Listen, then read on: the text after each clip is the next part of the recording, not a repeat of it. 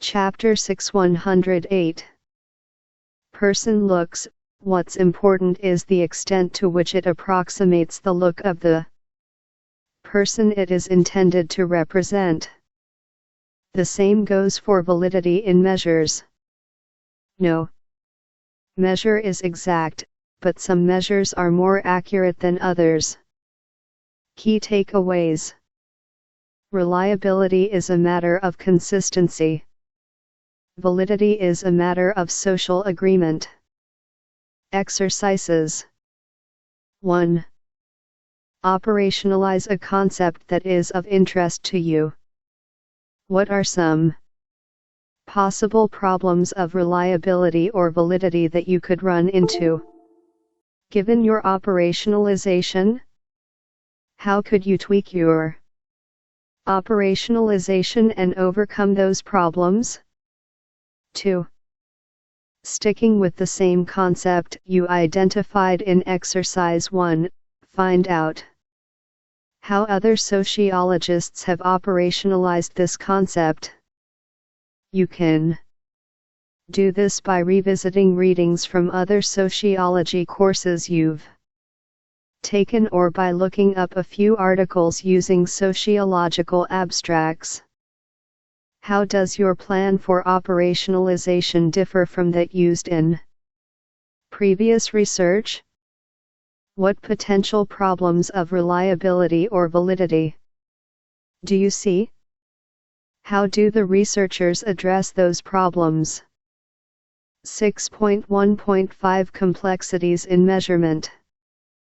Available under Creative Commons Non-Commercial Share Alike 4.0 International License, http://creativecommons.org/licenses/by-nc-sa/4.0. Learning objectives.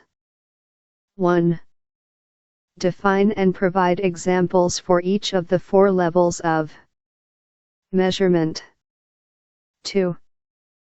Define the terms index and typology, and discuss an example of each. You should now have some idea about how conceptualization and operationalization work, and you also know a bit about how to assess the quality of your measures. But measurement is sometimes a complex process, and some concepts are more complex than others. Measuring a person's political party affiliation, for example, is less complex than measuring her or his sense of alienation. In this section we'll consider some of these complexities in measurement.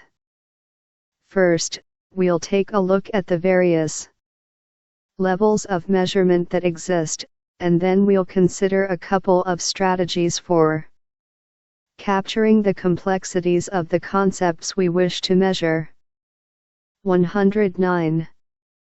6.1.5.1 Levels of measurement. Available under Creative Commons Non-Commercial Share Alike 4.0 International License, http://creativecommons.org/licenses/by-nc-sa/4.0. When social scientists measure concepts, they sometimes use the language of variables and attributes. A variable refers to a grouping of several characteristics. Attributes are those characteristics. A variable's attributes determine its level of measurement. There are 4 possible levels of measurement. They are nominal, ordinal, interval, and ratio. At the nominal level of measurement, variable attributes meet the criteria of exhaustiveness and mutual exclusivity. This is the most basic level of measurement. Relationship status, gender, race, political party affiliation, and religious affiliation are all examples of nominal level variables. For example, To measure relationship status, we might ask respondents to tell us if they are currently partnered or single.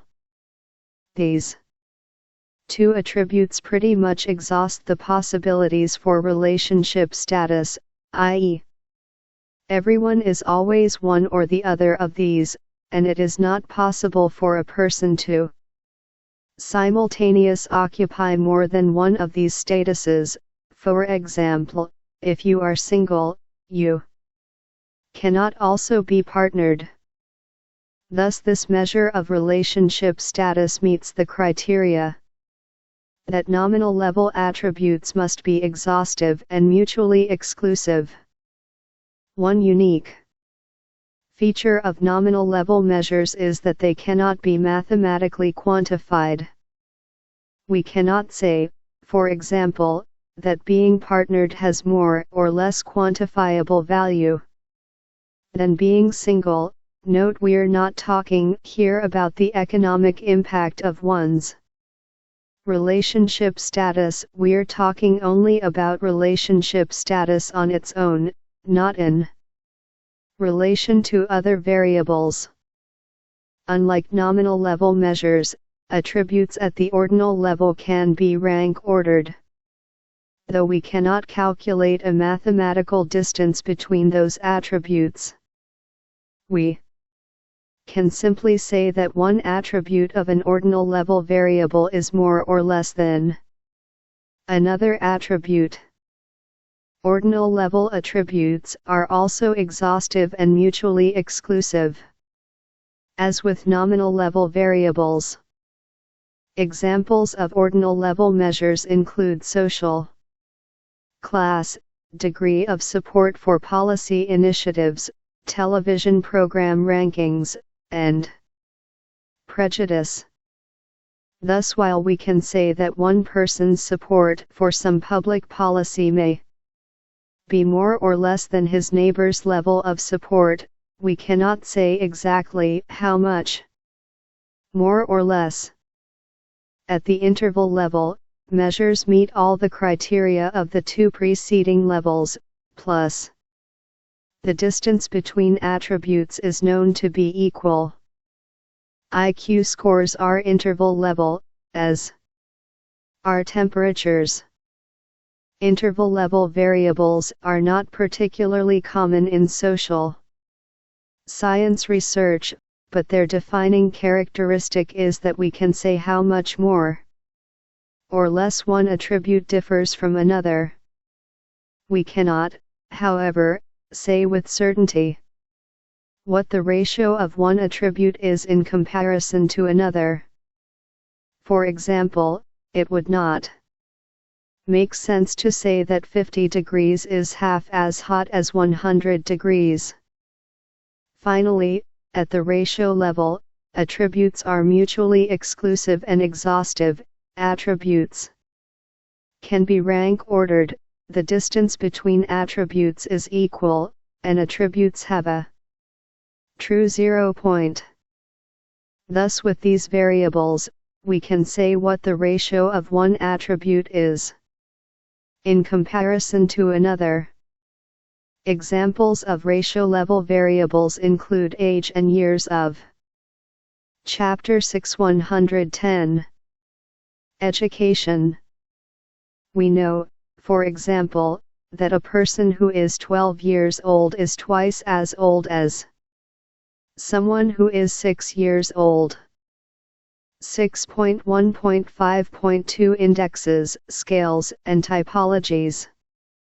Available under Creative Commons Non-Commercial Share Alike 4.0 International License, http://creativecommons.org/licenses/by-nc-sa/4.0. Earlier I mentioned that some concepts have dimensions. To account for a concept's dimensions, a researcher might rely on indexes, scales, or typologies. An index is a type of measure that contains several indicators and is used to summarize some more general concept. The Gallup poll on well-being described earlier in this chapter uses an index to measure well-being. Rather than ask respondents how well they think they are, Gallup has designed an index that includes multiple indicators of the more general concept of well-being.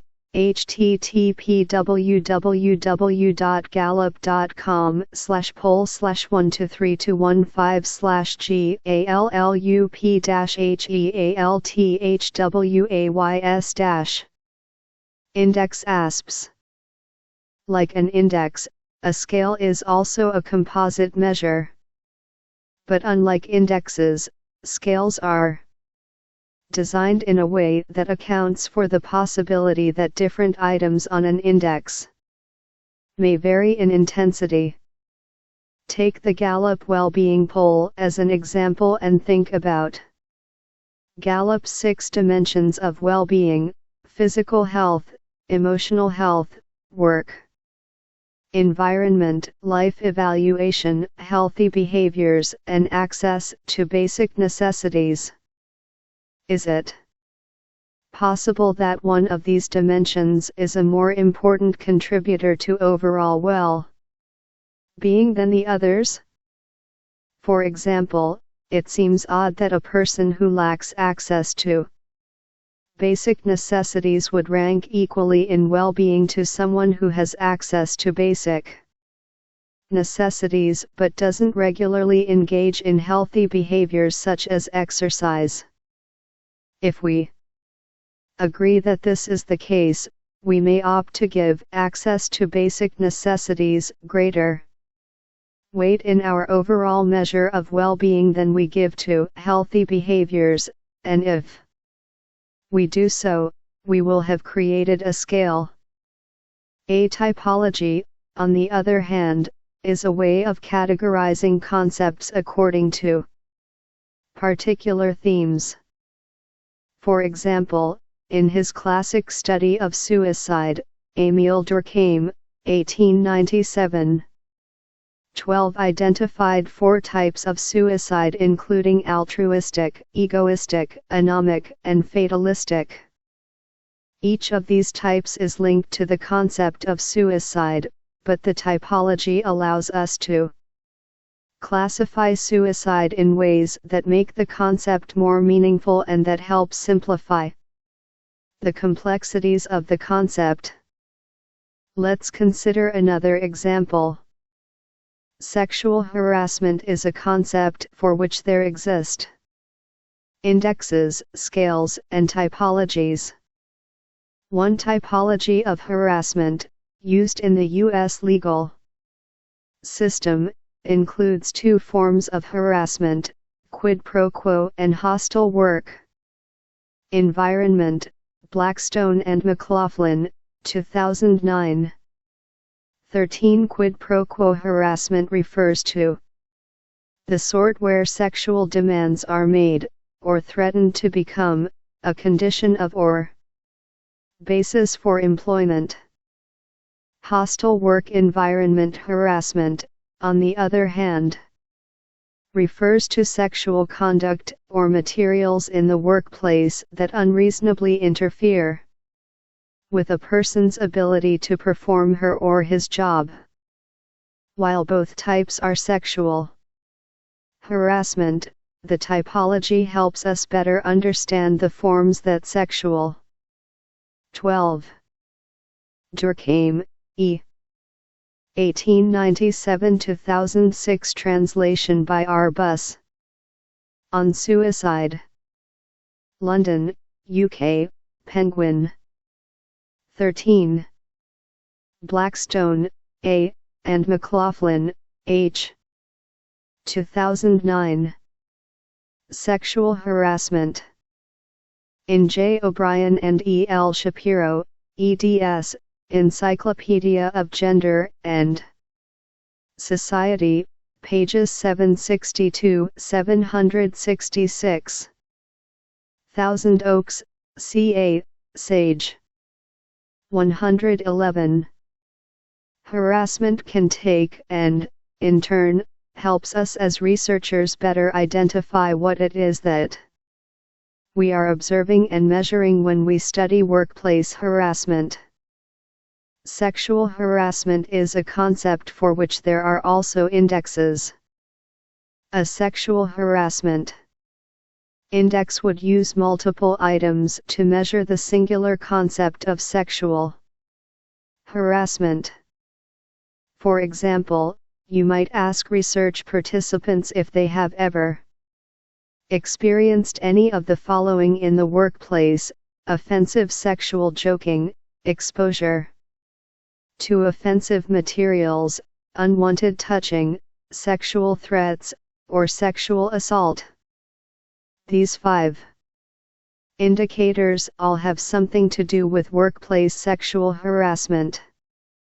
On their own, some of the more benign indicators, such as joking, might not be considered harassment, unless severe or pervasive, but collectively, the experience of these behaviors might add up to an overall experience of sexual harassment.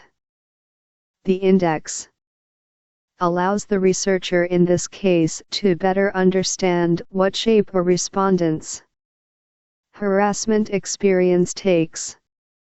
If the researcher had only asked whether a respondent had ever experienced sexual harassment at work, she wouldn't know what sorts of behaviors actually made up that respondent's experience. Further, if the researcher decides to rank order the various behaviors that make up sexual harassment, perhaps weighting sexual assault more heavily than joking, then she will have created a scale rather than an index. Let's take a look at one more specific example of an index. In a recent study that I conducted of older workers, I wanted to understand how a worker's sense of financial security might shape whether they leave or stay in positions where they feel underappreciated or harassed. Rather than ask a single question, I created an index to measure financial security. That index can be found in Figure 6.2. On their own, none of the questions in the index is likely to provide as accurate a representation of financial security as the collection of all the questions together. Figure 6.2 example of an index measuring financial security, missing in original. In some indexes and typologies are tools that researchers use to condense large amounts of information, to simplify complex concepts, and most generally, to make sense of the concepts that they study. Key takeaways. In social science, our variables can be one of 4 different levels of measurement: nominal, ordinal, interval, or ratio. Indexes and typologies allow us to account for and simplify some of the complexities in our measures. Exercises. 1. Together with a fellow research methods student, identify 6 concepts that are of interest to you both. On your own, identify each concept's level of measurement. Share your answers with your peer. Chapter 6-112. Discuss why you chose each level of measurement that you chose. And, together, try to come to some agreement about any concepts that you labeled differently. 2. Take a look at Gallup's page on their Well-being Index, http://poll/1232155/GALLUP-HEALTHWAYS-INDEX.ASPX. Read about How various concepts there are operationalized and indexed. 113. Chapter 7 Sampling. 7.1 Who or what? Available under Creative Commons Non-Commercial Share Alike 4.0 International License, http://creativecommons.org/licenses/by-nc-sa/4.0. Remember back in Introduction, page 3, when we saw the cute photo of the babies hanging out together and one of them was wearing a green onesie?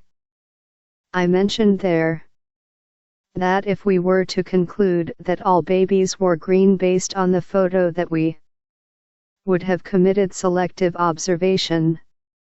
In that example of informal observation, our sampling strategy, just observing the baby in green, was of course faulty, but we nevertheless would have engaged in sampling. Sampling has to do with selecting some subset of one's group of interest, in this case, babies, and drawing conclusions from that subset. How we sample and who we sample shapes what sorts of conclusions we are able to draw. Ultimately, this chapter focuses on questions about the who or the what that you want to be able to make claims about in your research. In the following sections we'll define sampling, discuss different types of sampling strategies, and consider how to judge the quality of samples as consumers of social scientific research. 7.1.1 Populations versus Samples. Available under Creative Commons Non-Commercial Share Alike 4.0 International License, http://creativecommons.org/licenses/by-nc-sa/4.0. Learning Objective. 1. Understand the difference between populations and samples. When I teach research methods, my students are sometimes disheartened to discover that the research projects they complete during the course will not make it possible for them to make sweeping claims about all of whomever it is that they are interested in studying. What they fail to realize, however, is that they are not alone.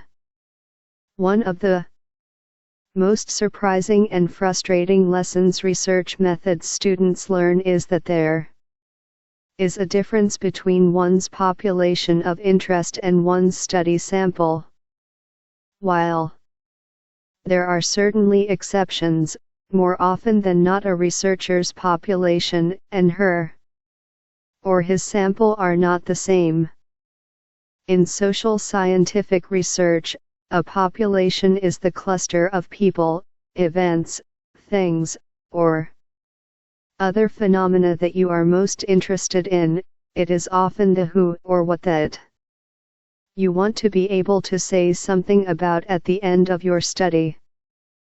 Populations in research may be rather large, such as the American people, but they are more typically a little less vague than that. For example, a large study for which the population of interest really is the American people will likely specify which American people, such as adults over the age of 18 or citizens or legal residents. A sample, on the other hand, is the cluster of people or events, for example, from or about which. Chapter 7 114. You will actually gather data. Some sampling strategies allow researchers to make claims about populations that are much larger than their actual sample with a fair amount of confidence. Other sampling strategies are designed to allow researchers to make theoretical contributions rather than to make sweeping claims about large populations. We'll discuss both types of strategies later in this chapter.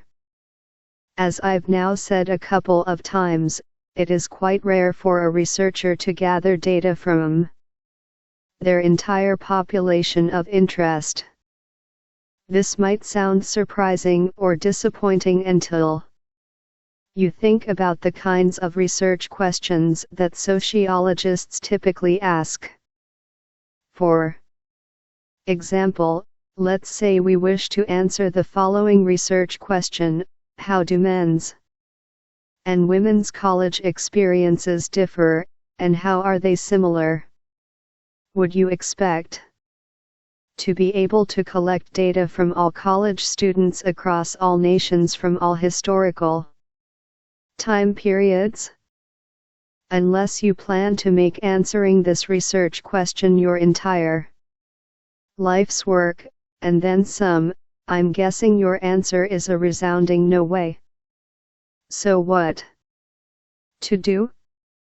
Does not having the time or resources to gather data from every single person of interest mean having to give up your research interest? Absolutely not. It just means having to make some hard choices about sampling, and then being honest with yourself and your readers about the limitations of your study based on the sample from whom you were able to actually collect data. Sampling is the process of selecting observations that will be analyzed for research purposes. Both qualitative and quantitative researchers use sampling techniques to help them identify the what or whom from which they will collect their observations. Because the goals of qualitative and quantitative research differ, however, so, too, do the sampling procedures of the researchers employing these methods. First, we examine sampling types and techniques used in qualitative research. After that, we'll look at how sampling typically works in quantitative research. Key takeaways. A population is the group that is the main focus of a researcher's interest. A sample is the group from whom the researcher actually collects data. Populations and samples might be one and the same, but more often they are not. Sampling involves selecting the observations that you will analyze. Exercises. 1. Read through the methods section of a couple of scholarly articles describing empirical research. How do the authors talk about their populations and samples, if at all? What do the article's abstracts suggest in terms of whom conclusions are being drawn about? 2. Think of a research project you have envisioned conducting as you've read this text. Would your population and sample be one and the same, or would they differ somehow? Explain. 115. 7.1.2 Sampling in Qualitative Research. Available under Creative Commons Non-Commercial Share-alike 4.0 International License, http://creativecommons.org/by-nc-sa/4.0. Learning Objectives. 1. Define non-probability sampling, and describe instances in which a researcher might choose a non-probability sampling technique. 2. Describe the different types of non-probability samples.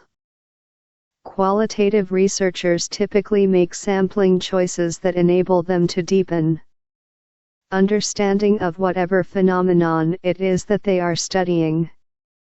In this section, we'll examine the strategies that qualitative researchers typically employ when sampling, as well as the various types of samples that qualitative researchers are most likely to use in their work. 7.1.2.1 Non-probability sampling. Available under Creative Commons Non-Commercial Share Alike 4.0 International License, http://creativecommons.org/licenses/by-nc-sa/4.0.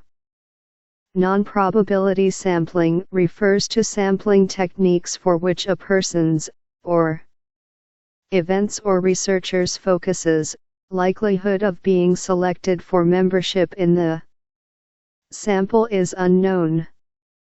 Because we don't know the likelihood of selection, we don't know, with non-probability samples, whether a sample represents a larger population or not.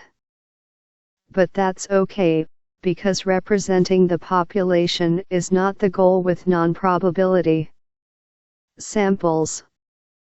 That said, the fact that non-probability samples do not represent a larger population does not mean that they are drawn arbitrarily or without any specific purpose in mind.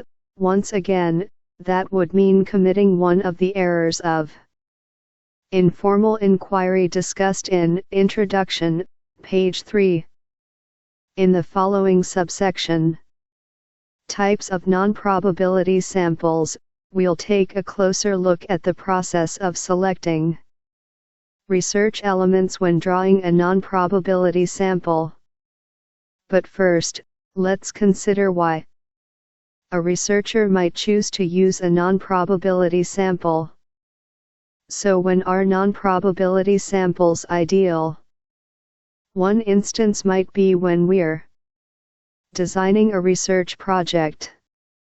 For example, if we're conducting survey research, we may want to administer our survey to a few people who seem to resemble the folks we're interested in studying in order to help work out kinks in the survey.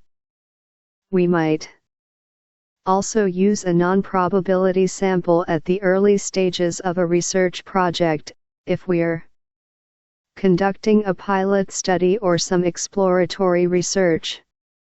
This can be a quick way to gather some initial data and help us get some idea of the lay of the land before conducting a more extensive study. From these examples, we can see that non-probability samples can be useful for setting up, framing, or beginning research. But it isn't just early-stage research that relies on and benefits from non-probability sampling techniques. Researchers also use non-probability samples in full-blown research projects. These projects are usually qualitative in nature, where the researcher's goal is in-depth. Chapter 7-116. Ideographic understanding rather than more general, nomothetic understanding. Evaluation researchers whose aim is to describe some very specific small group might use non-probability sampling techniques. For example, researchers interested in contributing to our theoretical understanding of some phenomenon might also collect data from non-probability samples. Maren Klawitter, 1999, one relied on a non-probability sample for her study of the role that culture plays in shaping social change. Klawitter conducted participant observation in 3 very different breast cancer organizations to understand the bodily dimensions of cultural production and collective action. Her intensive study of these 3 organizations allowed Klawitter to deeply understand each organization's culture of action and, subsequently, to critique and contribute to broader theories of social change and social movement organization.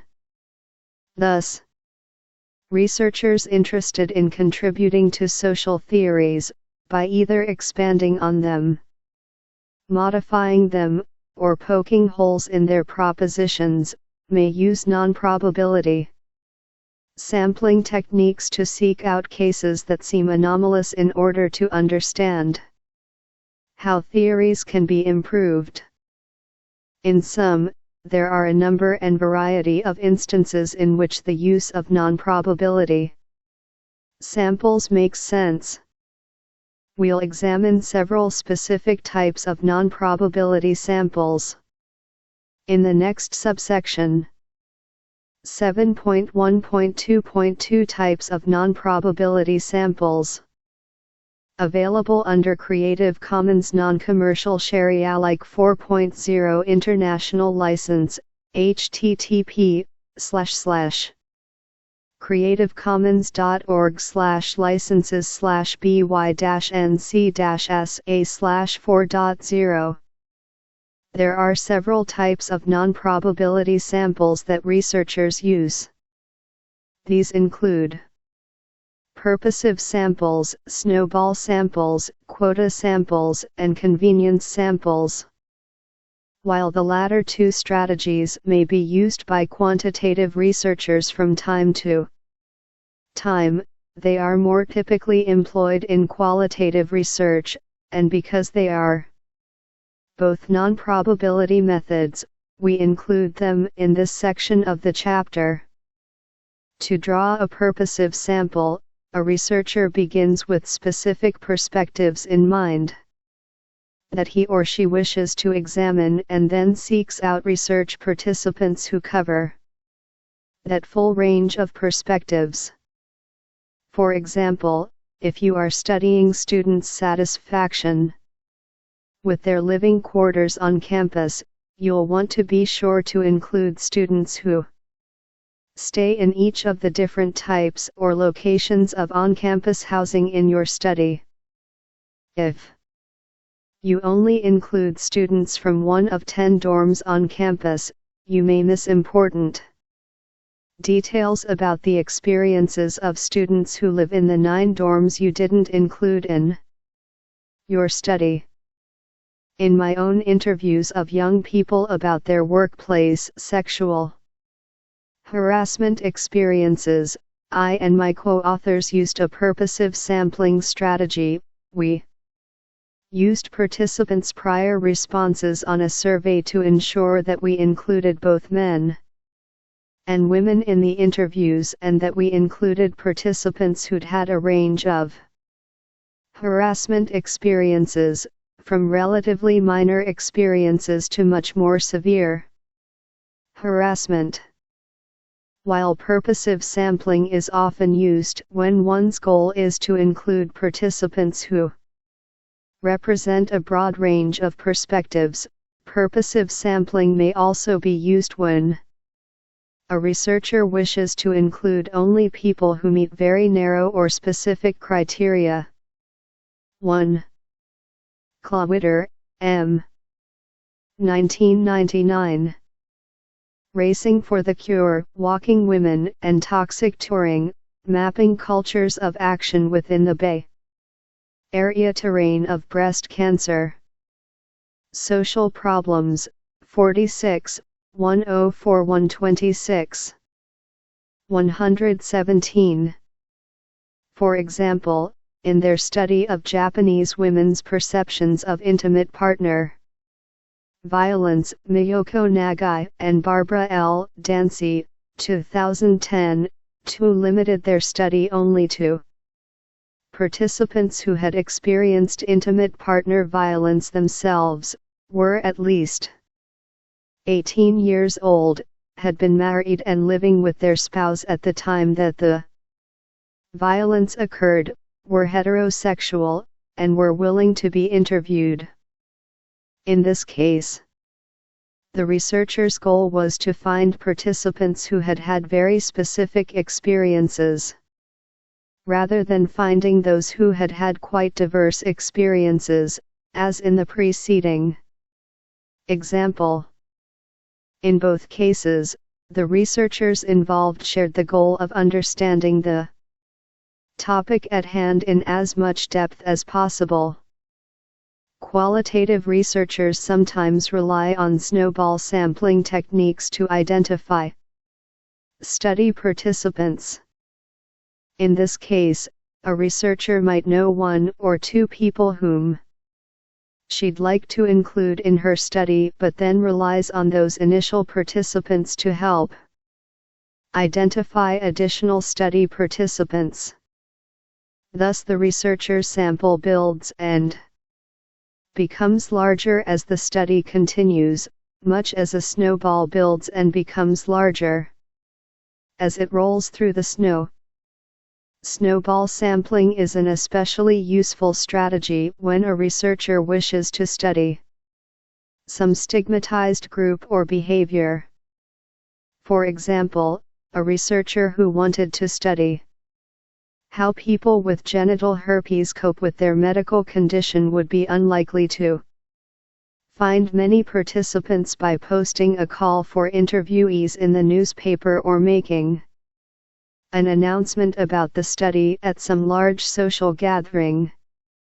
Instead, the researcher might know someone with the condition, interview that person, and then be referred by the first interviewee to another potential subject. Having a previous participant vouch for the trustworthiness of the researcher may help new potential participants feel more comfortable about being included in the study. Snowball sampling is sometimes referred to as chain referral sampling. One research participant refers another, and that person refers another, and that person refers another. Thus a chain of potential participants is identified. In addition to using this sampling strategy for potentially stigmatized populations, it is also a useful strategy to use when the researcher's group of interest is likely to be difficult to find, not only because of some stigma associated with the group, but also because the group may be relatively rare. This was the case for Stephen M. Kogan and colleagues, Kogan, Wegenert, Chen, Brody, and Slater, 2011, 3 who wished to study the sexual behaviors of non-college bound African American young adults who lived in high-poverty rural areas. The researchers first relied on their own networks to identify study participants. But because members of the study's target population were not easy to find, access to the networks of initial study participants was very important for identifying additional participants. Initial participants were given coupons to pass on to others they knew who qualified for the study. Participants were given an added incentive for referring eligible study participants. They received not only $50 for participating in the study, but also $20 for each person they recruited who also participated in the study. Using this strategy, Kogan and colleagues succeeded in recruiting 292 study participants. 2. Nagai, M., and Dancy, B.L. 2010.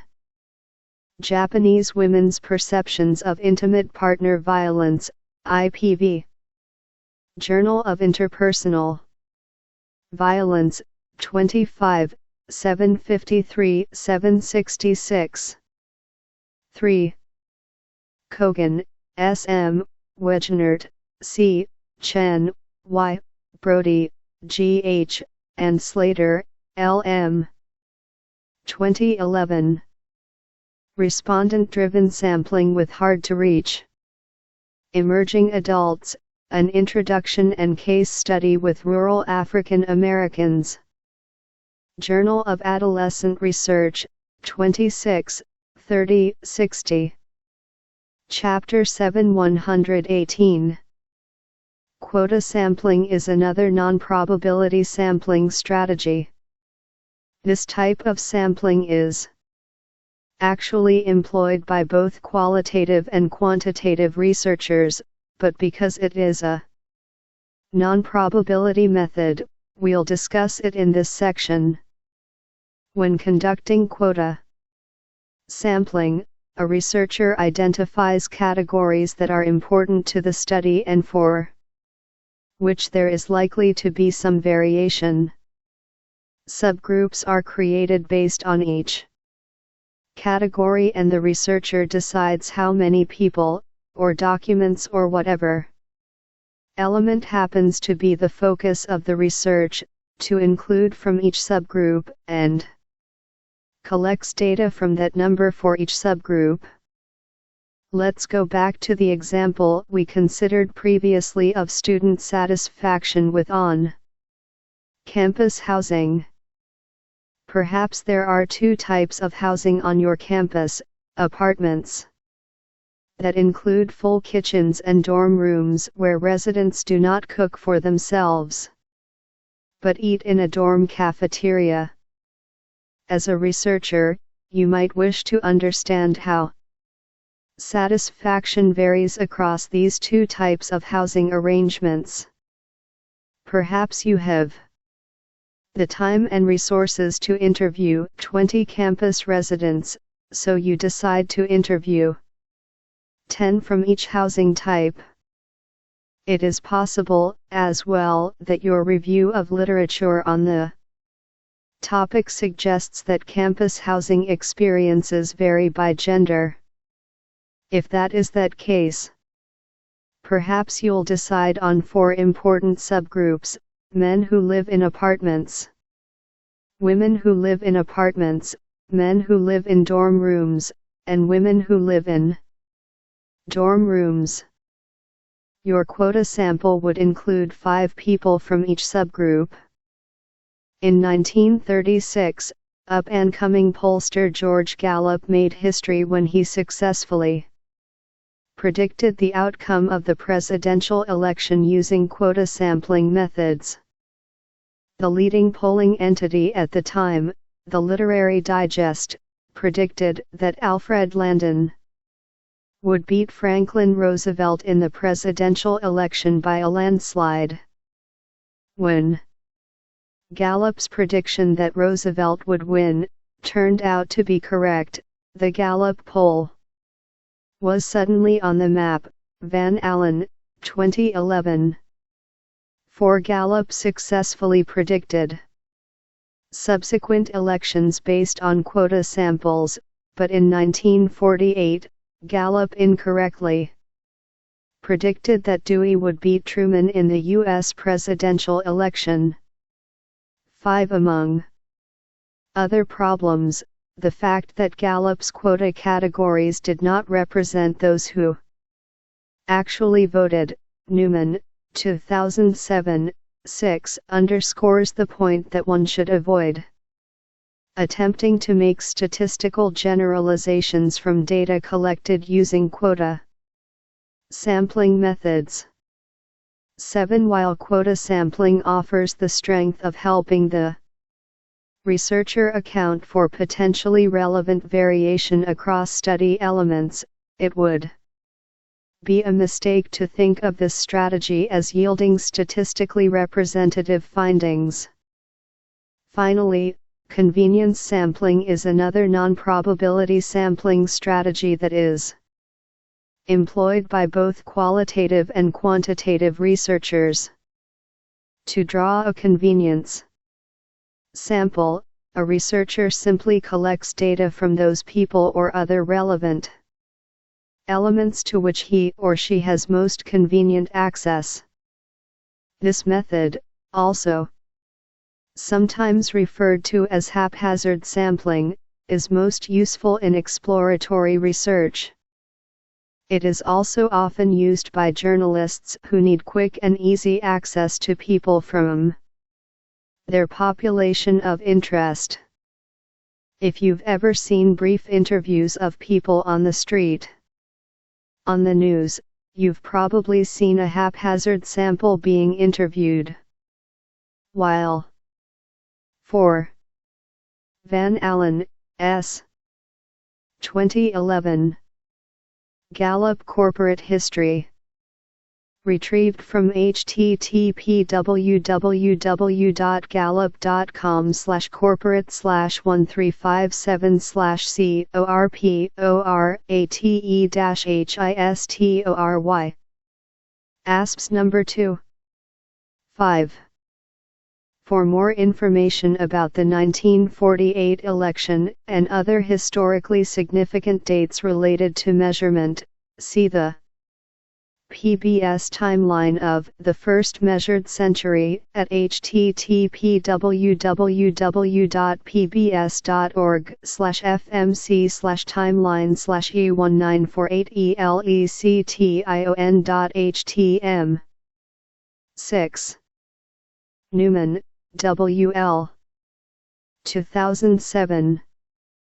Basics of Social Research, Qualitative and Quantitative Approaches, 2nd ed.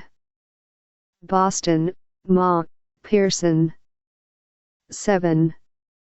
If you are interested in the history of polling, I recommend a recent book, Fried, A. 2011. Pathways to Polling, Crisis, Cooperation, and the Making of Public Opinion Professions. New York, New York, Routledge. 119. Convenience samples offer one major benefit: convenience. We should be cautious about generalizing from research that relies on convenience samples. Sample type description. Purposive. Researcher seeks out elements that meet specific criteria. Snowball. Researcher relies on participant referrals to recruit new participants. Quota. Researcher selects cases from within several different subgroups. Convenience. Researcher gathers data from whatever cases happen to be convenient. Table 7.1 Types of non-probability samples. Key takeaways. Non-probability samples might be used when researchers are conducting exploratory research, by evaluation researchers, or by researchers whose aim is to make some theoretical contribution. There are several types of non-probability samples, including purposive samples, snowball samples, quota samples, and convenience samples. Exercises. 1. Imagine you are about to conduct a study of people's use of the public parks in your hometown. Explain how you could employ each of the non-probability sampling techniques described previously to recruit a sample for your study. 2. Of the 4 non-probability sample types described, which seems strongest to you? Which seems weakest? Explain. Chapter 7 120. 7.1.3 Sampling in Quantitative Research. Available under Creative Commons Non-Commercial Share-alike 4.0 International License, http://creativecommons.org/licenses/by-nc-sa/4.0. Learning Objectives. 1. Describe how probability sampling differs from non-probability sampling. 2. Define generalizability, and describe how it is achieved in probability. Samples. 3. Identify the various types of probability samples, and provide a brief description of each. Quantitative researchers are often interested in being able to make generalizations about groups larger than their study samples. While there are certainly instances when quantitative researchers rely on non-probability samples, for example, when doing exploratory or evaluation research, quantitative researchers tend to rely on probability sampling techniques. The goals and techniques associated with probability samples differ from those of non-probability samples. We'll explore those unique goals and techniques in this section. 7.1.3.1 Probability Sampling.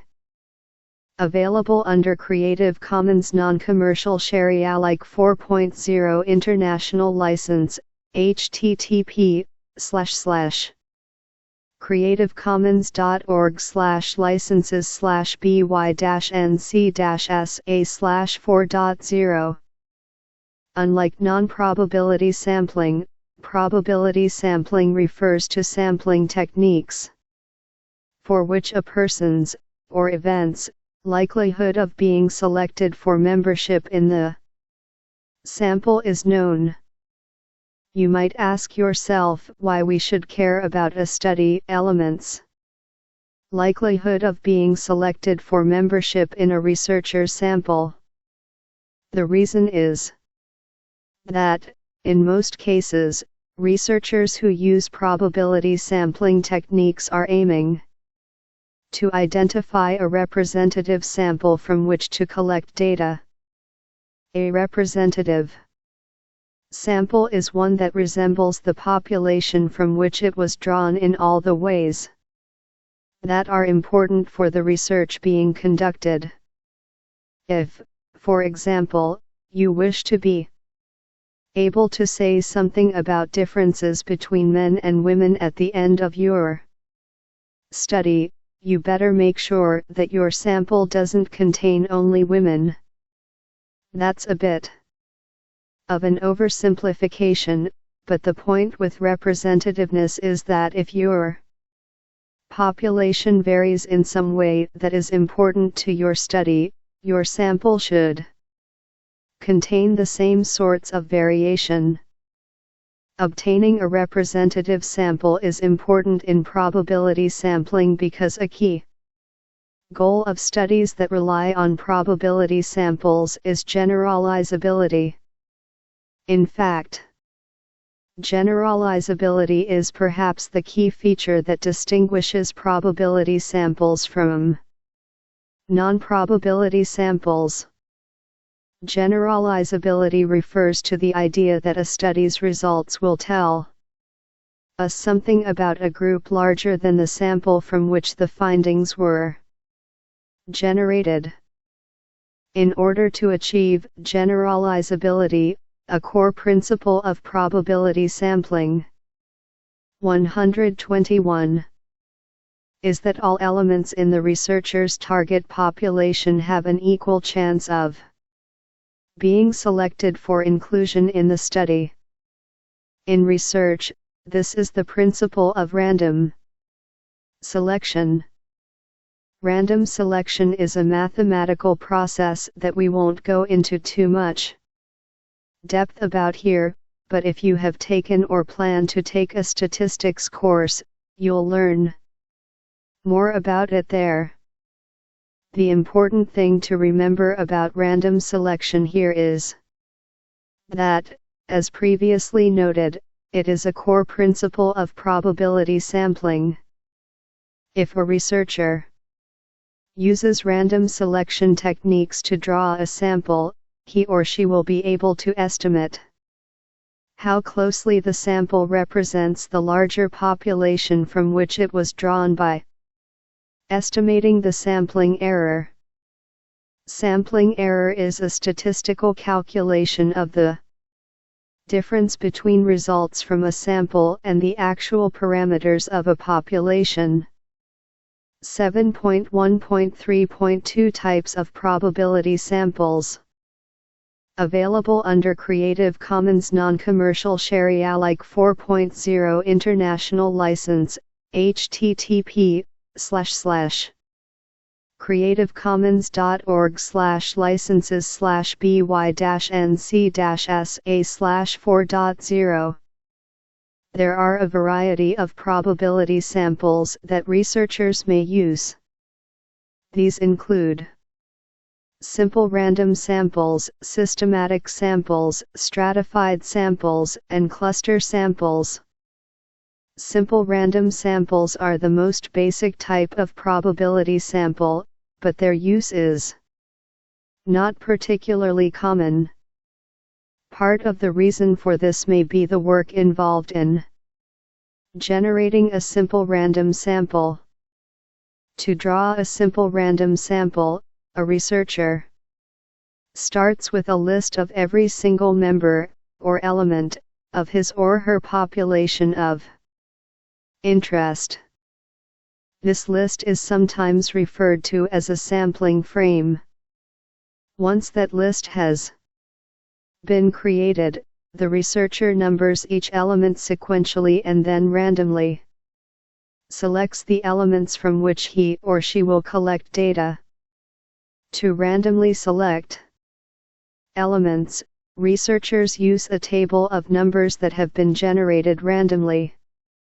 There are several possible sources for obtaining a random number table. Some statistics and research methods textbooks offer such tables as appendices to the text. Perhaps a more accessible source is one of the many free random number generators available on the Internet. A good online source is the website StatTrek, which contains a random number generator that you can use to create a random number table of whatever size you might need. http://statrek.com/tables/random.aspx. Randomizer.org also offers a useful random number generator, http://randomizer.org. As you might have guessed, drawing a simple random sample can be quite tedious. Systematic sampling techniques are somewhat less tedious but offer the benefits of a random sample. As with simple random samples, you must be able to produce a list of every one of your population elements. Once you've done that, to draw a systematic sample you'd simply select every kth element on your list. But what is K, and where on the list of population elements does one begin the selection process? K is your selection interval, or the distance between the elements you select for inclusion in your study. To begin the selection process, you'll need to figure out how many elements you wish to include in your sample. Let's say you want to interview 25 fraternity members on your campus, and there are 100 men on campus who are members of fraternities. In this case, your selection interval, or K, is 4. To arrive at 4, simply divide the total number of population elements by your desired sample size. This process is represented in Figure 7.1. Chapter 7.122. Figure 7.1 Formula for determining selection interval for systematic sample, missing in original. To determine where on your list of population elements to begin selecting the names of the 25 men you will interview, select a random number between 1 and K, and begin there. If we randomly select 3 as our starting point, we'd begin by selecting the third fraternity member on the list and then select every fourth member from there. This might be easier to understand if you can see it visually. Table 7.2 lists the names of our hypothetical 100 fraternity members on campus. You'll see that the third name on the list has been selected for inclusion in our hypothetical study, as has every fourth name after that. A total of 25 names have been selected. Number name.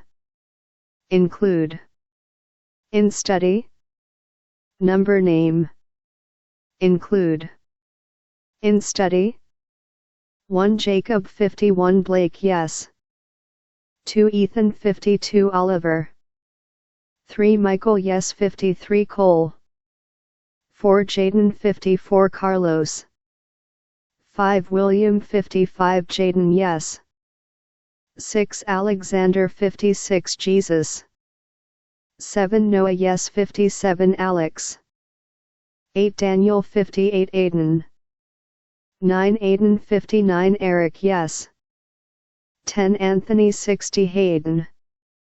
11 Joshua yes 61 Brian. 12 Mason 62 Max.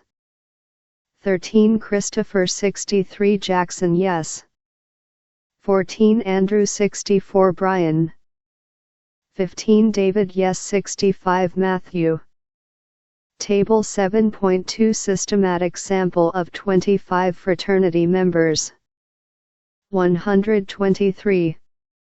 16 Logan 66 Elijah. 17 James 67 Joseph yes. 18 Gabriel 68 Benjamin. 19 Ryan yes 69 Samuel. 20 Jackson 70 John. 21 Nathan 71 Jonathan yes. 22 Christian 72 Liam. 23 Dylan yes 73 Landon. 24 Caleb 74 Tyler. 25 Lucas 75 Evan yes. 26 Gavin 76 Nicholas. 27 Isaac yes 77 Braden. 28 Luke 78 Angel. 29 Brandon 79 Jack yes. 30 Isaiah 80 Jordan. 31 Owen yes 81 Carter. 32 Connor 82 Justin. 33 Jose 83 Jeremiah yes. 34 Julian 84 Robert. 35 Aaron yes 85 Adrian. 36 Wyatt 86 Kevin. 37 Hunter 87 Cameron yes. Table 7.2 Systematic sample of 25 fraternity members. Chapter 7 124. 38 Zachary 88 Thomas. 39 Charles yes 89 Austin. 40 Eli 90 Chase. 41 Henry 91 Sebastian yes. 42 Jason 92 Levi. 43 Xavier yes 93 Ian. 44 Colton 94 Dominic. 45 195 Cooper yes. 46 Josiah 96 Luis. 47 Aiden yes 97 Carson. 48 Adam 98 Nathaniel. 49 Brody 99 Tristan yes. 50 Diego 100 Parker. Note, in case you're wondering how I came up with 100 unique names for this table, I'll let you in on a little secret. Lists of popular baby names can be great resources for researchers. I used the list of top 100 names for boys based on Social Security Administration statistics for this table. I often use baby name lists to come up with pseudonyms for field research subjects and interview participants. See Family Education. ND. Name Lab. Retrieved from http://baby-names.familyeducation.com/popular-names/boys. Table 7.2 Systematic sample of 25 fraternity members. There is one clear instance in which systematic sampling should not be employed. If your sampling frame has any pattern to it, you could inadvertently introduce bias into your sample by using a systemic sampling strategy. This is sometimes referred to as the problem of periodicity. Periodicity refers to the tendency for a pattern to occur at regular intervals. Let's say, for example, that you wanted to observe how people use the outdoor public spaces on your campus. Perhaps you need to have your observations completed within 28 days and you wish to conduct 4 observations on randomly chosen days. Table 7.3 shows a list of the population elements for this example. To determine which days we'll conduct our observations, we'll need to determine our selection interval. As you'll recall from the preceding paragraphs, to do 125. So we must divide our population size, in this case 28 days, by our desired sample size. In this case 4 days. This formula leads us to a selection interval of 7. If we randomly select 2 as our starting point and select every 7th day after that, we'll wind up with a total of 4 days on which to conduct our observations. You'll see how that works out in the following table. Number day. Include. In study. Number day. Include. In study. 1 Monday 15 Monday. 2 Tuesday yes 16 Tuesday yes. 3 Wednesday 17 Wednesday. 4 Thursday 18 Thursday. 5 Friday 19 Friday. 6 Saturday 20 Saturday. 7 Sunday 21 Sunday. 8 Monday 22 Monday. 9 Tuesday yes 23 Tuesday yes. 10 Wednesday 24 Wednesday. 11 Thursday 25 Thursday. 12 Friday 26 Friday. 13 Saturday 27 Saturday. 14 Sunday 28 Sunday. Table 7.3 Systematic sample of observation days. Do you notice any problems with our selection of observation days? Apparently we'll only be observing on Tuesdays. As you have probably figured out, that isn't such a good plan if we really wish to understand how public spaces on campus are used. My guess is that weekend use probably differs from weekday use, and that use may even vary during the week, just as class schedules do. In cases such as this, where the sampling frame is cyclical, it would be better to use a stratified sampling technique. In stratified sampling, a researcher will divide the study population into relevant Chapter 7 126 subgroups and then draw a sample from each subgroup. In this example, we might wish to first divide our sampling frame into two lists, weekend days and weekdays. Once we have our two lists, we can then apply either simple random or systematic sampling techniques to each subgroup.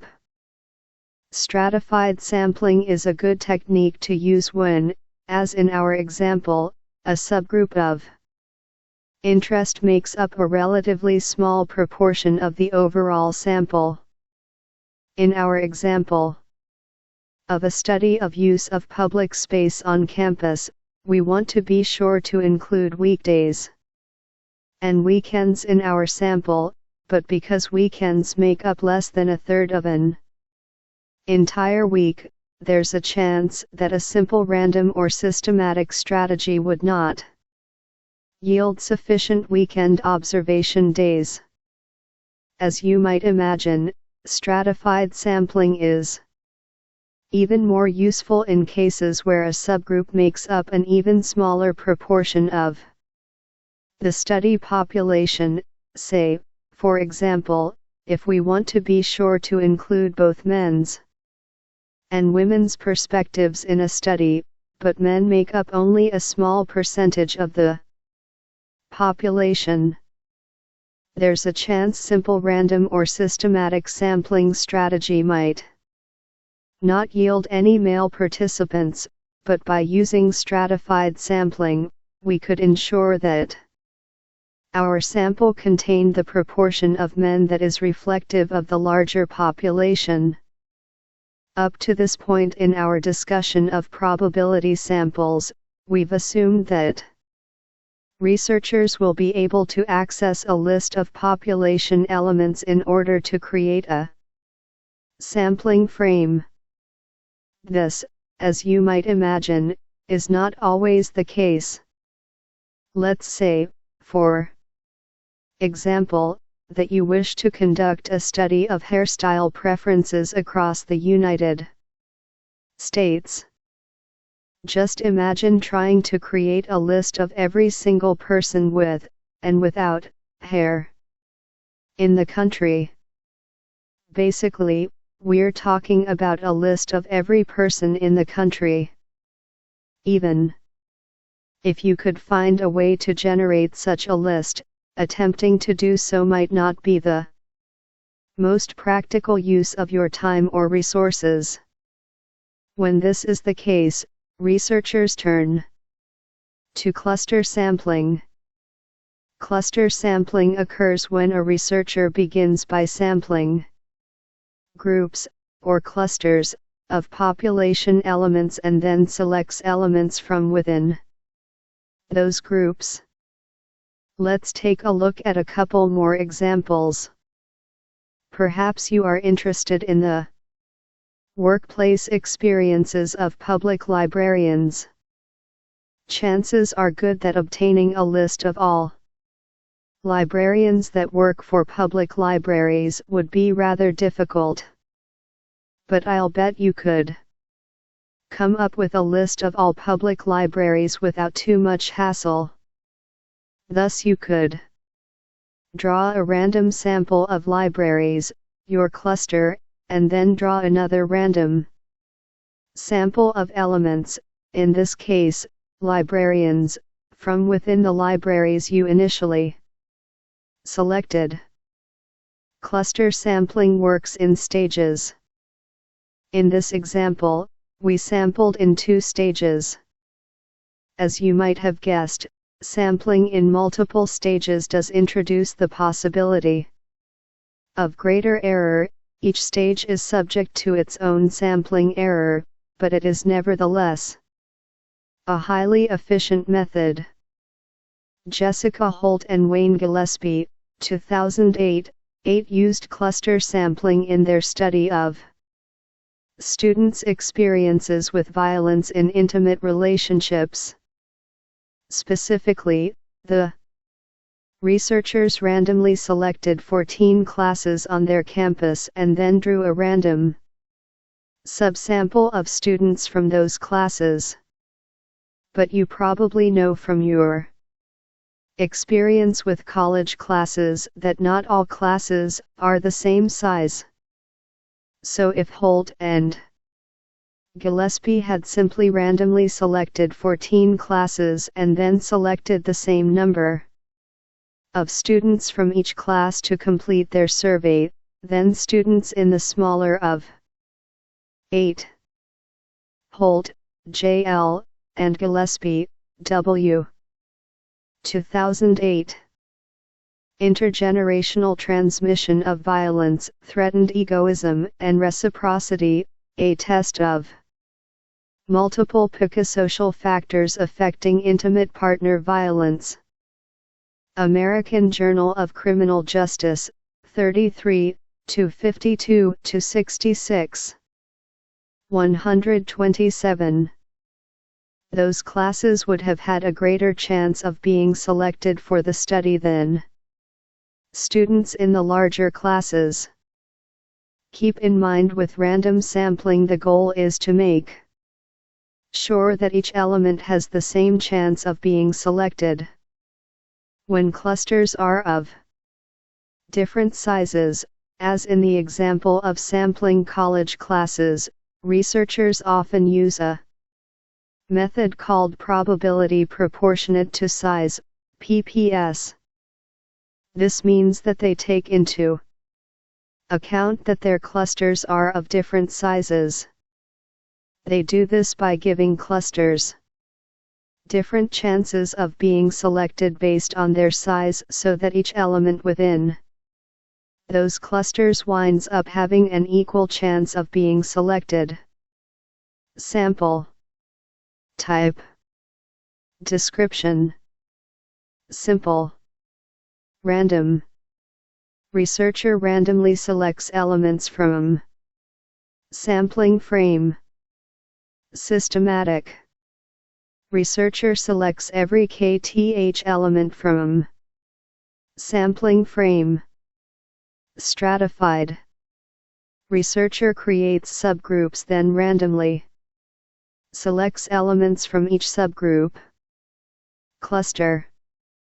Researcher randomly selects clusters then randomly selects elements from selected clusters. Table 7.4 Types of probability samples. Key takeaways.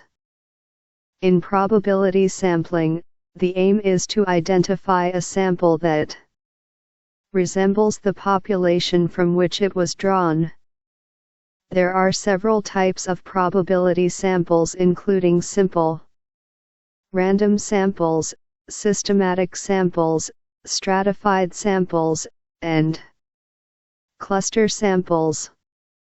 Exercises. 1. Imagine that you are about to conduct a study of people's use of public parks. Explain how you could employ each of the probability sampling techniques described earlier to recruit a sample for your study. 2. Of the 4 probability sample types described, which seems strongest to you? Which seems weakest? Explain. Chapter 7 128. 7.1.4 A word of caution, questions to ask about samples. Available under Creative Commons Non-Commercial Share Alike 4.0 International License, http://creativecommons.org/by-nc-sa/4.0. Learning objectives. 1. Identify several questions we should ask about samples when reading the results of research. 2. Name some tenets worth keeping in mind with respect to responsibly reading research findings.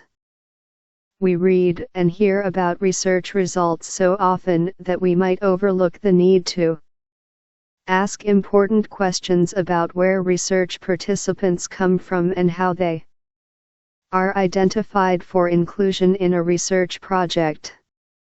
It is easy to focus only on findings. When we're busy, and when the really interesting stuff is in a study's conclusions, not its procedures.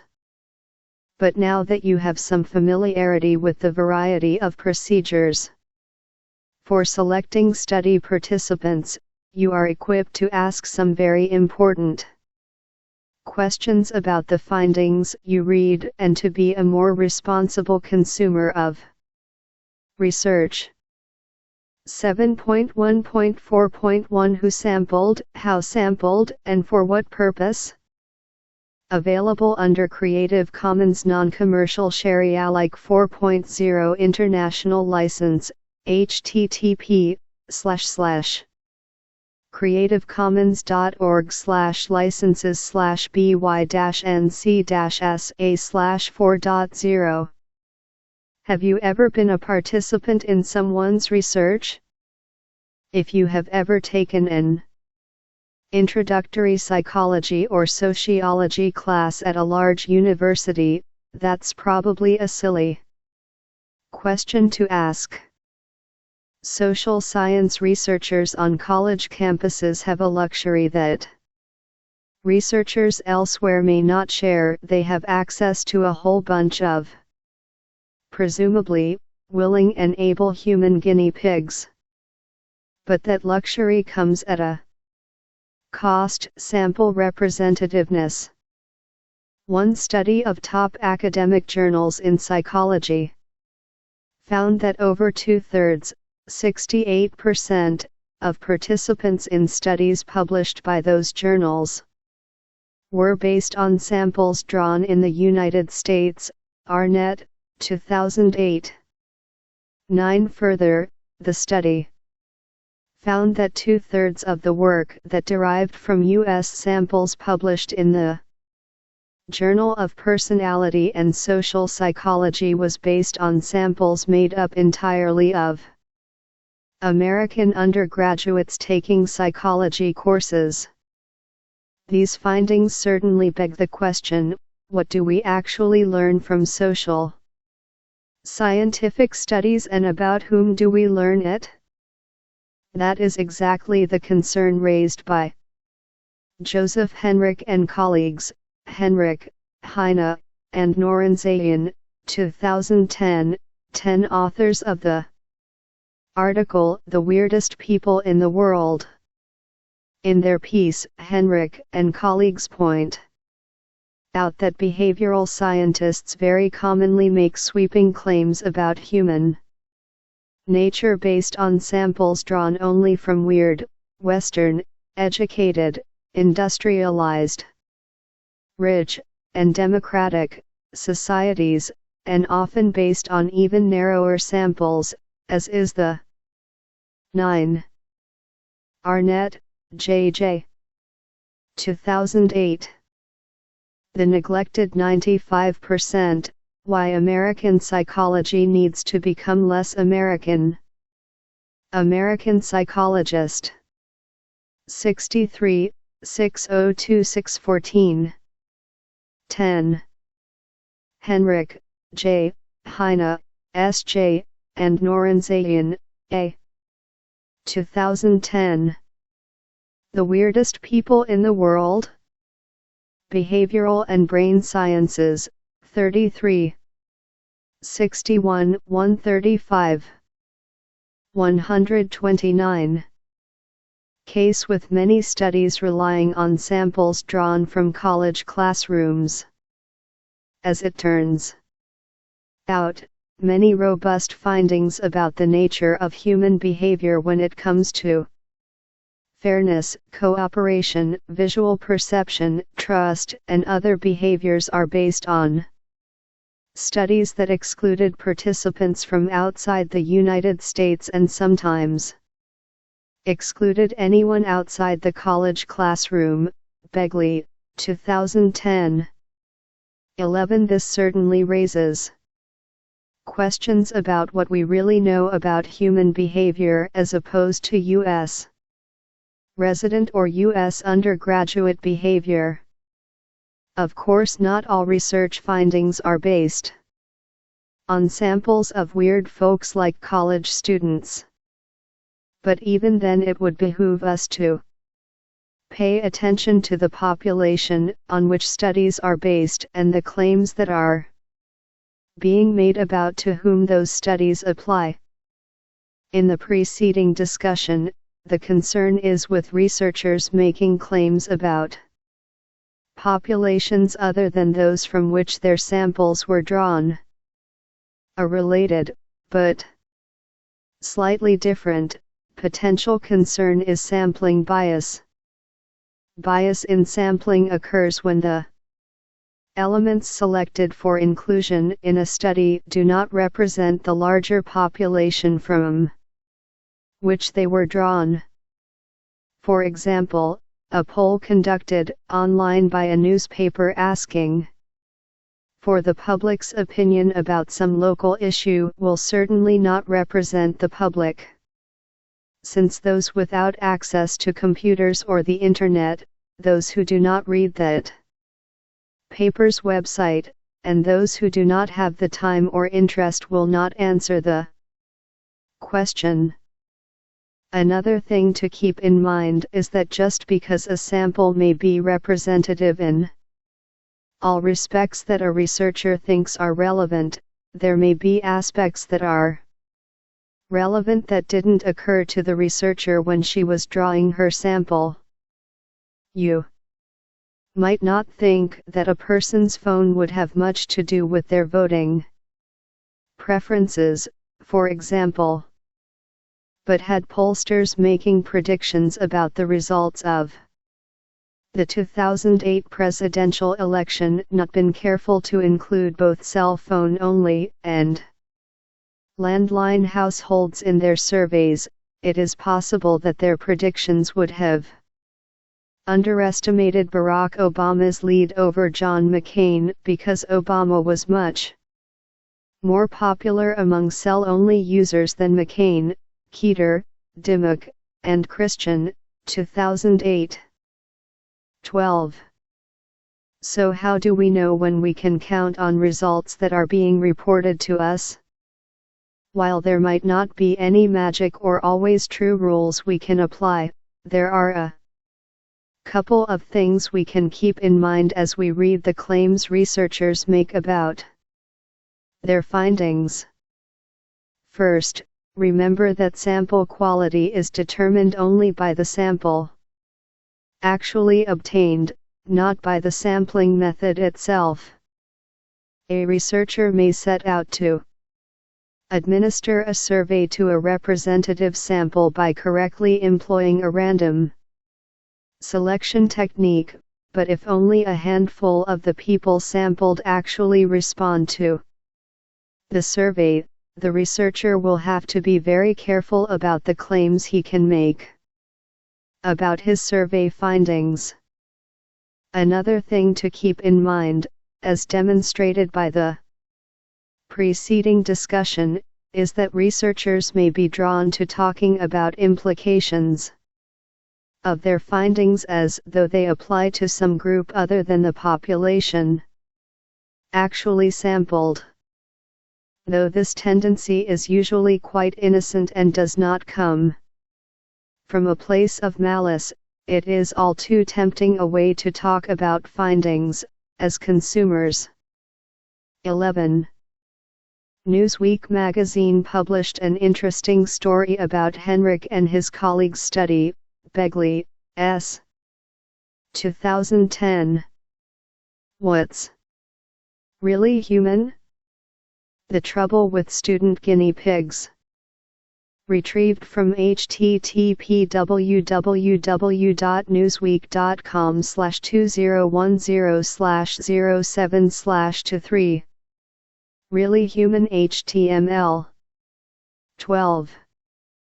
Keter, S., Dimmock, M., and Christian, L. 2008.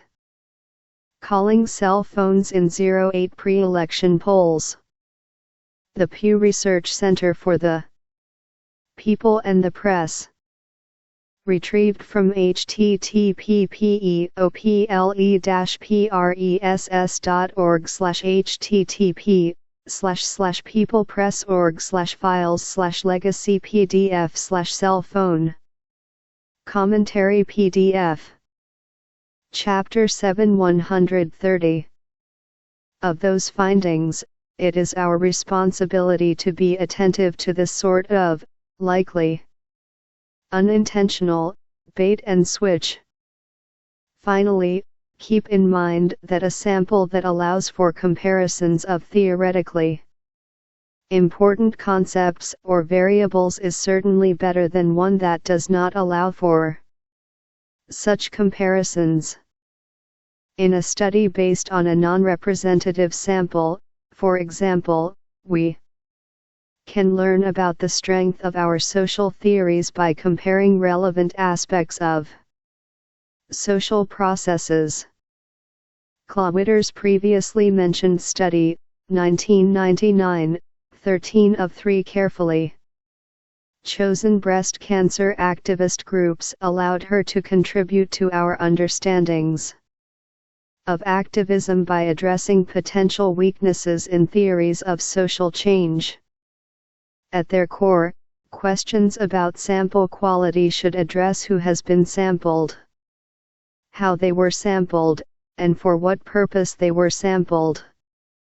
Being able to answer those questions will help you better understand, and more responsibly read research results.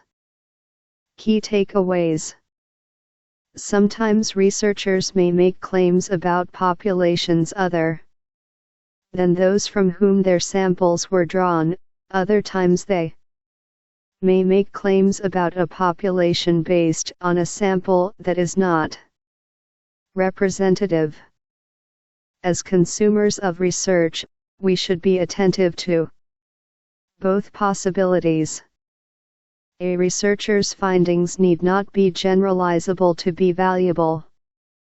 Samples that allow for comparisons of theoretically important concepts or variables may yield findings that contribute to our social theories and our understandings of social processes.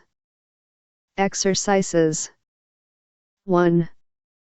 Find any news story or blog entry that describes results from any social scientific study. How much detail is reported about the study's sample? What sorts of claims are being made about the study's findings, and to whom do they apply? 13. Klawitter, M. 1999. Racing for the Cure, Walking Women and Toxic Touring, Mapping Cultures of Action Within the Bay Area Terrain of Breast Cancer. Social Problems, 46, 104126. 131. Chapter 8 Survey Research, A. Quantitative Technique. 8.1 Why Survey Research? Available under Creative Commons Non-Commercial Share Alike 4.0 International License, http://creativecommons.org/by-nc-sa/4.0. In 2008, the voters of the United States elected our first African American president, Barack Obama. It may not surprise you to learn that when President Obama was coming of age in the 1970s, 1/4 of Americans reported that they would not vote for a qualified African American presidential nominee. 3 decades later, when President Obama ran for the presidency, fewer than 8% of Americans still held that position, and President Obama won the election. Smith, 2009.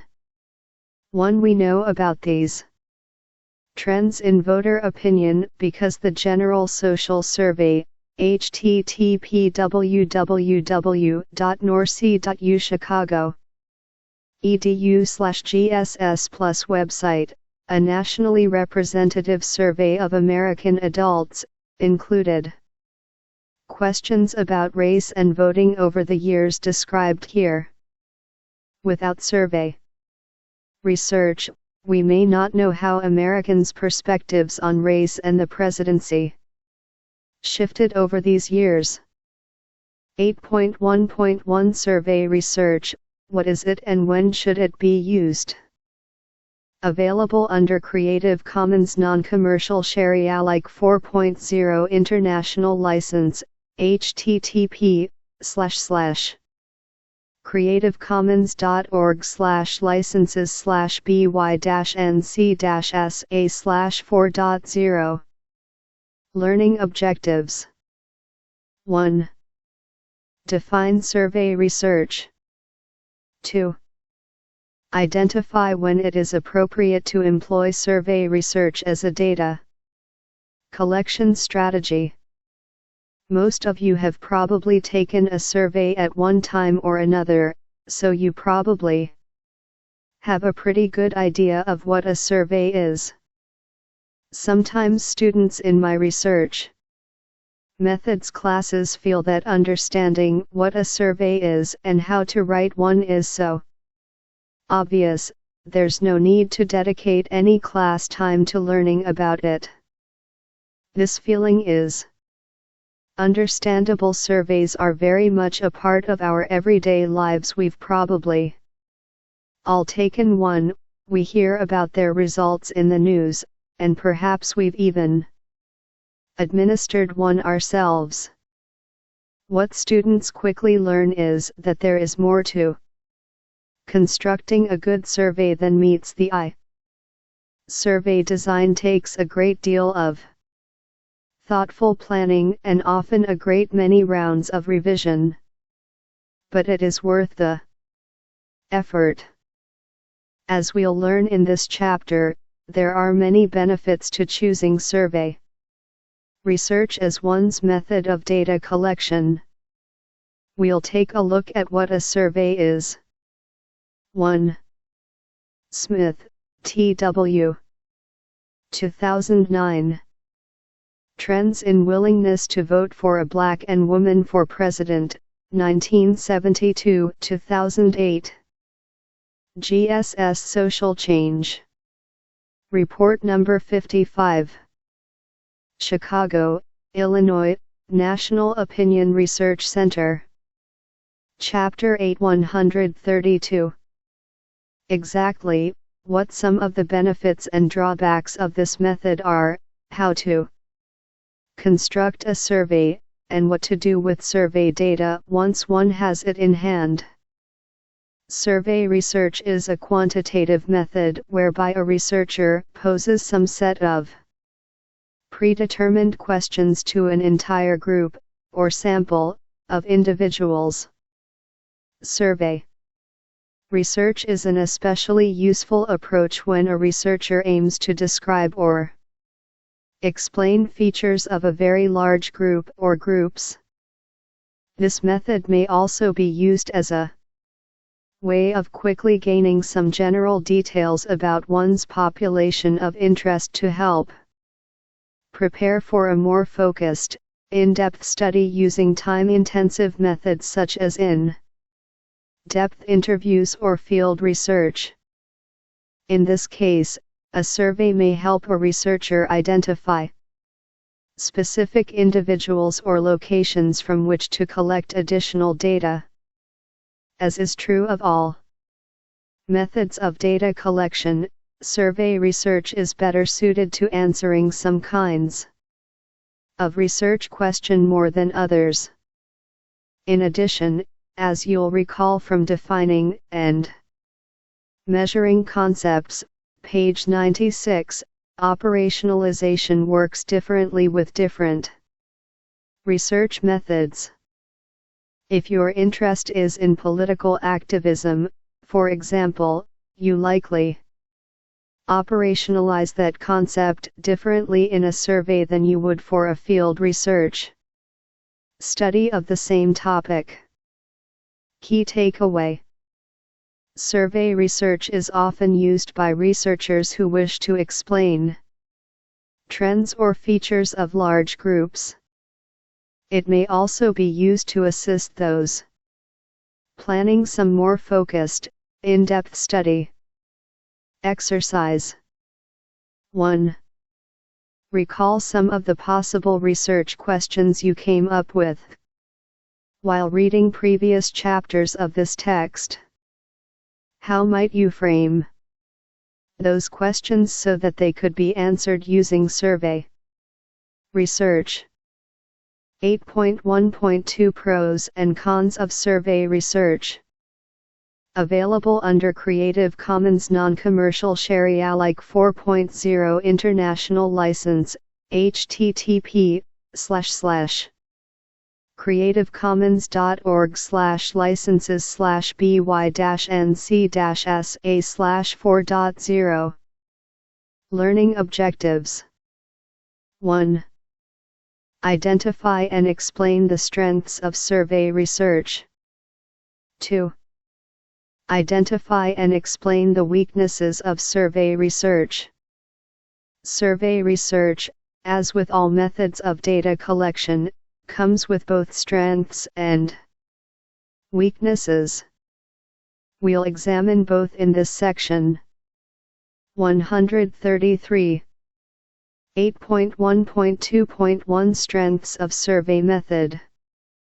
Available under Creative Commons Non-Commercial Share Alike 4.0 International License, http://creativecommons.org/licenses/by-nc-sa/4.0. Researchers employing survey methods to collect data enjoy a number of benefits. First, surveys are an excellent way to gather lots of information from many people.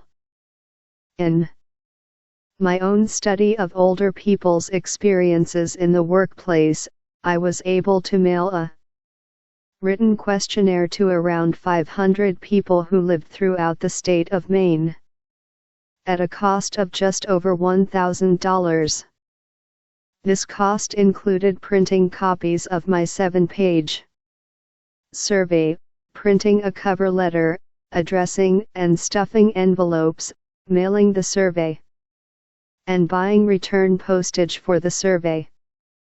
I realize that $1,000 is nothing to sneeze at. But just imagine what it might have cost to visit each of those people individually, to interview them in person.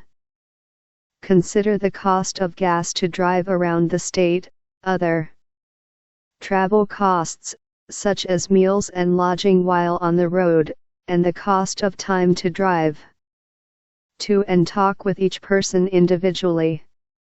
We could double, triple, or even quadruple our costs pretty quickly by opting for an in-person method of data collection over a mailed survey. Thus, surveys are relatively cost-effective. Related to the benefit of cost-effectiveness is a survey's potential for generalizability. Because surveys allow researchers to collect data from very large samples for a relatively low cost, survey methods lend themselves to probability sampling techniques, which we discussed in Sampling, page 114. Of all the data collection methods described in this text, survey research is probably the best method to use when one hopes to gain a representative picture of the attitudes and characteristics of a large group. Survey research also tends to be a reliable method of inquiry. This is because surveys are standardized in that the same questions, phrased in exactly the same way, are posed to participants. Other methods, such as qualitative interviewing, which we'll learn about in interviews, qualitative and quantitative approaches, page 160, do not offer the same consistency that a quantitative survey offers. This is not to say that all surveys are always reliable. A poorly phrased question can cause respondents to interpret its meaning differently, which can reduce that question's reliability. Assuming well-constructed question and questionnaire design. One strength of survey methodology is its potential to produce reliable results. The versatility of survey research is also an asset. Surveys are used by all kinds of people in all kinds of professions. I repeat, surveys are used by all kinds of people in all kinds of professions. Is there a light bulb switching on in your head? I hope so. The versatility offered by survey research means that understanding how to construct and administer surveys is a useful skill to have for all kinds of jobs. Lawyers might use surveys in their efforts to select juries, social service, and other organizations. For example, churches, clubs, fundraising groups, activist groups, use them to evaluate the effectiveness of their efforts. Businesses use them to learn how to market their products. Governments use them to understand community opinions and needs, and politicians and media outlets use surveys to understand their constituencies. In sum, the following are benefits of survey research. Chapter 8 134. 1. Cost effective. 2. Generalizable. 3. Reliable. 4. Versatile. 8.1.2.2 Weaknesses of survey method. Available under Creative Commons Non-Commercial Share Alike 4.0 International License, http://creativecommons.org/licenses/by-nc-sa/4.0. As with all methods of data collection, survey research also comes with a few drawbacks. First, while one might argue that surveys are flexible in the sense that we can ask any number of questions on any number of topics in them, the fact that the survey researcher is generally stuck with a single instrument for collecting data, the questionnaire, surveys are in many ways rather inflexible. Let's say you mail a survey out to 1,000 people, and then discover, as responses start coming in, that your phrasing on a particular question seems to be confusing a number of respondents. At this stage, it's too late for a do-over, or to change the question for the respondents who haven't yet returned their surveys. When conducting in-depth interviews, on the other hand, a researcher can provide respondents further explanation if they're confused by a question and can tweak their questions as they learn more about how respondents seem to understand them. Validity can also be a problem with surveys. Survey questions are standardized, thus it can be difficult to ask anything other than very general questions that a broad range of people will understand. Because of this, survey results may not be as valid as results obtained using methods of data collection that allow a researcher to more comprehensively examine whatever topic is being studied. Let's say, for example, that you want to learn something about voters' willingness to elect an African American president, as in our opening example in this chapter. General Social Survey. Respondents were asked, if your party nominated an African American for president, would you vote for him if he were qualified for the job? Respondents were then asked to respond either yes or no to the question. But what if someone's opinion was more complex than could be answered with a simple yes or no? What if, for example, a person was willing to vote for an African American woman but not an African American man? 2. In sum, potential drawbacks to survey research include the following. 1. Inflexibility. 2. Validity. Key takeaways. Strengths of survey research include its cost-effectiveness, generalizability, reliability, and versatility. 2. I am not at all suggesting that such a perspective makes any sense, but it is conceivable that an individual might hold such a perspective. 135. Weaknesses of survey research include inflexibility and issues with validity. Exercises. 1. What are some ways that survey researchers might overcome the weaknesses of this method? 2. Find an article reporting results from survey research. Remember how to use sociological abstracts. How do the authors describe the strengths and weaknesses of their study? Are any of the strengths or weaknesses described here mentioned in the article?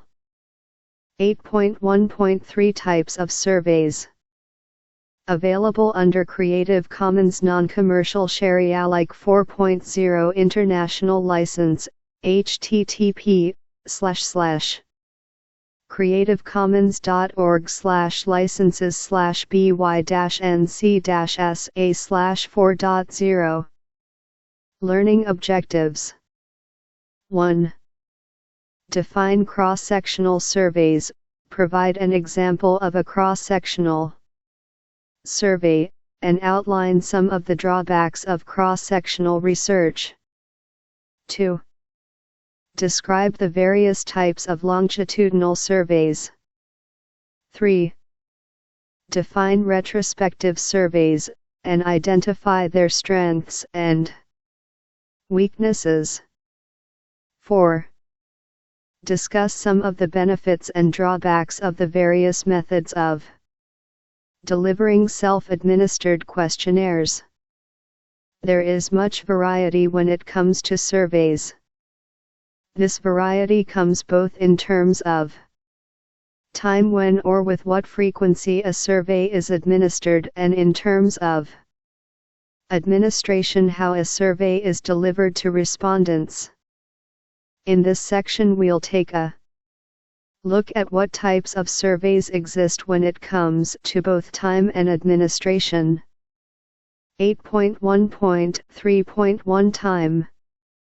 Available under Creative Commons Non-Commercial Share Alike 4.0 International License, http://creativecommons.org/by-nc-sa/4.0. In terms of time, there are two main types of surveys, cross-sectional and longitudinal. Cross-sectional surveys are those that are administered at just one point in time. These surveys offer researchers a sort of snapshot in time and give us an idea about how things are for our respondents at the particular point in time that the survey is administered. My own study of older workers mentioned previously is an example of a cross-sectional survey. I administered the survey at just one time. Chapter 8 136. Another example of a cross-sectional survey comes from Aniko Kesdi and colleagues. Study, Kesdi, Martos, Boland, and Horvath Sabo, 2011, 3 of the Association Between Religious Attitudes, Religious Beliefs, and Mental Health Among Students in Hungary. These researchers administered a single, one-time only, cross-sectional survey to a convenience sample of 403 high school and college students. The survey focused on how religious attitudes impact various aspects of one's life and health. The researchers found from analysis of their cross-sectional data that anxiety and depression were highest among those who had both strong religious beliefs and also some doubts about religion. Yet another recent example of cross-sectional survey research can be seen in Bateman and colleagues' study, Bateman, Pike, and Butler, 2011, of how the perceived publicness of social networking sites influences users' self-disclosures. For these researchers administered an online survey to undergraduate and graduate business students. They found that even though revealing information about oneself is viewed as key to realizing many of the benefits of social networking sites, respondents were less willing to disclose information about themselves as their perceptions of a social networking site's publicness rose.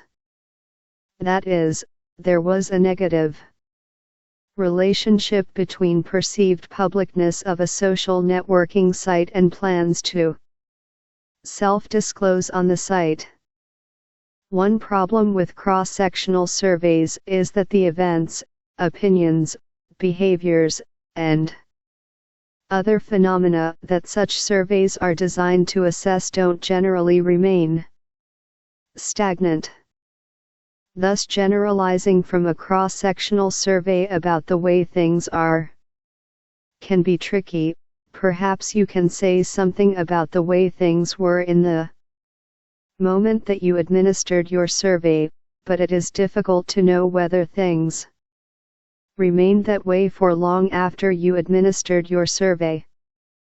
Think, for example, about how Americans might have responded if administered a survey asking for their opinions on terrorism on September 10, 2001. Now imagine how responses to the same set of questions might differ were they administered on September 12, 2001. The point is not that cross-sectional surveys are useless, they have many important uses. But researchers must remember what they have captured by administering a cross-sectional survey, that is, as previously noted, a snapshot of life as it was at the time that the survey was administered. One way to overcome this sometimes problematic aspect of cross-sectional surveys is to administer a longitudinal survey. Longitudinal surveys are those that enable a researcher to make observations over some extended period of time.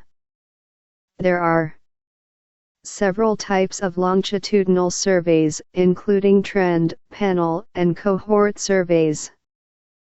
We'll discuss all three types here, along with another type of survey called retrospective.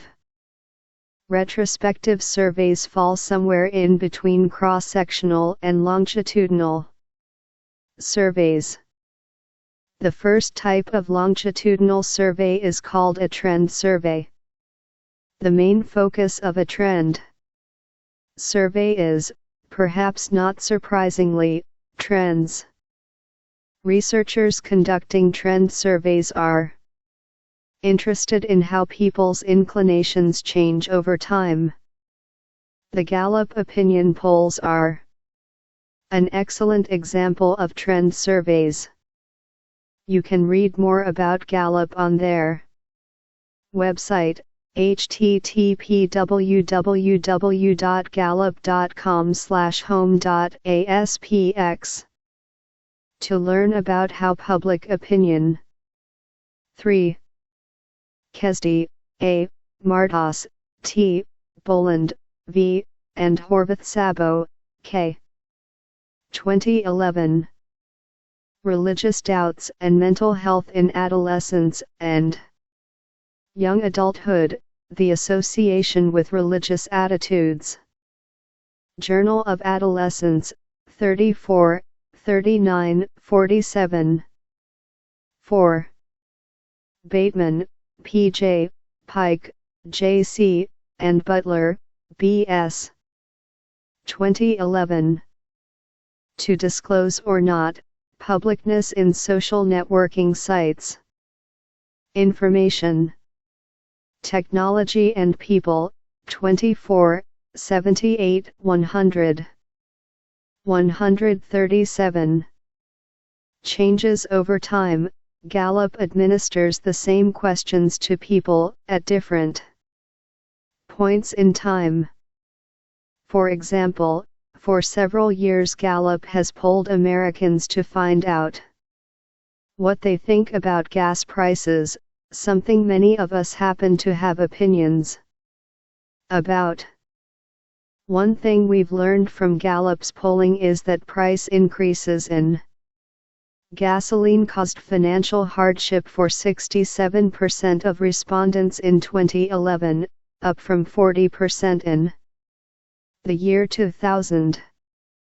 Gallup's findings about trends in opinions about gas prices have also taught us that whereas just 34% of people in early 2000 thought the current rise in gas prices was permanent, 54% of people in 2011 believed the rise to be permanent.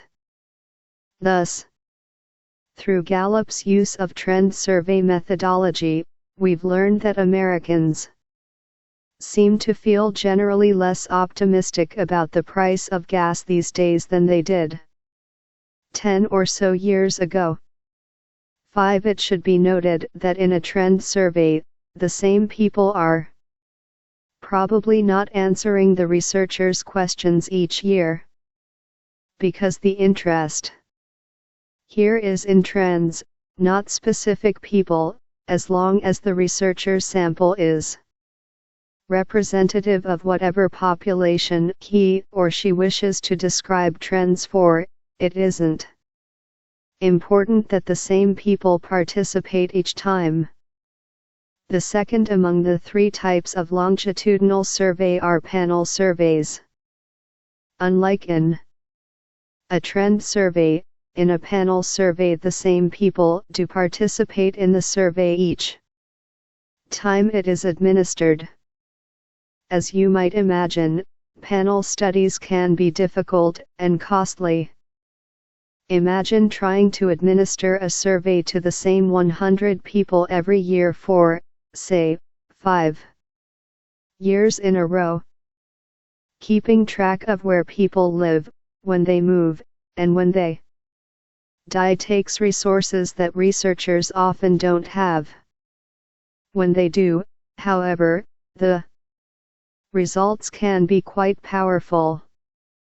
The Youth Development Study, YARDS, administered from the University of Minnesota, offers an excellent example of a panel study. You can read more about the Youth Development Study at its website, http://www.social.umn.edu/research/yards. Since 1988, YARDS researchers have administered an annual survey to the same 1,000 people. Study participants were in 9th grade when the study began, and they are now in their 30s. Several hundred papers, articles, and books have been written using data from the YARDS One of the major lessons learned from this panel study is that work has a largely positive impact on young people. Mortimer, 2003, 6. Contrary to popular beliefs about the impact of work on adolescents, performance in school and transition to adulthood, work in fact increases confidence, enhances academic success, and prepares students for success in their future careers.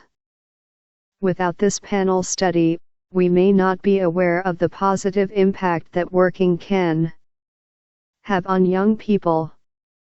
Another type of longitudinal survey is a cohort survey.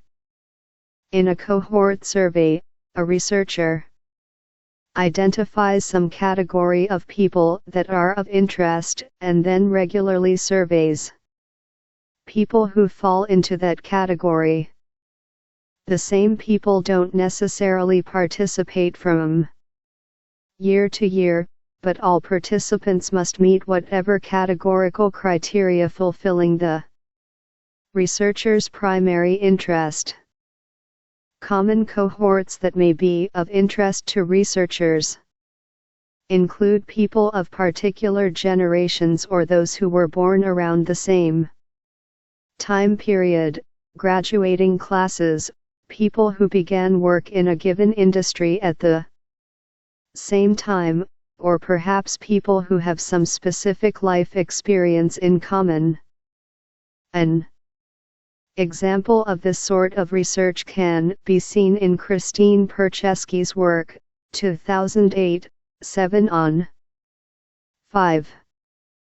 You can read about these and other findings on Gallup's gasoline questions at http://poll/1476332/gas- Prices ASPS number 1.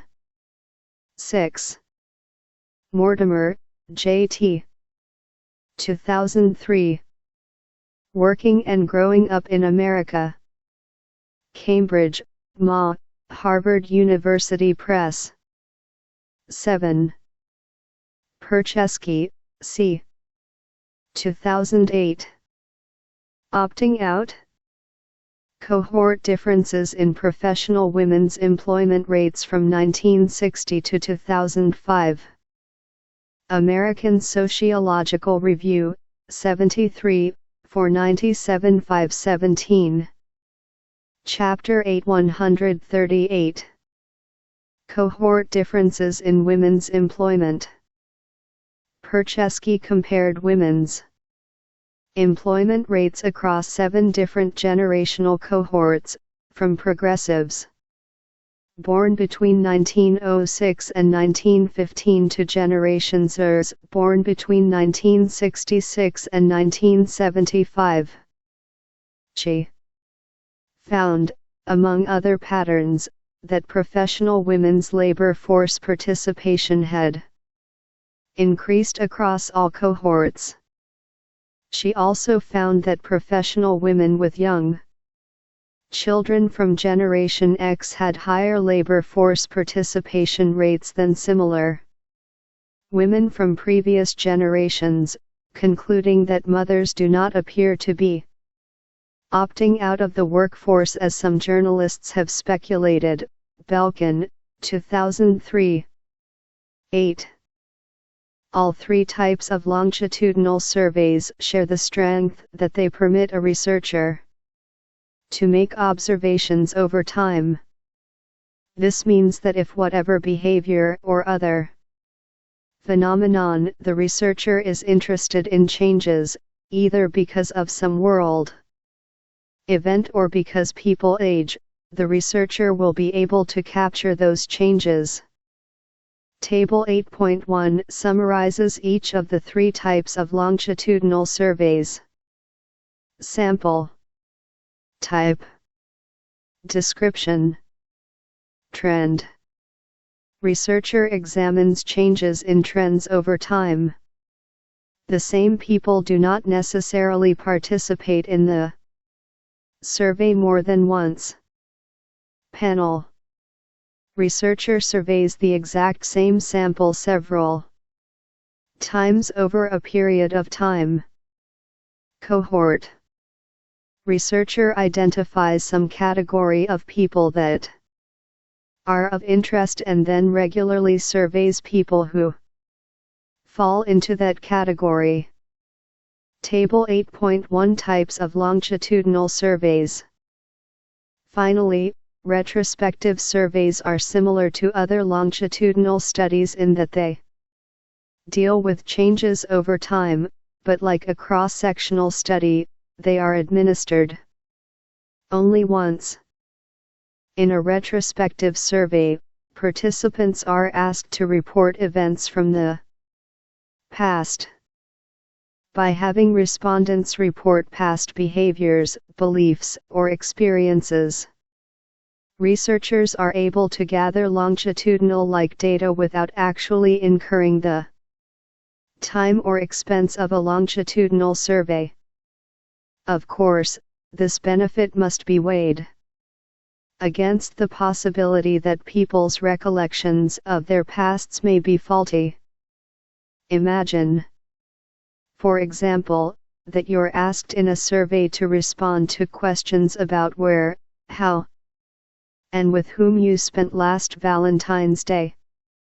As last Valentine's Day can have been more than 12 months ago, chances are good that you might be able to respond accurately to any survey questions about it.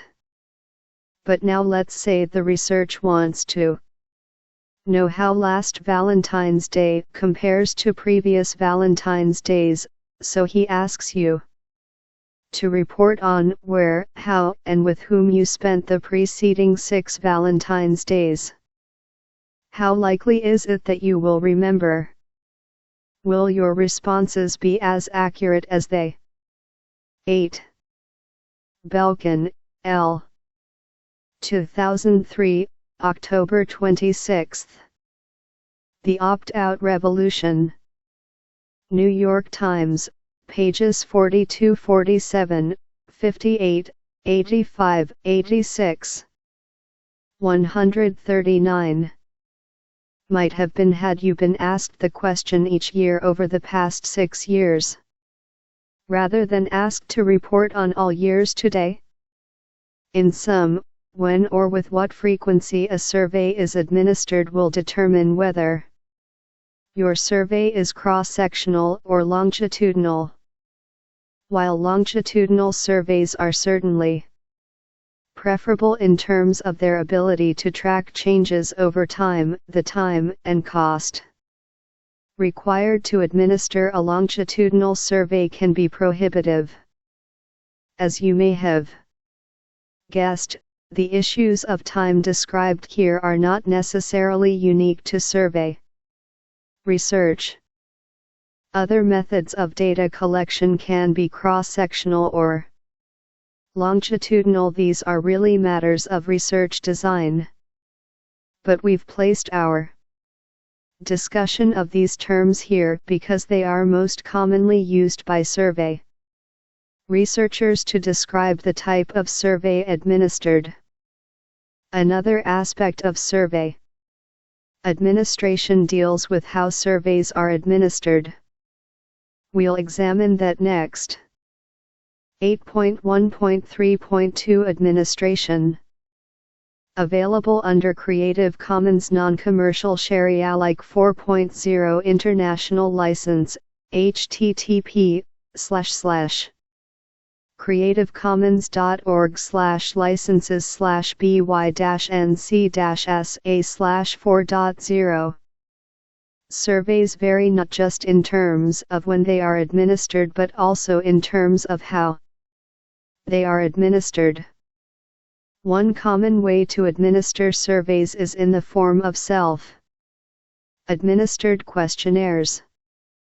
This means that a research participant is given a set of questions, in writing, to which he or she is asked to respond.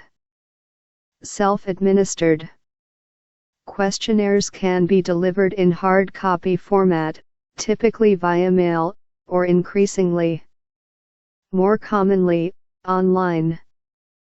We'll consider both modes of delivery here. Hard copy self-administered questionnaires may be delivered to participants in person or via snail mail. Perhaps you've taken a survey that was given to you in person. On many college campuses it is not uncommon for researchers to administer surveys. In large social science classes, as you might recall from the discussion in our chapter on sampling. In my own introduction to sociology courses, I've welcomed graduate students and professors doing research in areas that are relevant to my students, such as studies of campus life, to administer their surveys to the class. If you are ever asked to complete a survey in a similar setting, it might be interesting to note how your perspective on the survey and its questions could be shaped by the new knowledge you're gaining about survey research in this chapter. Researchers may also deliver surveys in person by going door to door and either asking people to fill them out right away or making arrangements for the researcher to return to pick up completed surveys. Though the advent of online survey tools has made door-to-door delivery of surveys less common, I still see an occasional survey researcher at my door, especially around election time. This mode of gathering data is apparently still used by political campaign workers, at least in some areas of the country. If you are not able to visit each member of your sample personally to deliver a survey, you might consider sending your survey through the mail. While this mode of delivery may not be ideal, imagine how much less likely you'd probably be to return a survey that didn't come with the researcher standing on your doorstep waiting to take it from you. Sometimes it is the only available, or the most practical option. As I've said, this Chapter 8140 may not be the most ideal way of administering a survey because it can be difficult to convince people to take the time to complete and return your survey. Often survey researchers who deliver their surveys via snail mail may provide some advance notice to respondents about the survey to get people thinking about and preparing to complete it. They may also follow up with their sample a few weeks after their survey has been sent out. This can be done not only to remind those who have not yet completed the survey to please do so, but also to thank those who have already returned the survey. Most survey researchers agree that this sort of follow-up is essential for improving mailed surveys return rates. Babby, 2010. 9. In my own study of older workers' harassment experiences, people in the sample were notified in advance of the survey mailing via an article describing the research in a newsletter they received from the agency with whom I had partnered to conduct the survey. When I mailed the survey, a $1 bill was included with each in order to provide some incentive and an advance token of thanks to participants for returning the surveys. 2 months after the initial mailing went out, those who were sent a survey were contacted by phone. While returned surveys did not contain any identifying information about respondents, my research assistants contacted individuals to whom a survey had been mailed to remind them that it was not too late to return their survey and to say thank to those who may have already done so. 4 months after the initial mailing went out, Everyone on the original mailing list received a letter thanking those who had returned the survey and once again reminding those who had not that it was not too late to do so. The letter included a return postcard for respondents to complete should they wish to receive another copy of the survey. Respondents were also provided a telephone number to call and were provided the option of completing the survey by phone. As you can see, administering a survey by mail typically involves much more than simply arranging a single mailing.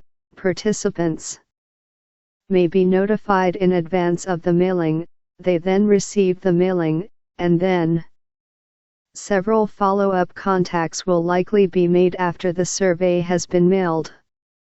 Earlier I mentioned online delivery as another way to administer a survey.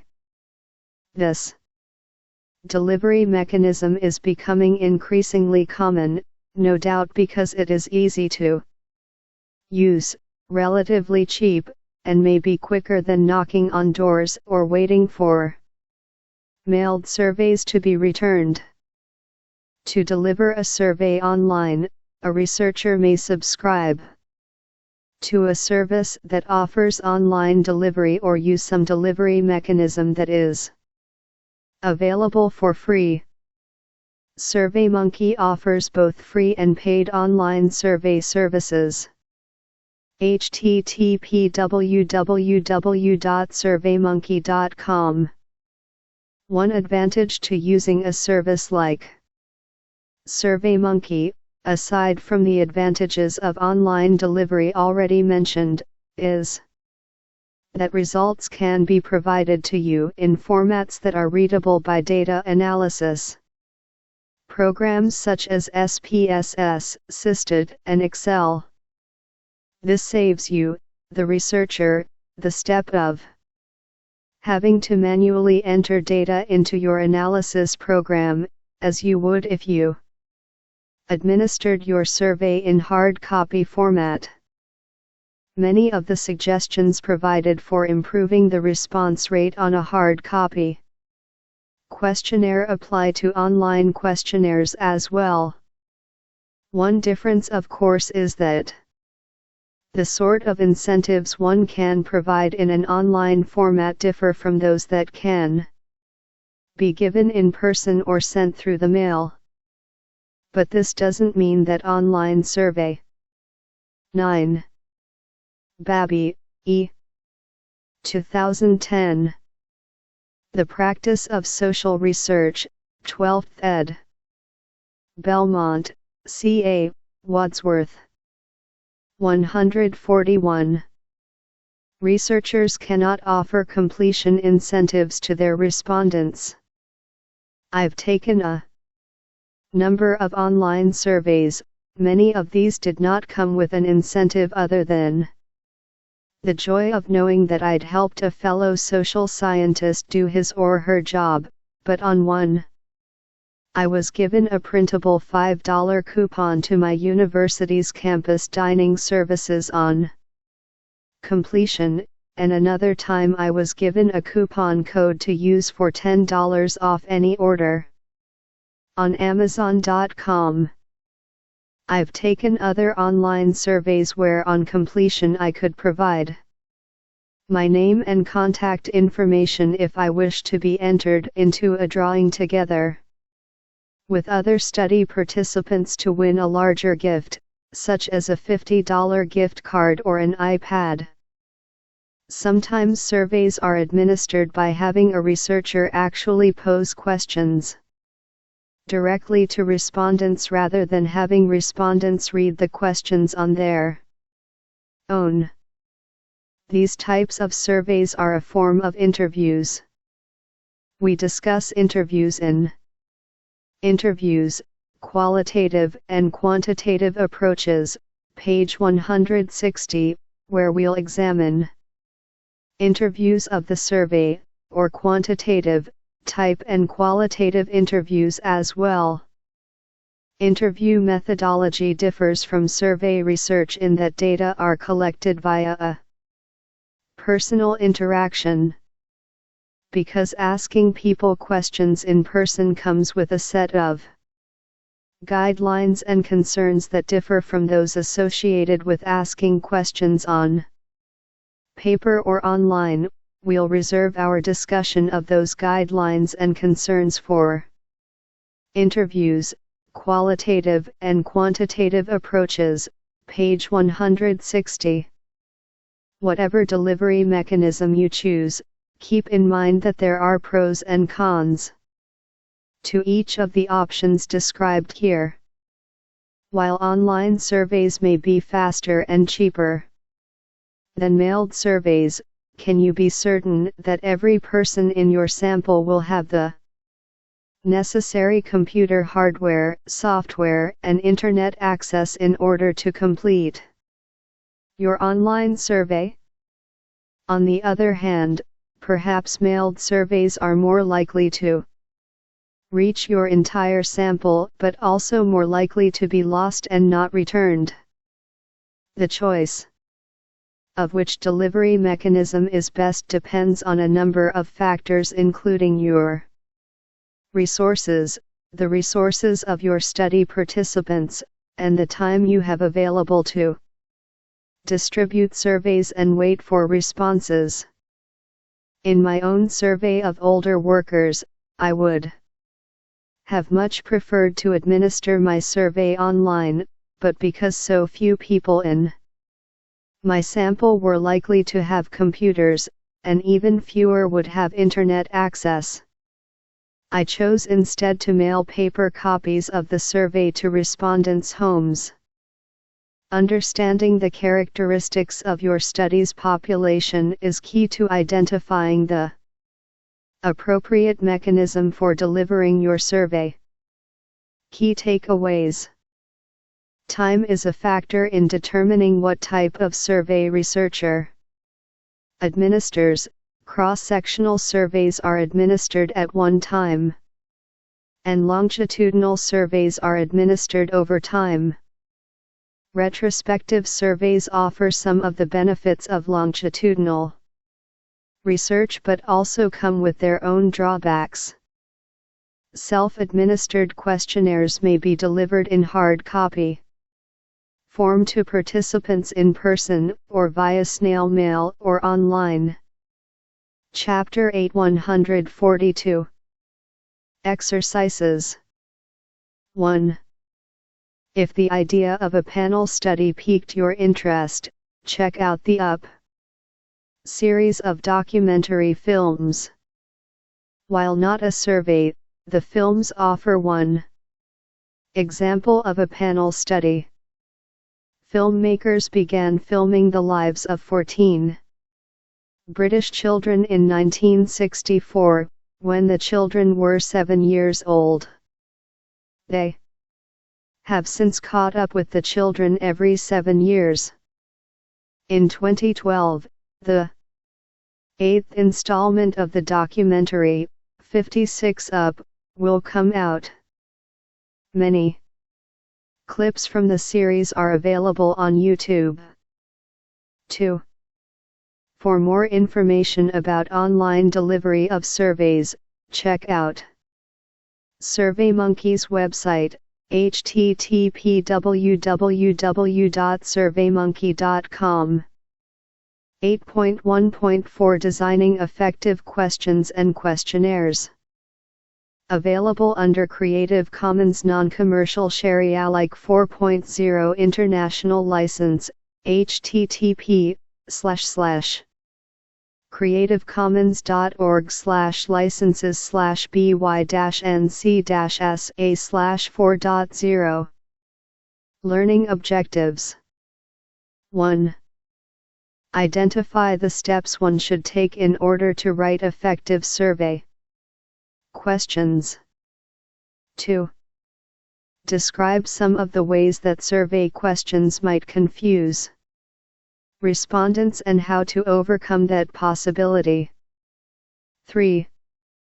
Recite the 2 response option guidelines when writing closed-ended questions.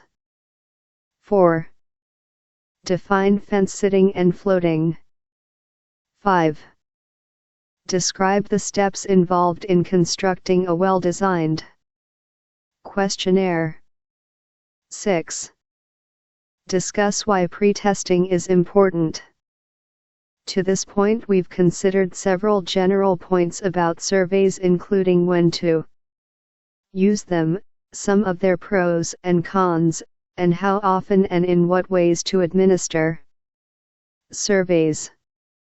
In this section, we'll get more specific and take a look at how to pose understandable questions that will yield usable data, and how to present those questions on your questionnaire.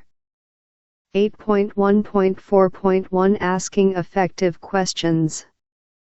Available under Creative Commons Non-Commercial Share Alike 4.0 International License, http://creativecommons.org/licenses/by-nc-sa/4.0.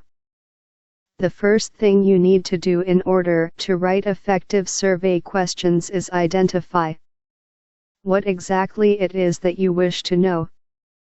As silly as it sounds to state what seems so completely obvious, I can't stress enough how easy it is to forget to include important 143 questions when designing a survey. Let's say you want to understand how students at your school made the transition from high school to college. Perhaps you wish to identify which students were comparatively more or less successful in this transition, and which factors contributed to students' success or lack thereof. To understand which factors shaped successful students' transitions to college, you'll need to include questions in your survey about all the possible factors that could contribute. Consulting the literature on the topic will certainly help, but you should also take the time to do some brainstorming on your own and to talk with others about what they think may be important in the transition to college. Perhaps time or space limitations won't allow you to include every single item you've come up with, so you'll also need to think about ranking your questions so that you can be sure to include those that you view as most important. Although I have stressed the importance of including questions on all topics you view as important to your overall research question, you don't want to take an everything but the kitchen sink approach by uncritically including every possible question that occurs to you. Doing so puts an unnecessary burden on your survey respondents. Remember that you have asked your respondents to give you their time and attention, and to take care in responding to your questions. Show them your respect by only asking questions that you view as important. Once you've identified all the topics about which you'd like to ask questions, you'll need to actually write those questions. Questions should be as clear and to the point as possible. This is not the time to show off your creative writing skills. A survey is a technical instrument and should be written in a way that is as direct and succinct as possible. As I've said, your survey respondents have agreed to give their time and attention to your survey. The best way to show your appreciation for their time is to not waste it. Ensuring that your questions are clear and not overly wordy will go a long way toward showing your respondents the gratitude they deserve. Related to the point about not wasting respondents' time, make sure that every question you pose will be relevant to every person you ask to complete it. This means two things. First, that respondents have knowledge about whatever topic you are asking them about.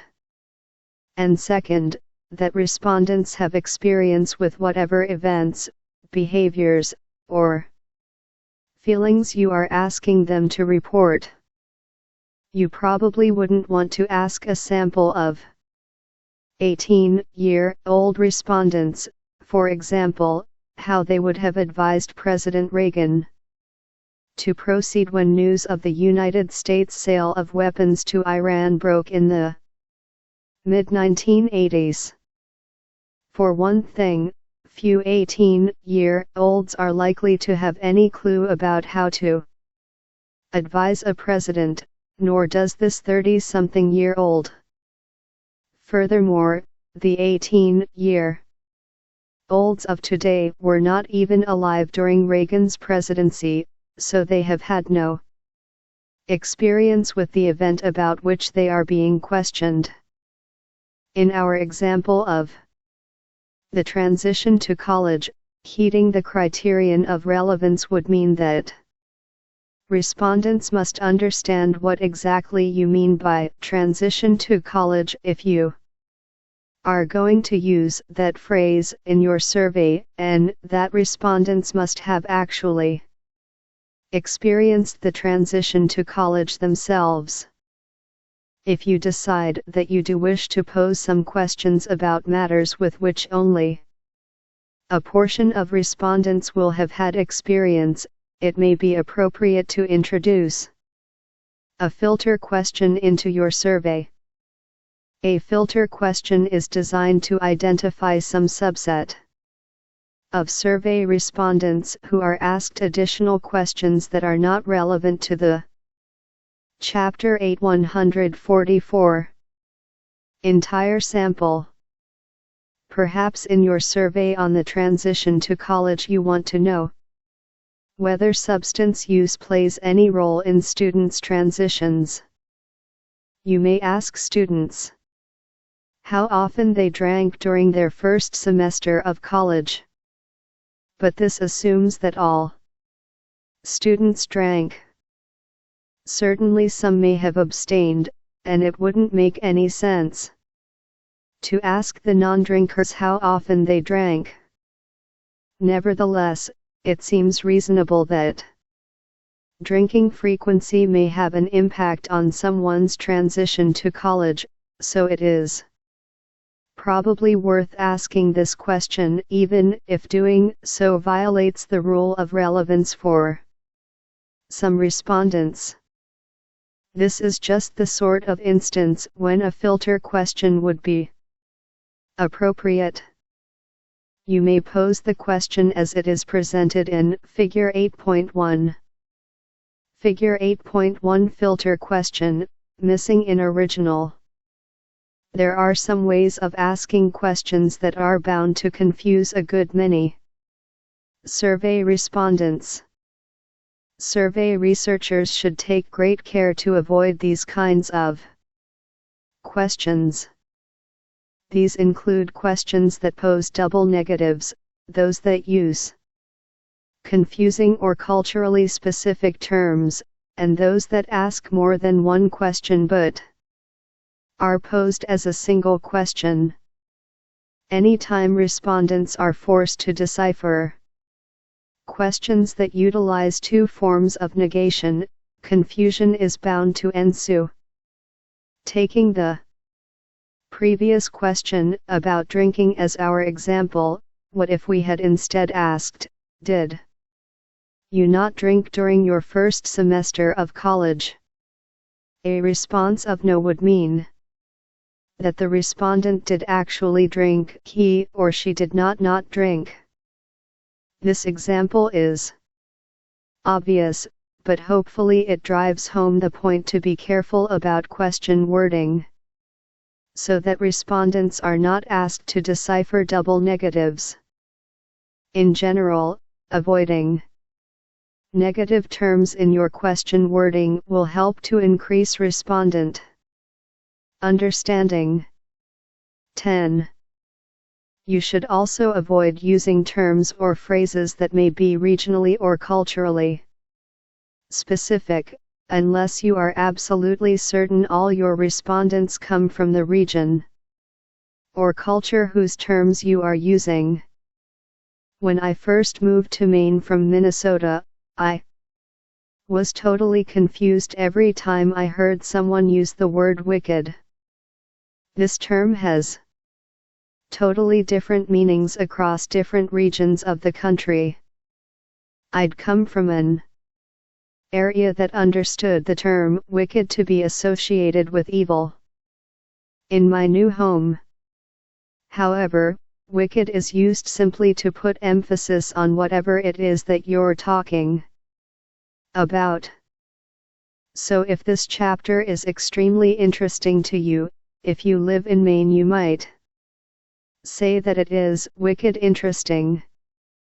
If you hate this chapter and you live in Minnesota, perhaps you'd describe the chapter simply as wicked. I once overheard one student tell another that his new girlfriend was wicked athletic. At the time I thought this meant he'd found a woman who used her athleticism for evil purposes. I've come to understand, however, that this woman is probably just exceptionally athletic. While wicked may not be a term you're likely to use in a survey, the point is to be thoughtful and cautious about whatever terminology you do use. 10. Though this is generally true, some researchers argue that negatively worded questions should be integrated with positively worded questions in order to ensure that respondents have actually carefully read each question. See, for example, the following: Fotalaus, M., and Higginbottom, B. 2011. Writing survey questions for local program evaluations. Retrieved from http://extension.usu.edu/files/publications/publication. 145. Asking multiple questions as though they are a single question can also be terribly confusing for survey respondents. There's a specific term for this sort of question. It is called a double-barreled question. Using our example of the transition to college, Figure 8.2 shows a double-barreled question. Figure 8.2 double-barreled question, missing in original. Do you see what makes the question double-barreled?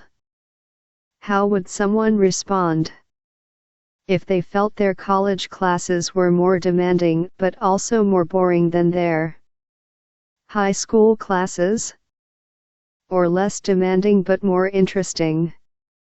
Because the question combines demanding and interesting, there is no way to respond yes to one criterion but no to the other. Another thing to avoid when constructing survey questions is the problem of social desirability. We all want to look good, right? And we all probably know the politically correct response to a variety of questions, whether we agree with the politically correct response or not. In survey research, social desirability refers to the idea that respondents will try to answer questions in a way that will present them in a favorable light. Perhaps we decide that to understand the transition to college, we need to know whether respondents ever cheated on an exam in high school or college. We all know that cheating on exams is generally frowned upon, at least I hope we all know this. So, it may be difficult to get people to admit to cheating on a survey. But if you can guarantee respondents' confidentiality, or even better, their anonymity, chances are much better that they will be honest about having engaged in this socially undesirable behavior. Another way to avoid problems of social desirability is to try to phrase difficult questions in the most benign way possible. Earl Babby, 2010-11 offers a useful suggestion for helping you do this. Simply imagine how you would feel responding to your survey questions. If you would be uncomfortable, chances are others would as well. Finally, it is important to get feedback on your survey questions from as many people as possible, especially people who are like those in your sample. Now is not the time to be shy. Ask your friends for help, ask your mentors for feedback, ask your family to take a look at your survey as well. The more feedback you can get on your survey questions, the better the chances that you will come up with a set of questions that are understandable to a wide variety of people, and, most importantly, to those in your sample. In sum, in order to pose effective survey questions, researchers should do the following. 1. Identify what it is they wish to know. 2. Keep questions clear and succinct. 3. Make questions relevant to respondents. 4. Use filter questions when necessary. 11. Babby, E. 2010. The Practice of Social Research, 12th ed. Belmont, C.A., Wadsworth. Chapter 8 146. 5. Avoid questions that are likely to confuse respondents, such as those that use double negatives, use culturally specific terms, or pose more than one question in the form of a single question. 6. Imagine how they would feel responding to questions. 7. Get feedback, especially from people who resemble those in the researcher's sample.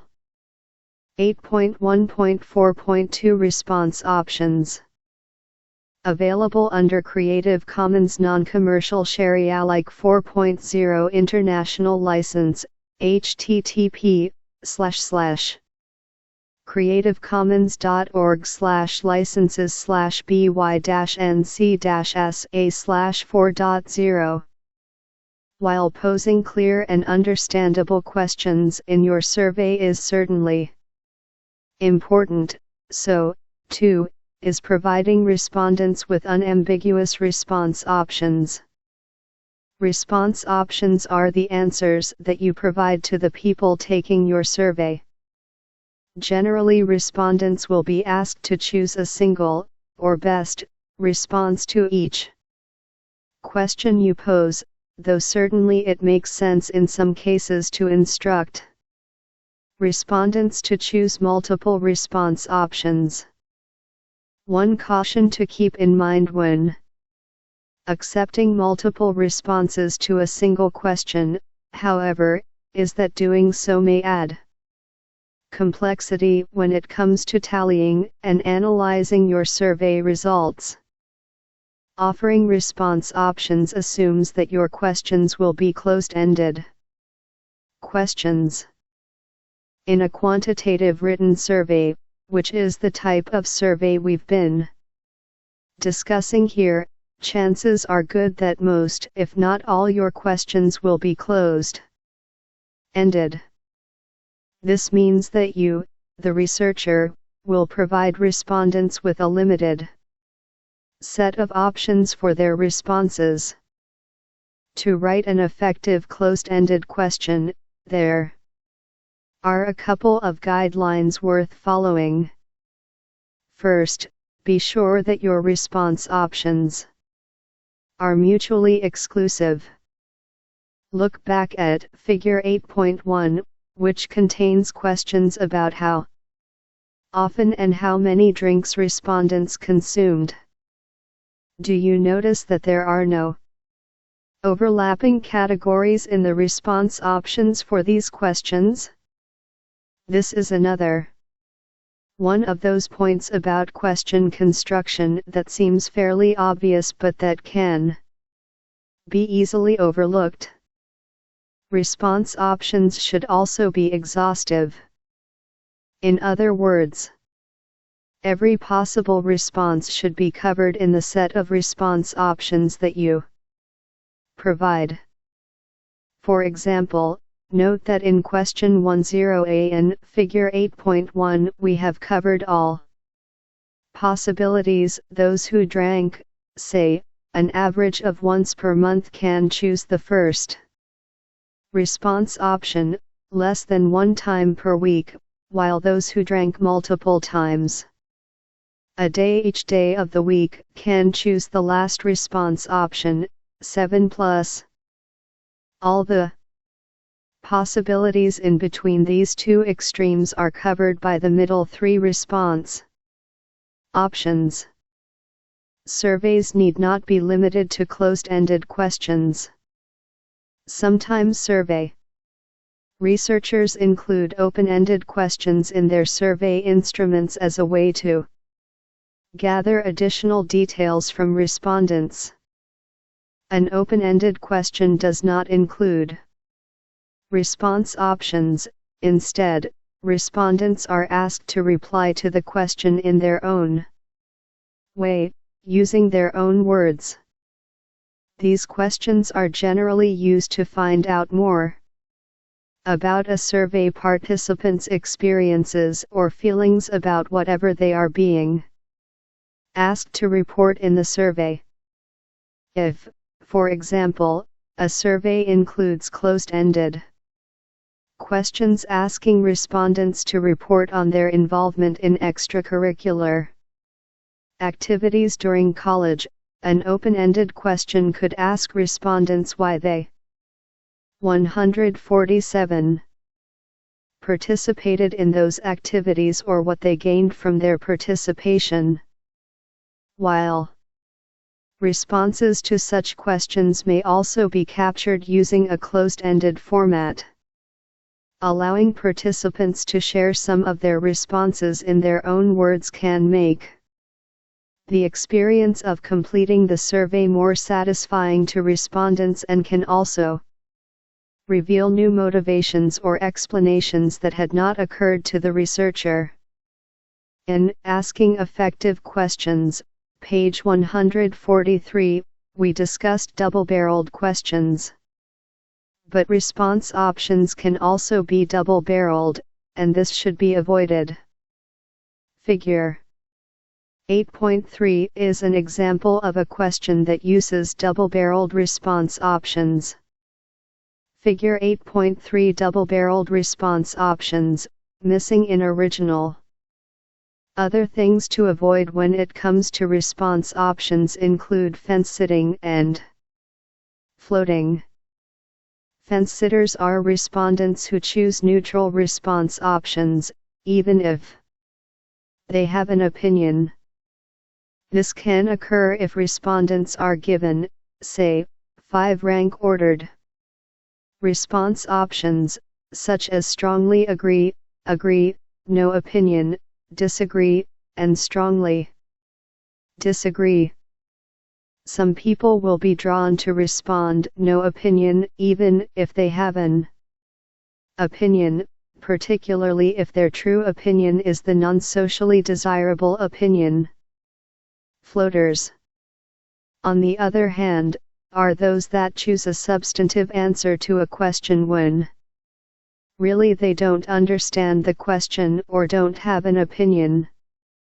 If a respondent is only given 4 rank-ordered response options, such as strongly agree, agree, disagree, and strongly disagree, those who have no opinion have no choice but to Select a response that suggests they have an opinion.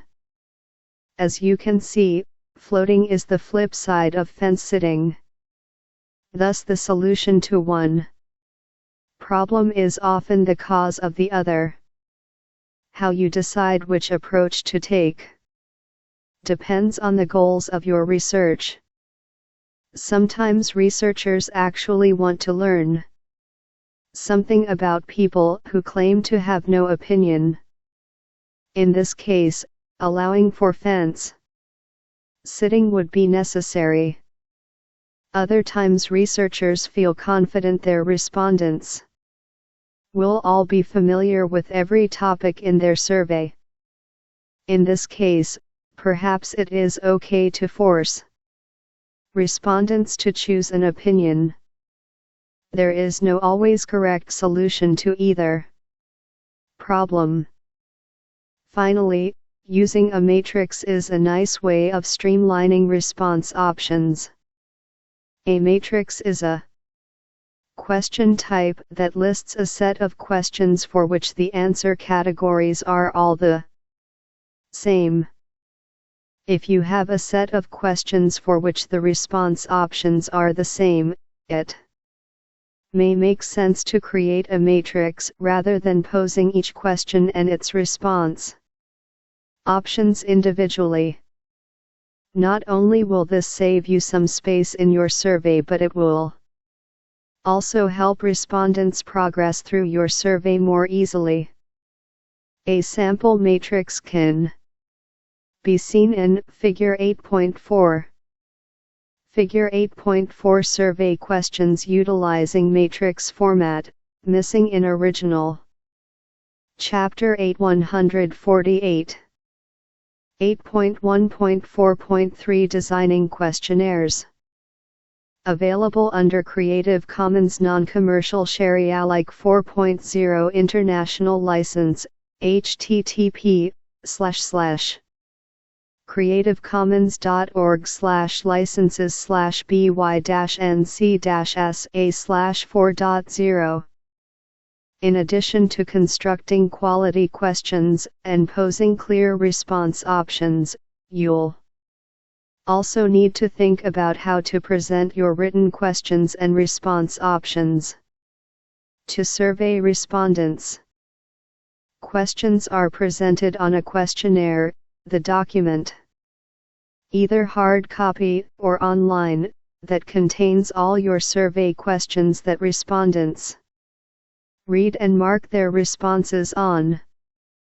Designing questionnaires takes some thought, and in this section we'll discuss the sorts of things you should think about as you prepare to present your well-constructed survey questions on a questionnaire.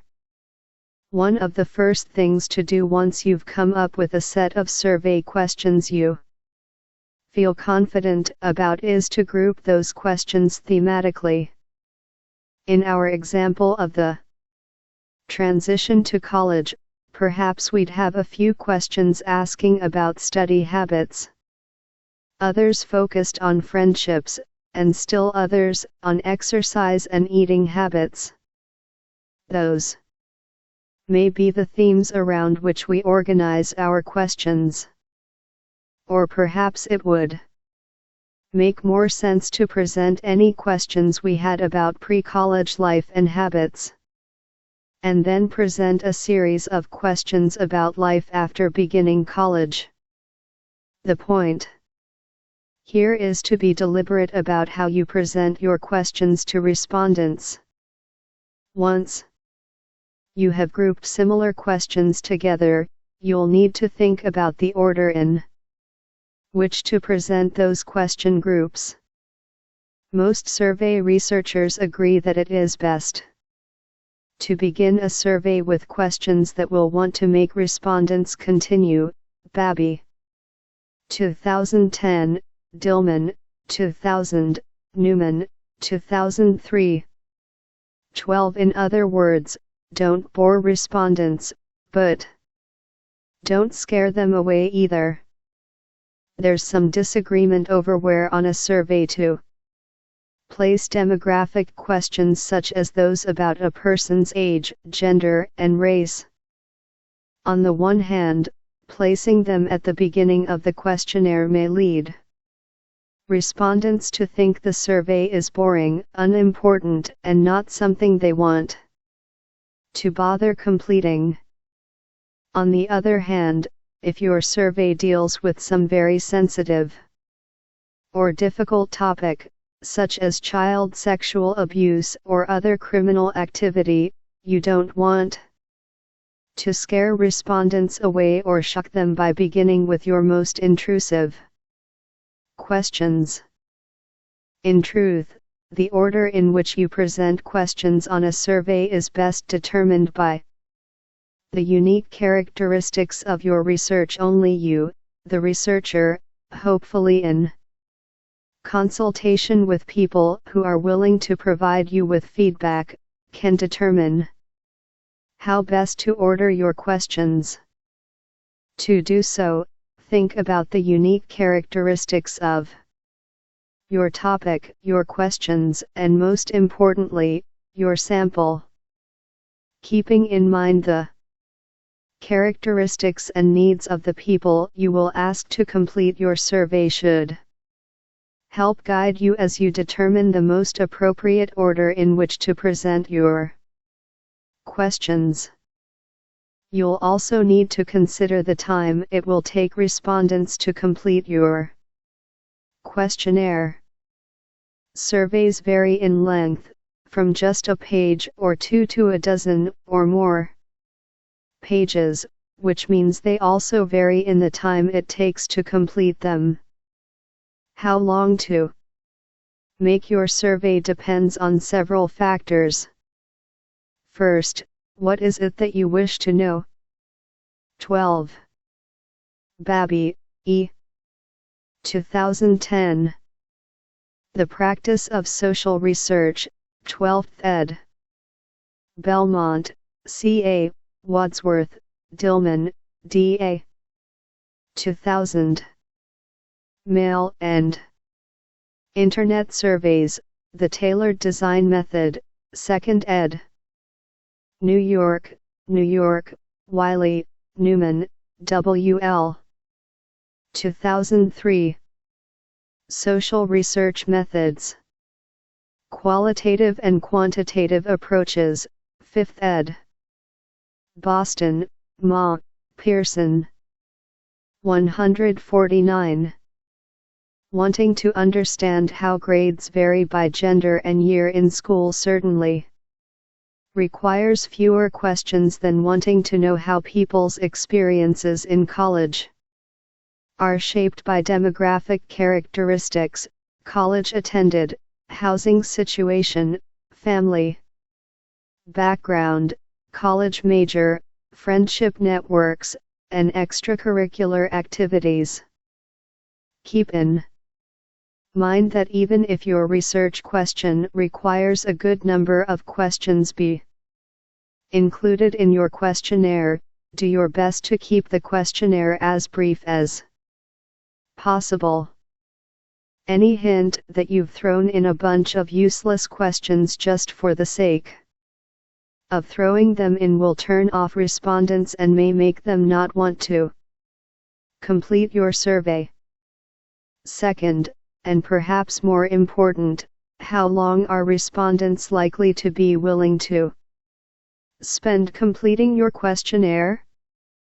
If you are studying college students, asking them to use their precious fun time away from studying to complete your survey may mean they won't want to spend more than a few minutes on it. But if you have the endorsement of a professor who is willing to allow you to administer your survey in class, students may be willing to give you a little more time, though perhaps the professor will not.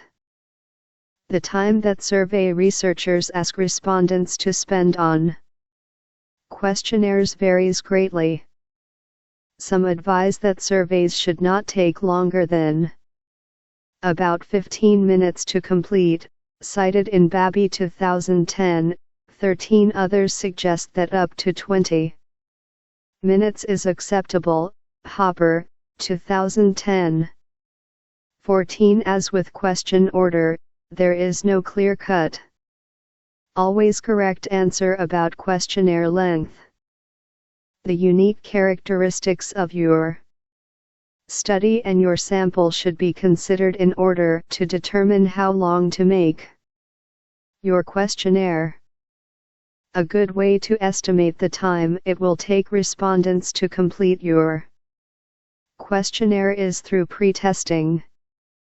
Pre-testing allows you to get feedback on your questionnaire so you can improve it before you actually administer it. Pre-testing can be quite expensive and time-consuming if you wish to test your questionnaire on a large sample of people who very much resemble the sample to whom you will eventually administer the finalized version of your questionnaire.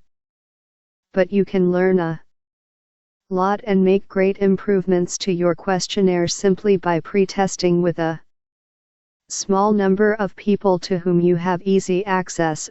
Perhaps you have a few friends who owe you a favor. By pre-testing your questionnaire you can find out how understandable your questions are, get feedback on question wording and order, find out whether any of your questions are exceptionally boring or offensive, and learn whether there are places where you should have included filter questions, to name just a few of the benefits of pre-testing. You can also time pre-testers as they take your survey. Ask them to complete the survey as though they were actually members of your sample. This will give you a good idea about what sort of time estimate to provide respondents when it comes time to actually administer your survey, and about whether you have some wiggle room to add additional items or need to cut a few items. Perhaps this goes without saying, but your questionnaire should also be attractive. A messy presentation style can confuse respondents or, at the very least, annoy them. Be brief, to the point, and as clear as possible. Avoid cramming too much into a single 13. This can be found at http://worldopinion.com/the/frame/frame4.html, cited in Babi, E. 2010. The Practice of Social Research, 12th ed. Belmont, C.A., Wadsworth. 14. Hopper, J. 2010. How long should a survey be? Retrieved from http://verstorysearch.com/blog/HOW-long-SHOULD-A-. Survey B. Chapter 8 150. Page. Make your font size readable, at least 12 point, leave a reasonable amount of space between items, and make sure all instructions are exceptionally clear. Think about books, documents, articles, or web pages that you have read yourself which were relatively easy to read and easy on the eyes, and why? Try to mimic those features in the presentation of your survey questions. Key takeaways. Brainstorming and consulting the literature are two important early steps to take when preparing to write effective survey questions. Make sure that your survey questions will be relevant to all respondents and that you use filter questions when necessary. Getting feedback on your survey questions is a crucial step in the Process of designing a survey. When it comes to creating response options, the solution to the problem of fence sitting might cause floating, whereas the solution to the problem of floating might cause fence sitting. Pre-testing is an important step for improving one's survey before actually administering it. Exercises. 1. Do a little internet research to find out what a Likert scale is and when you may use one. 2.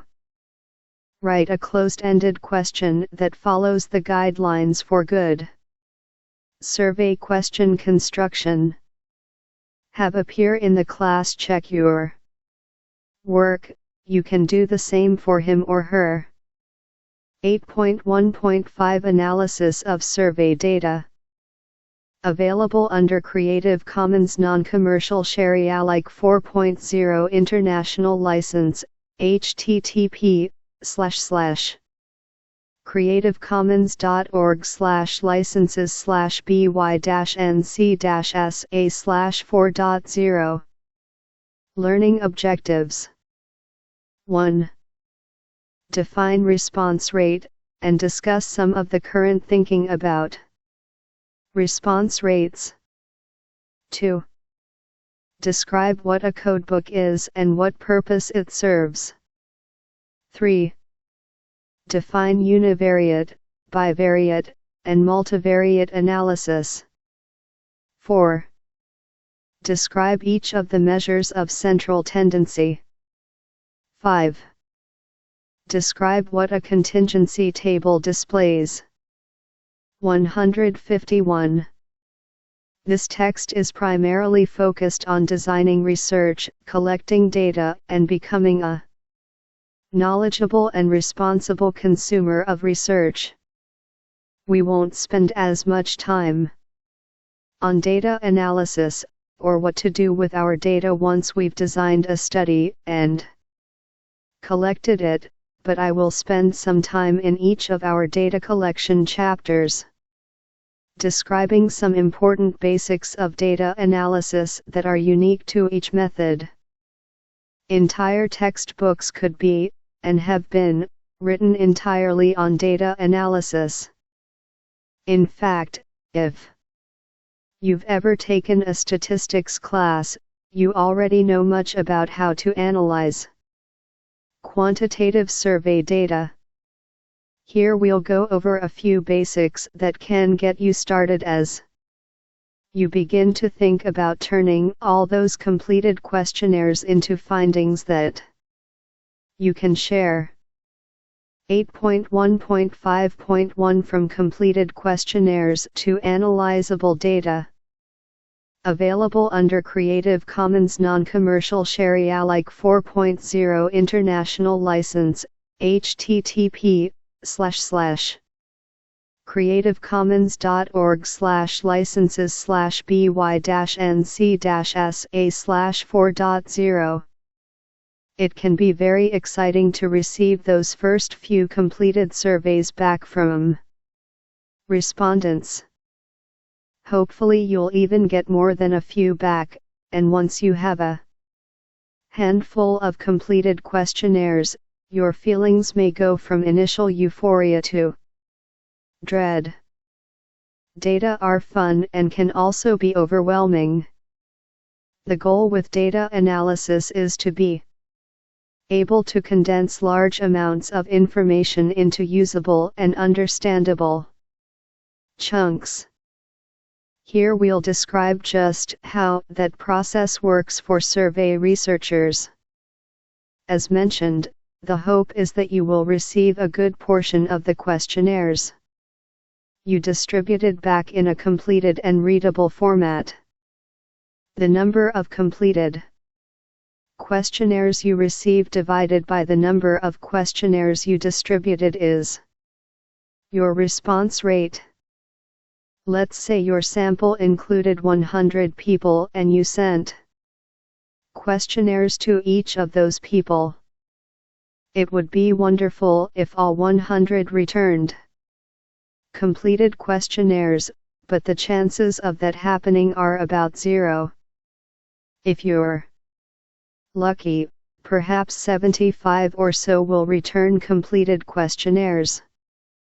In this case, your response rate would be 75%, 75 divided by 100. That's pretty darn good.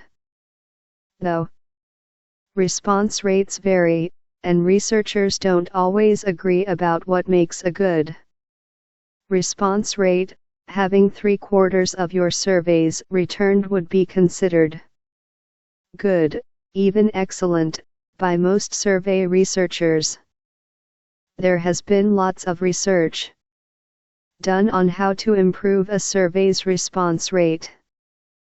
We covered some of these previously, but suggestions include personalizing questionnaires by, for example, addressing them to specific respondents rather than to some generic recipient such as Madam or Sir, enhancing the questionnaire's credibility by providing details about the study, contact information for the researcher, and perhaps partnering with agencies likely to be respected by respondents such as universities, hospitals, or other relevant organizations, sending out pre-questionnaire notices and post-questionnaire reminders, and including some token of appreciation with mailed questionnaires even if small, such as a $1 bill.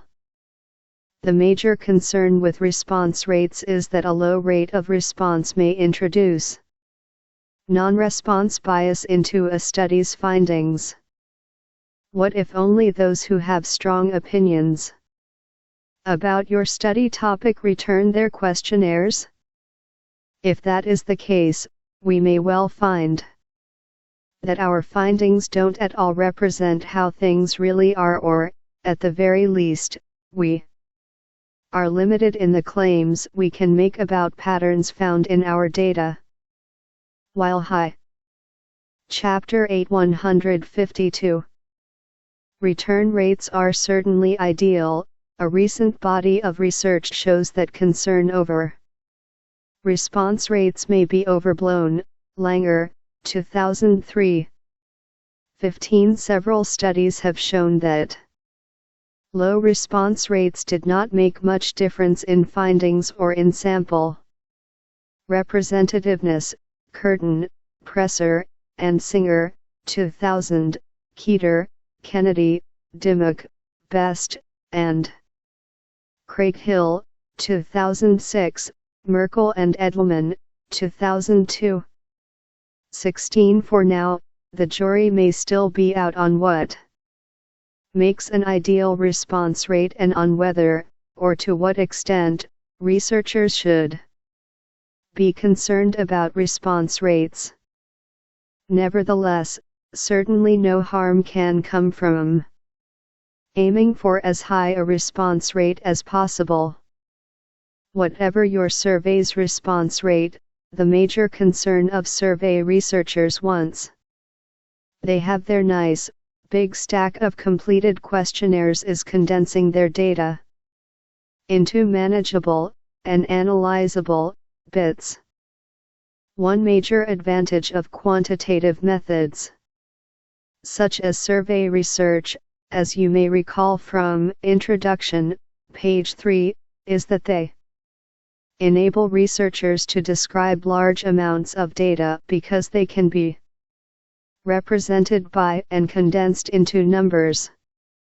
In order to condense your completed surveys into analyzable numbers, you'll first need to create a codebook. A codebook is a document that outlines how a survey researcher has translated her or his data from words into numbers. An excerpt from the codebook I developed from my survey of older workers can be seen in Table 8.2. The coded responses you see can be seen in their original survey format in Defining and Measuring Concepts, page 96, figure 6. 2. As you'll see in the table, in addition to converting response options into numerical values, a short variable name is given to each question. This shortened name comes in handy when entering data into a computer program for analysis. Variable number, variable name. Question options: 1 equal not at all, secure. 2 equal between, not at all and moderately, secure. 11 FINSEC in general, how financially secure would you say you are? 3 equal, moderately, secure. Table 8.2 Codebook excerpt from Survey of Older Workers. 15. Langer, G. 2003. About response rates, some unresolved questions. Public Perspective, May/June, 1618.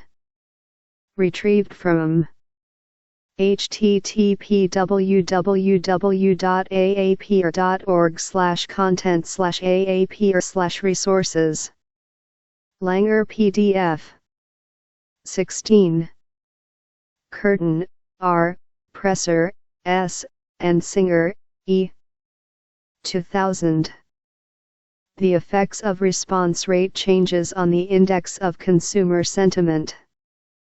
Public Opinion Quarterly, 64, 413 428, Keeter, S., Kennedy, C., Dimmock, M., Best, J., and Craighill, P. 2006. Gauging the impact of growing non-response on estimates from a national RDD telephone survey. Public Opinion Quarterly, 70.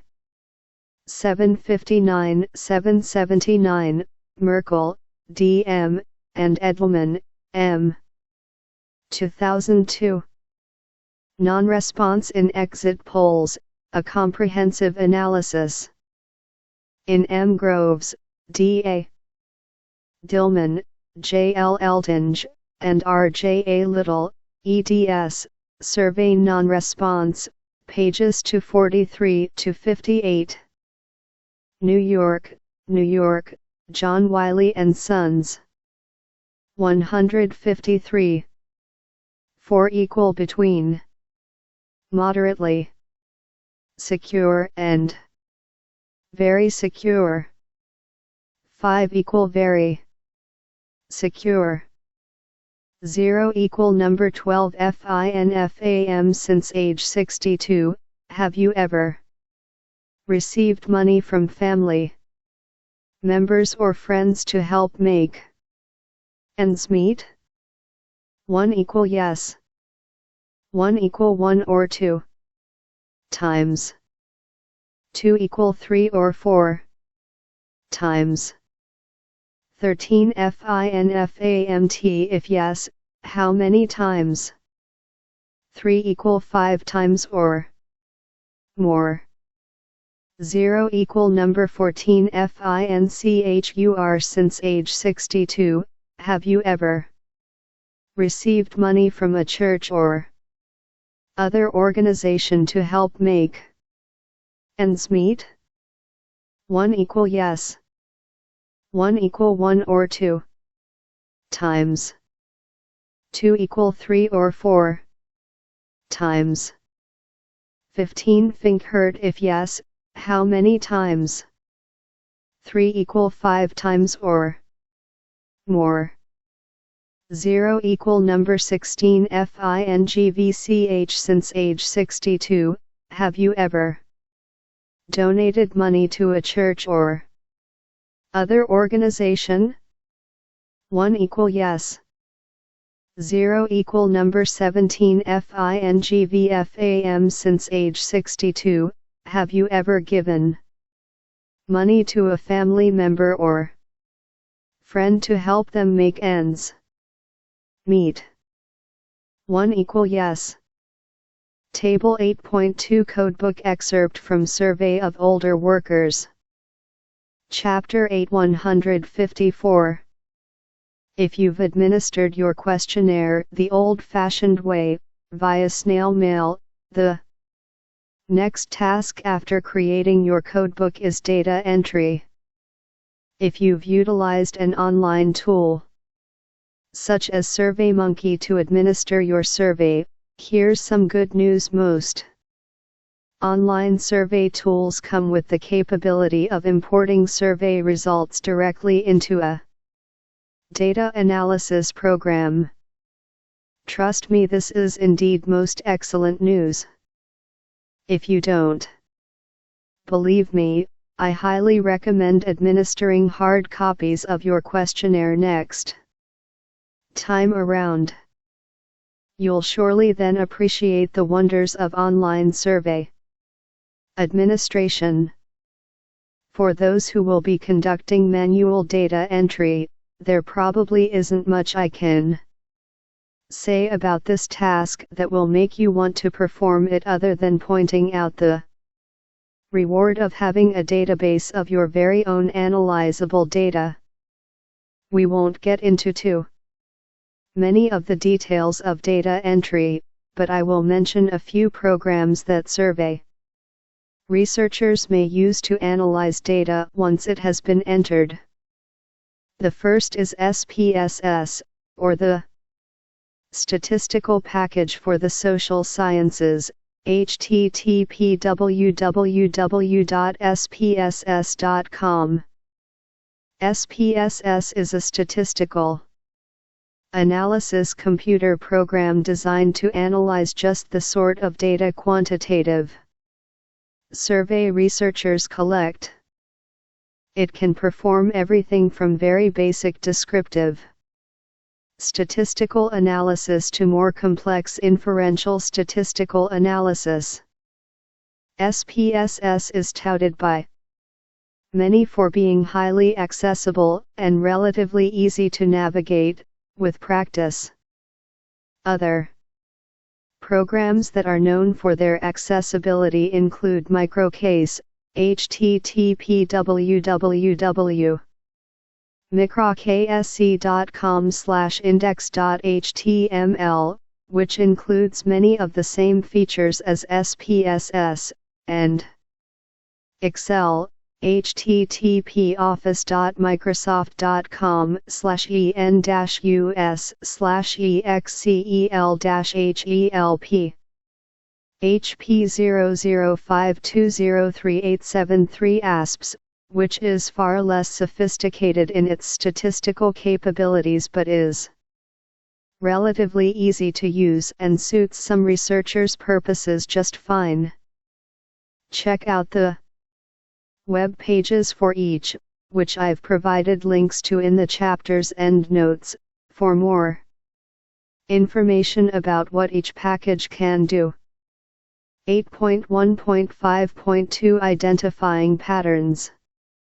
Available under Creative Commons Non-Commercial Share-alike 4.0 International License, http://creative-commons.org/licenses/by-nc-sa/4.0. Data analysis is about identifying, describing, and explaining patterns. Univariate analysis is the most basic form of analysis that quantitative researchers conduct. In this form, researchers describe patterns across just one variable. Univariate analysis includes frequency distributions and measures of central tendency. A frequency distribution is a way of summarizing the distribution of responses on a single survey question. Let's look at the frequency distribution for just one variable from my older worker survey. We'll analyze the item mentioned first in the codebook excerpt given earlier, on respondents' self-reported financial security.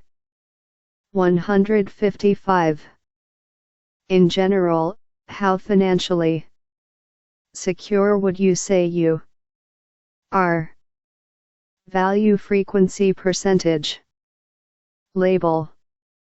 Not at all secure 146.25.6.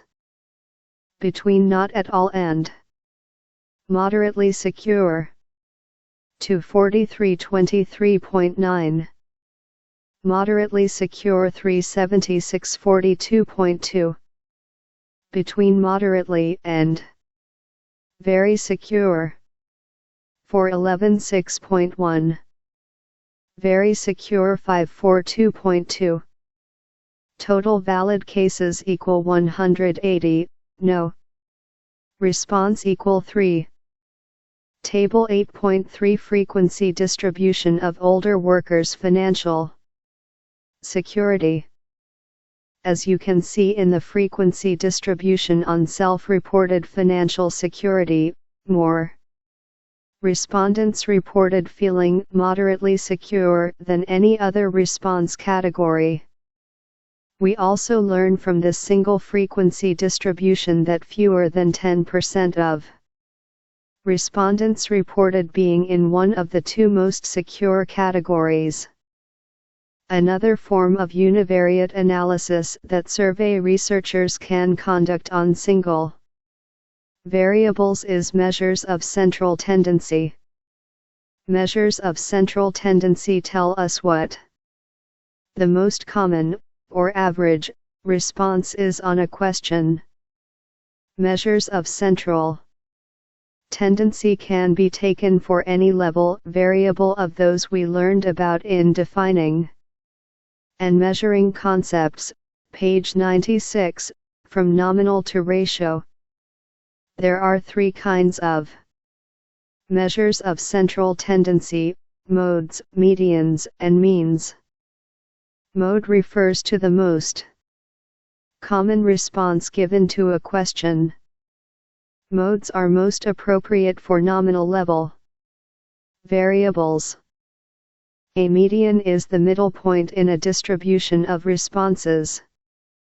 Median is the appropriate measure of central tendency for ordinal level variables. Finally, the measure of central tendency used for interval and ratio level variables is the mean. To obtain a mean, one must add the value of all responses on a given variable and then divide that number by the total number of responses. In the previous example of older workers' self-reported levels of financial security, the appropriate measure of central tendency would be the median, as this is an ordinal level variable. If we were to list all responses to the financial security question in order, and then choose the middle point in that list, we'd have our median. In Figure 8.5, the value of each response to the financial security question is noted, and the middle Chapter 8 156 point within that range of responses is highlighted.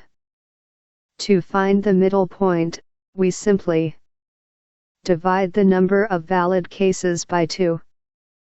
The number of valid cases, 180, divided by 2 is 90, so we're looking for the 90th value on our distribution to discover the median.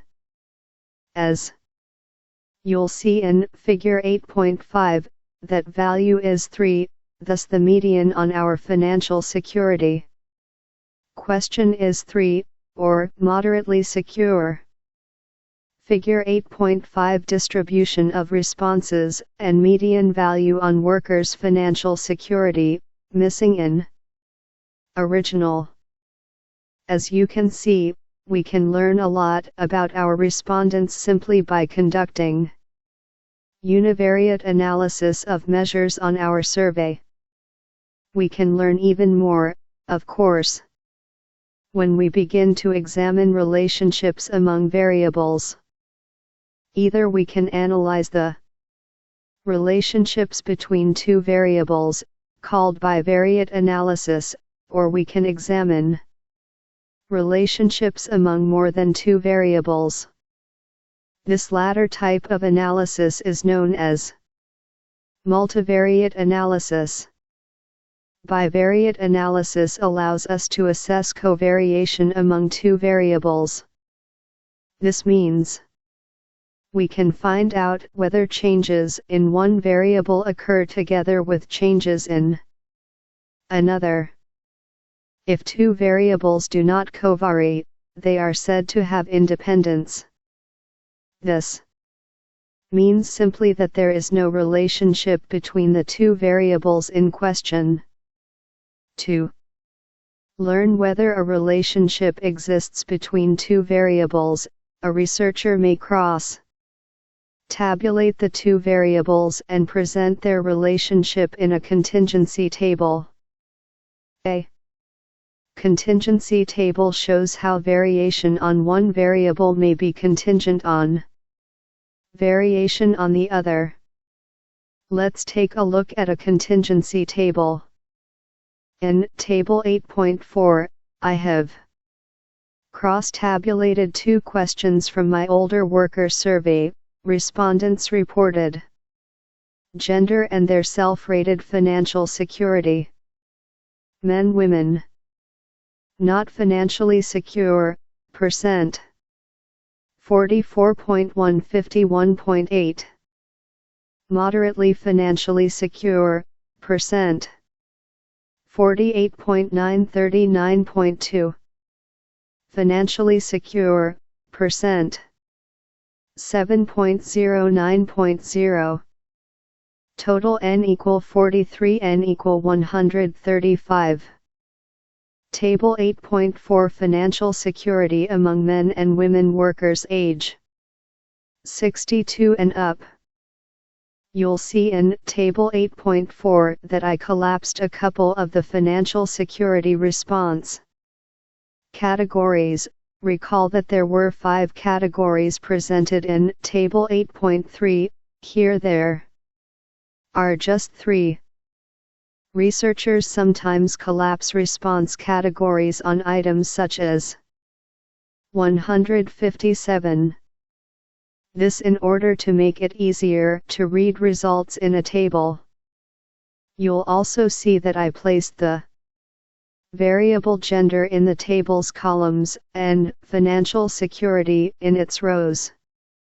Typically, values that are contingent on other values are placed in rows, aka dependent variables, while independent variables are placed in columns.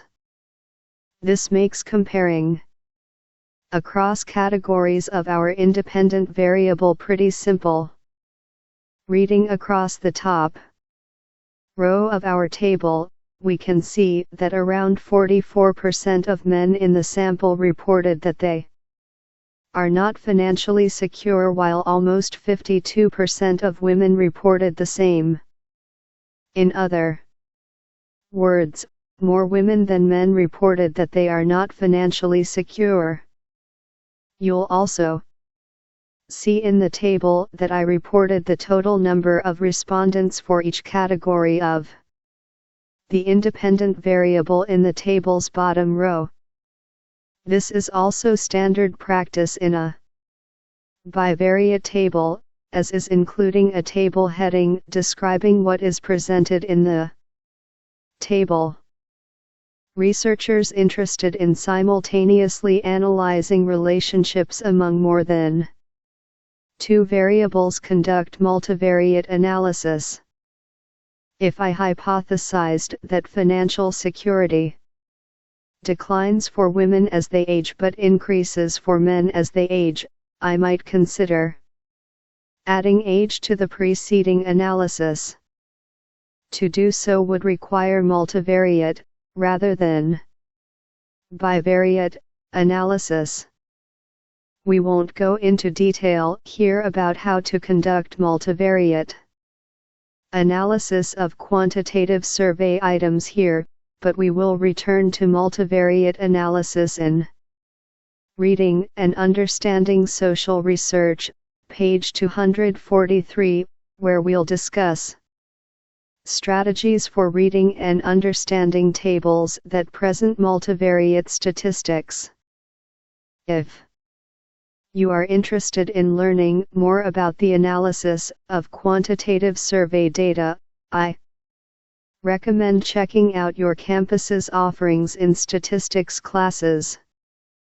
The quantitative data analysis skills you will gain in a statistics class could serve you quite well should you find yourself seeking employment one day. Key takeaways. While survey researchers should always aim to obtain the highest response rate possible, some recent research argues that high return rates on surveys may be less important than we once thought. There are several computer programs designed to assist survey researchers with analyzing their data, which include SPSS, Microcase, and Excel. Data analysis is about identifying, describing, and explaining patterns. Contingency tables show how, or whether, one variable covaries with another. Exercises. 1. Codebooks can range from relatively simple to quite complex. 4. An excellent example of a more complex codebook, check out the Coding for the General Social Survey, GSS, http publicdata.norc.org, 41000/gss/documents/book/gss_codebook pdf. Chapter 8 158. 2. The GSS allows researchers to cross-tabulate GSS variables directly from its website. Interested? Check out http www.norc.uchicago.edu/gss plus website/data+analysis. 159.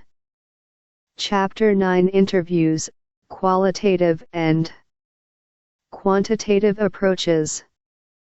9.1 Why Interview Research? Available under Creative Commons Non-Commercial Share Alike 4.0 International License, http://creativecommons.org/licenses/by-nc-sa/4.0. Today's young men are delaying their entry into adulthood. That's a nice way of saying they are totally confused, cannot commit to their relationships, work, or lives, and are obsessed with never wanting to grow up. But don't take my word for it. Take sociologist Michael Kimmel's word. He interviewed 400 young men, ages 16 to 26, over the course of 4 years across the United States to learn how they made the transition from adolescence into adulthood. Since the results of Kimmel's research were published in 2008, his book has made quite a splash. Featured in news reports, on blogs, and in many book reviews, some claim Kimmel's research could save the humanity of many young men, while others suggest that its conclusions can only be applied to fraternity guys and jocks. For whatever your take on Kimmel's research, one thing remains true: we surely would not know nearly as much as we now do about the lives of many young American men were it not for interview research. 9.1.1 Interview research, what is it and when should it be used? Available under Creative Commons Non-Commercial Share-alike 4.0 International License, http://creative-commons.org/by-nc-sa/4.0 Learning Objectives 1. Define interviews from the social scientific perspective. 2. Identify when it is appropriate to employ interviews as a data collection strategy. Knowing how to create and conduct a good interview is one of those skills you just can't go wrong having. Interviews are used by market researchers to learn how to sell their products. Journalists use interviews to get information from a whole host of people, from VIPs to random people on the street. Regis Philbin, a sociology major in College 5, used interviews to help television viewers get to know guests on his show. 1. These quotes come from a summary of reviews on the website dedicated to Kimmel's book, Guyland, http://www.guyland.net. 2. Kimmel, M. 2008. Guyland, The Perilous World Where Boys Become Men. New York, New York, HarperCollins. 3. This quote from Gloria Steinem is provided on the website dedicated to Kimmel's book, Guyland, http://www.guyland.net. 4. This quote comes from Thomas, who wrote a review of Kimmel's book on the following site, http://yesmeansizeblog. wordpress.com/2010/03/12. 5. This information comes from the following list of famous sociology majors provided by the American Sociological Association on their website, http://www.asaneti.org/students/famous.cfm. Chapter 9 160. Employers use them to make decisions about job offers, and even Ruth Westheimer, the famous sex doctor who has an MA in Sociology 6, used interviews to elicit details from call-in participants on her radio show. 7. It seems everyone who's anyone knows how to conduct an interview. From the social scientific perspective, interviews are a method of data collection that involves two or more people exchanging information through a series of questions and answers. The questions are designed by a researcher to elicit information from interview participant S on a specific topic or set of topics. Typically, interviews involve an in-person meeting between two people, an interviewer and an interviewee. But as you'll discover in this chapter, interviews need not be limited to two people, nor must they occur in person. The question of when to conduct an interview might be on your mind. Interviews are an excellent way to gather detailed information. They also have an advantage over surveys. With a survey, if a participant's response sparks some follow-up question in your mind, you generally don't have an opportunity to ask for more information. What you get is what you get. In an interview, however, because you are actually talking with your study participants in real time, you can ask that follow-up question. Thus, interviews are a useful method to use when you want to know the story behind responses you might receive in a written survey. Interviews are also useful when the topic you are studying is rather complex, when whatever you plan to ask requires lengthy explanation, or when your topic or answers to your questions may not be immediately clear to participants who may need some time or dialogue with others in order to work through their responses to your questions. Also, if your research topic is one about which people will likely have a lot to say or will want to provide some explanation or describe some process, interviews may be the best method for you. For example, I used interviews to gather data about how people reach the decision not to have children and how others in their lives have responded to that decision. To understand these hows, I needed to have some back and forth dialogue with respondents. When they begin to tell me their story, inevitably, new questions that hadn't occurred to me from prior interviews come up because each person's story is unique. Also, because the process of choosing not to have children is complex for many people, describing that process by responding to closed-ended questions on a survey wouldn't work particularly well. In sum, interview research is especially useful when the following are true. 1. You wish to gather very detailed information. 2. You anticipate wanting to ask respondents for more information about their responses. 3. You plan to ask questions that require lengthy explanation. 4. The topic you are studying is complex or may be confusing to respondents. 5. Your topic involves studying processes. 6. Read more about Dr. Ruth, her background, and her credentials at her website, http://www.drruth.com. 7. Interested in hearing Dr. Ruth's interview style?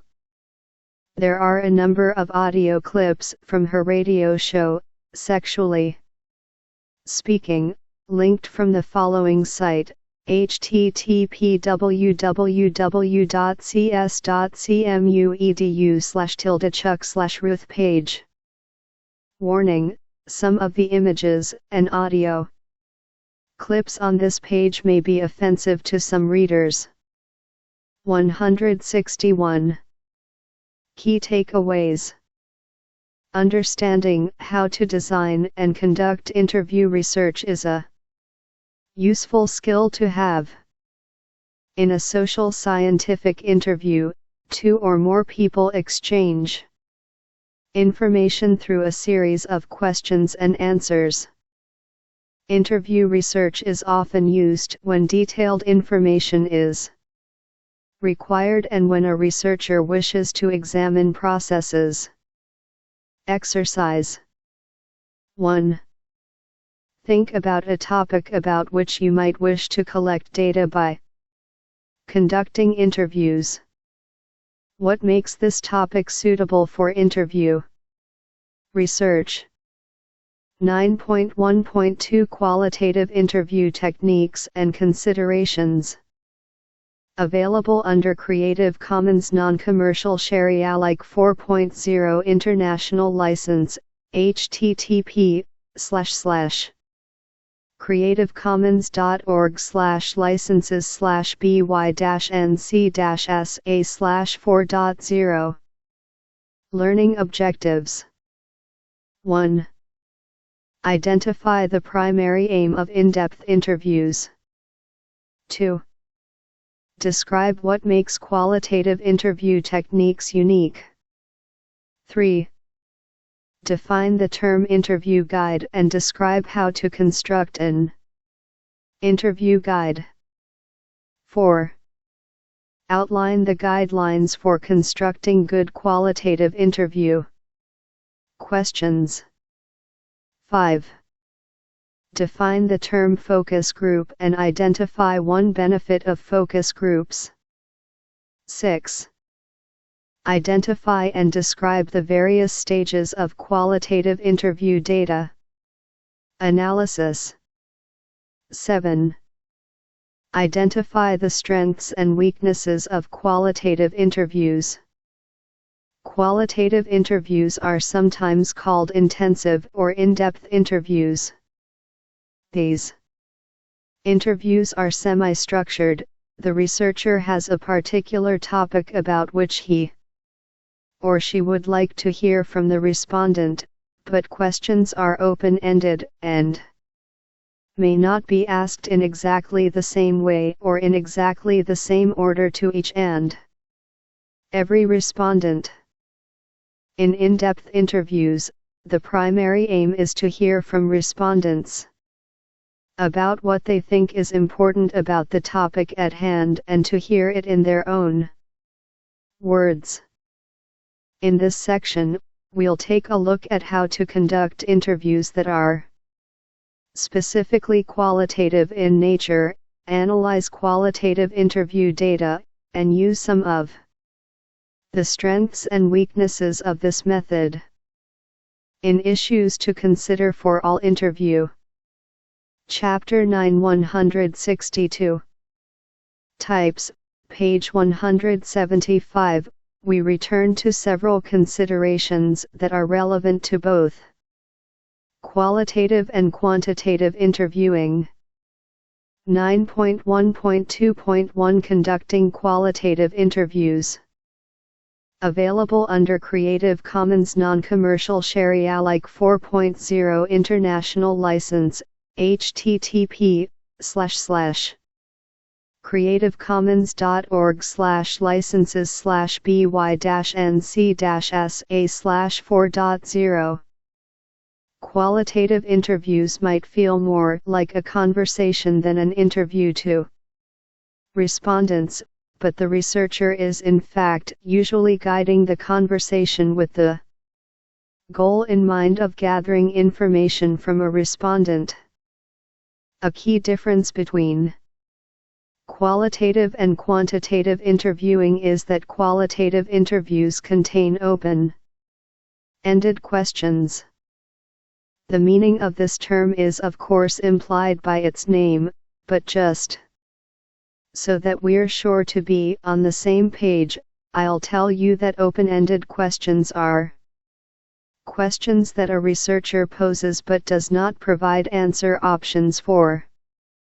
Open-ended questions are more demanding of participants than closed-ended questions, for they require participants to come up with their own words, phrases, or sentences to respond. In a qualitative interview, the researcher usually develops a guide in advance that he or she then refers to during the interview, or memorizes in advance of the interview. An interview guide is a list of topics or questions that the interviewer hopes to cover during the course of an interview. It is called a guide because it is simply that it is used to guide the interviewer, but it is not set in stone. Think of an interview guide like your agenda for the day or your to-do list. Both probably contain all the items you hope to check off or accomplish, though it probably won't be the end of the world if you don't accomplish everything on the list, or if you don't accomplish it in the exact order that you have it written down. Perhaps new events will come up that cause you to rearrange your schedule just a bit, or perhaps you simply won't get to everything on the list.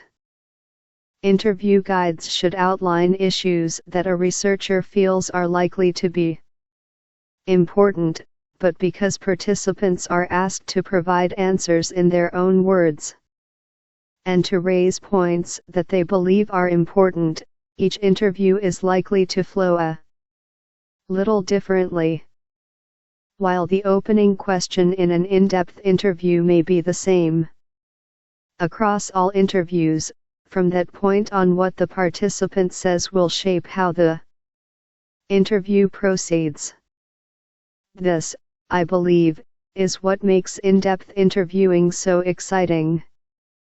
It is also what makes in-depth interviewing rather challenging to conduct.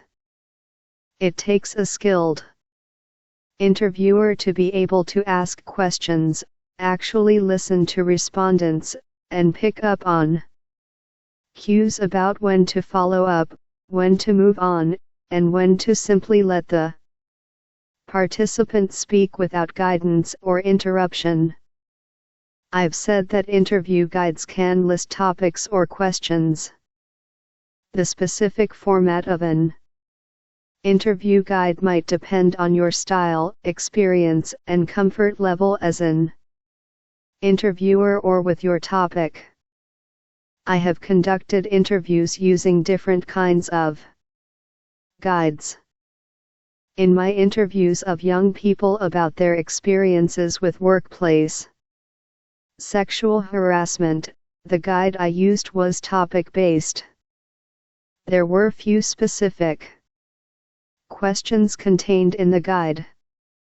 Instead, I had an outline of topics that I hoped to cover, listed in an order that I thought it might make sense to cover them, noted on a sheet of paper.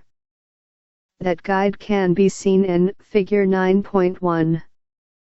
163. Figure 9.1 Interview guide displaying topics rather than questions, missing in original. In my interviews with child-free adults, the interview guide contained questions rather than brief topics. One reason I took this approach is that this was a topic with which I had less familiarity than workplace sexual harassment. I'd been studying harassment for some time before I began those interviews, and I had already analyzed much quantitative survey data on the topic. When I began the child-free interviews, I was embarking on a research topic that was entirely new for me. I was also studying a topic about which I have strong personal feelings, and I wanted to be sure that I phrased my questions in a way that didn't appear biased to respondents. To help ward off that possibility, I wrote down specific question wording in my interview guide. As I conducted more and more interviews, and read more and more of the literature on child-free adults, I became more confident about my ability to ask open-ended, non-biased questions about the topic without the guide, but having some specific questions written down at the start of the data collection process certainly helped. The interview guide I used for the child-free project is displayed in Figure 9.2. Figure 9.2 Interview guide displaying questions rather than topics, missing in original. As you might have guessed, interview guides do not appear out of thin air. They are the result of thoughtful and careful work on the part of a researcher. As you can see in both of the preceding guides, the topics and questions have been organized thematically and in the order in which they are likely to proceed, though keep in mind that the flow of a qualitative interview is in part determined by what a respondent has to say. Sometimes qualitative interviewers may create two versions of the interview guide, One version contains a very brief outline of the interview, perhaps with just topic headings, and another version contains detailed questions underneath each topic heading. In this case, the researcher might use the very detailed guide to prepare and practice in advance of actually conducting interviews and then just bring the brief outline to the interview. Bringing an outline, as opposed to a very long list of detailed questions, to an interview encourages the researcher to actually listen to what a participant is telling her. An overly detailed interview guide will be difficult to navigate through during an interview and could give respondents the misimpression that the interviewer is more interested in her questions than in the participants' answers. When beginning to construct an interview guide, brainstorming is usually the first step. There are no rules at the brainstorming stage, simply list all the topics and questions that come to mind when you think about your research question. Once you've got a pretty good list, you can begin to pare it down by cutting questions and topics that seem redundant and group like questions and topics together. If you haven't done so yet, you may also want to come up with question and topic headings for your grouped categories. You should also consult the scholarly literature to find out what kinds of questions other interviewers have asked in studies of similar topics. Chapter 9 164. As with quantitative survey research, it is best not to place very sensitive or potentially controversial questions at the very beginning of your qualitative interview guide. You need to give participants the opportunity to warm up to the interview and to feel comfortable talking with you. Finally, get some feedback on your interview guide. Ask your friends, family members, and your professors for some guidance and suggestions once you've come up with what you think is a pretty strong guide. Chances are they'll catch a few things you hadn't noticed. In terms of the specific questions you include on your guide, there are a few guidelines worth noting. First, try to avoid questions that can be answered with a simple yes or no, or if you do choose to include such questions, be sure to include follow-up questions.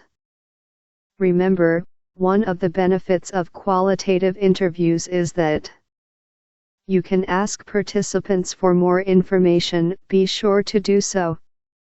While it is a good idea to ask follow-up questions, try to avoid asking "why" as your follow-up question, as this particular question can come off as confrontational, even if that is not how you intend it. Often people won't know how to respond to why, perhaps because they don't even know why themselves. Instead of "why," I recommend that you say something like, "Could you tell me a little more about that?"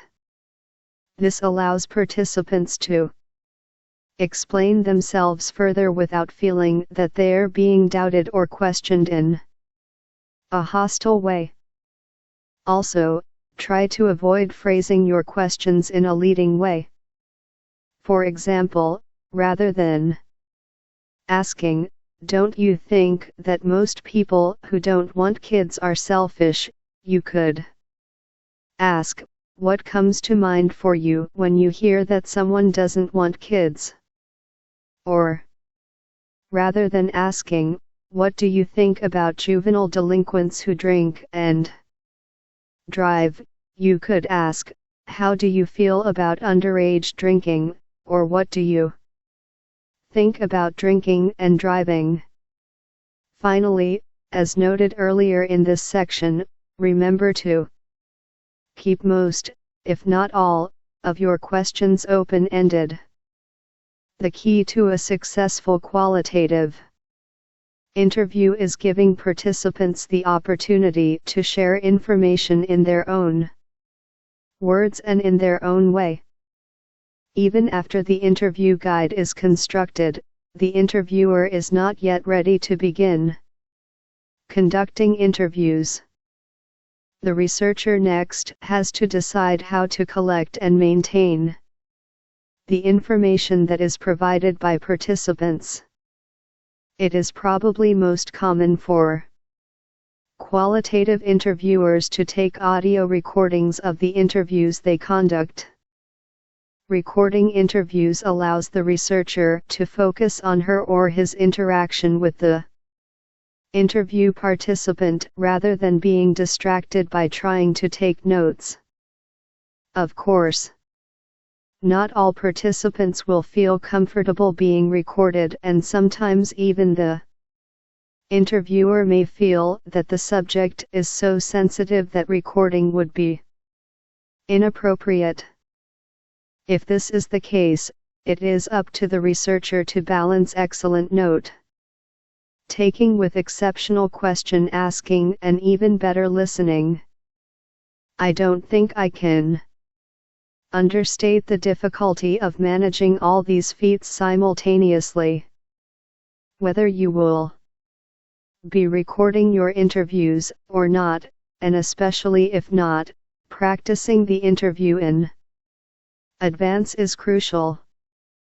Ideally, you'll find a friend or two willing to participate in a couple of trial runs with you. Even better, you'll find a friend or two who are similar in at least some ways to your sample. They can give you the best feedback on your questions and your interview demeanor. 165. All interviewers should be aware of, give some thought to, and plan for several additional factors, such as where to conduct an interview and how to make participants as comfortable as possible during an interview. Because these factors should be considered by both qualitative and quantitative interviewers, we will return to them in Issues to Consider for All Interview Types, page 175, after we've had a chance to look at some of the unique features of each approach to interviewing. Although our focus here has been on interviews for which there is one interviewer and one respondent, this is certainly not the only way to conduct a qualitative interview. Sometimes there may be multiple respondents present, and occasionally more than one interviewer may be present as well. When multiple respondents participate in an interview at the same time, this is referred to as a focus group. Focus groups can be an excellent way to gather information because topics or questions that hadn't occurred to the researcher may be brought up by other participants in the group. Having respondents talk with and ask questions of one another can be an excellent way of learning about a topic. Not only might respondents ask questions that hadn't occurred to the researcher, but the researcher can also learn from respondents' body language around and interactions with one another. Of course, there are some unique ethical concerns associated with collecting data in a group setting. We'll take a closer look at how focus groups work and describe some potential ethical concerns associated with them in Other Methods of Data Collection and Analysis, page 220. 9.1.2.2 Analysis of Qualitative Interview Data. Available under Creative Commons Non-Commercial Share Alike 4.0 International License, http://creativecommons.org/licenses/by-nc-sa/4.0 Analysis of qualitative interview data typically begins with a set of transcripts of the interviews conducted. Obtaining said transcripts requires having either taken exceptionally good notes during an interview or, preferably, recorded the interview and then transcribed it. Transcribing interviews is usually the first step toward analyzing qualitative interview data. To transcribe an interview means that you create, or someone whom you've hired creates, a complete, written copy of the recorded interview by playing the recording back and typing in each word that is spoken on the recording, noting who spoke which words. In general, it is best to aim for a verbatim transcription, one that reports word for word exactly what was said in the recorded interview.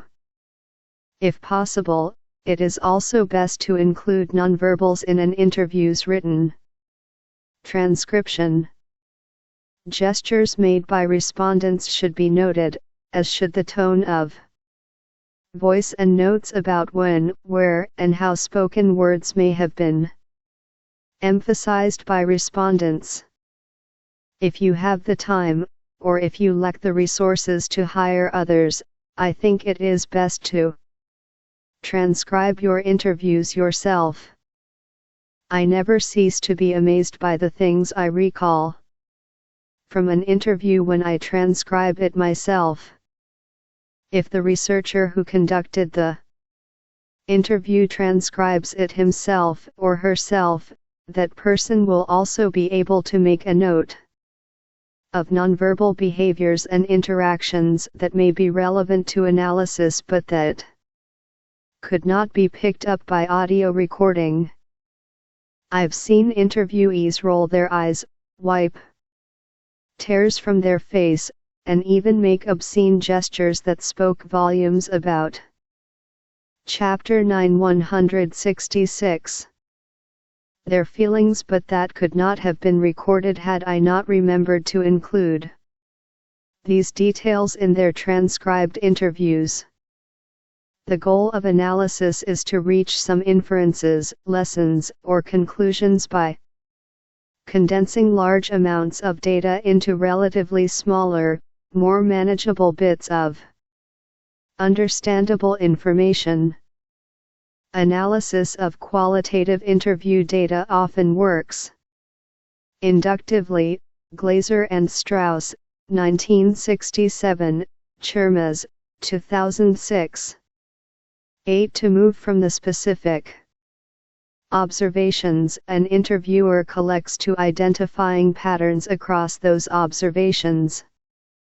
Qualitative interviewers will often begin by reading through transcripts of their interviews and trying to identify codes.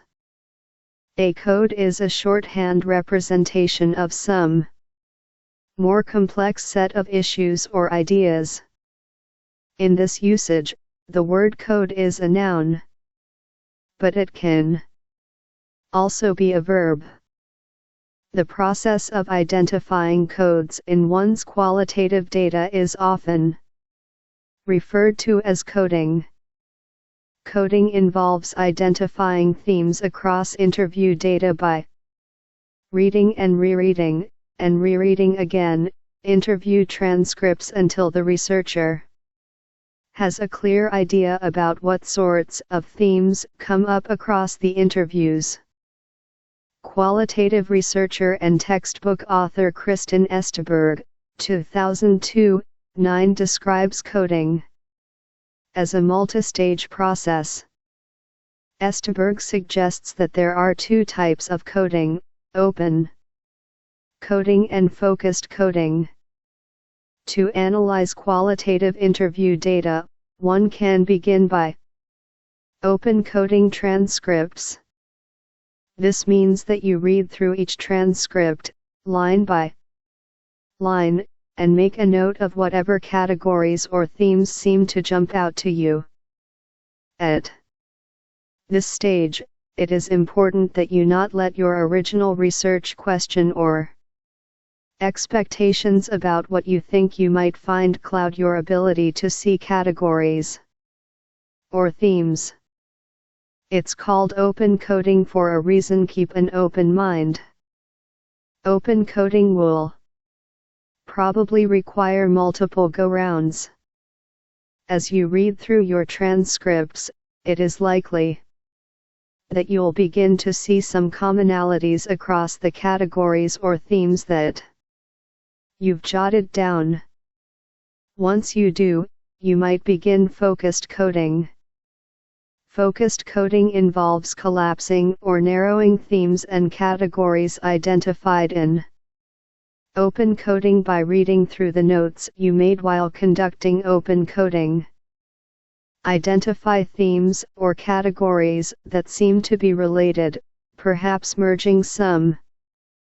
Then, give each collapsed/merged theme or category a name, or code, and identify passages of data that fit each named category or theme.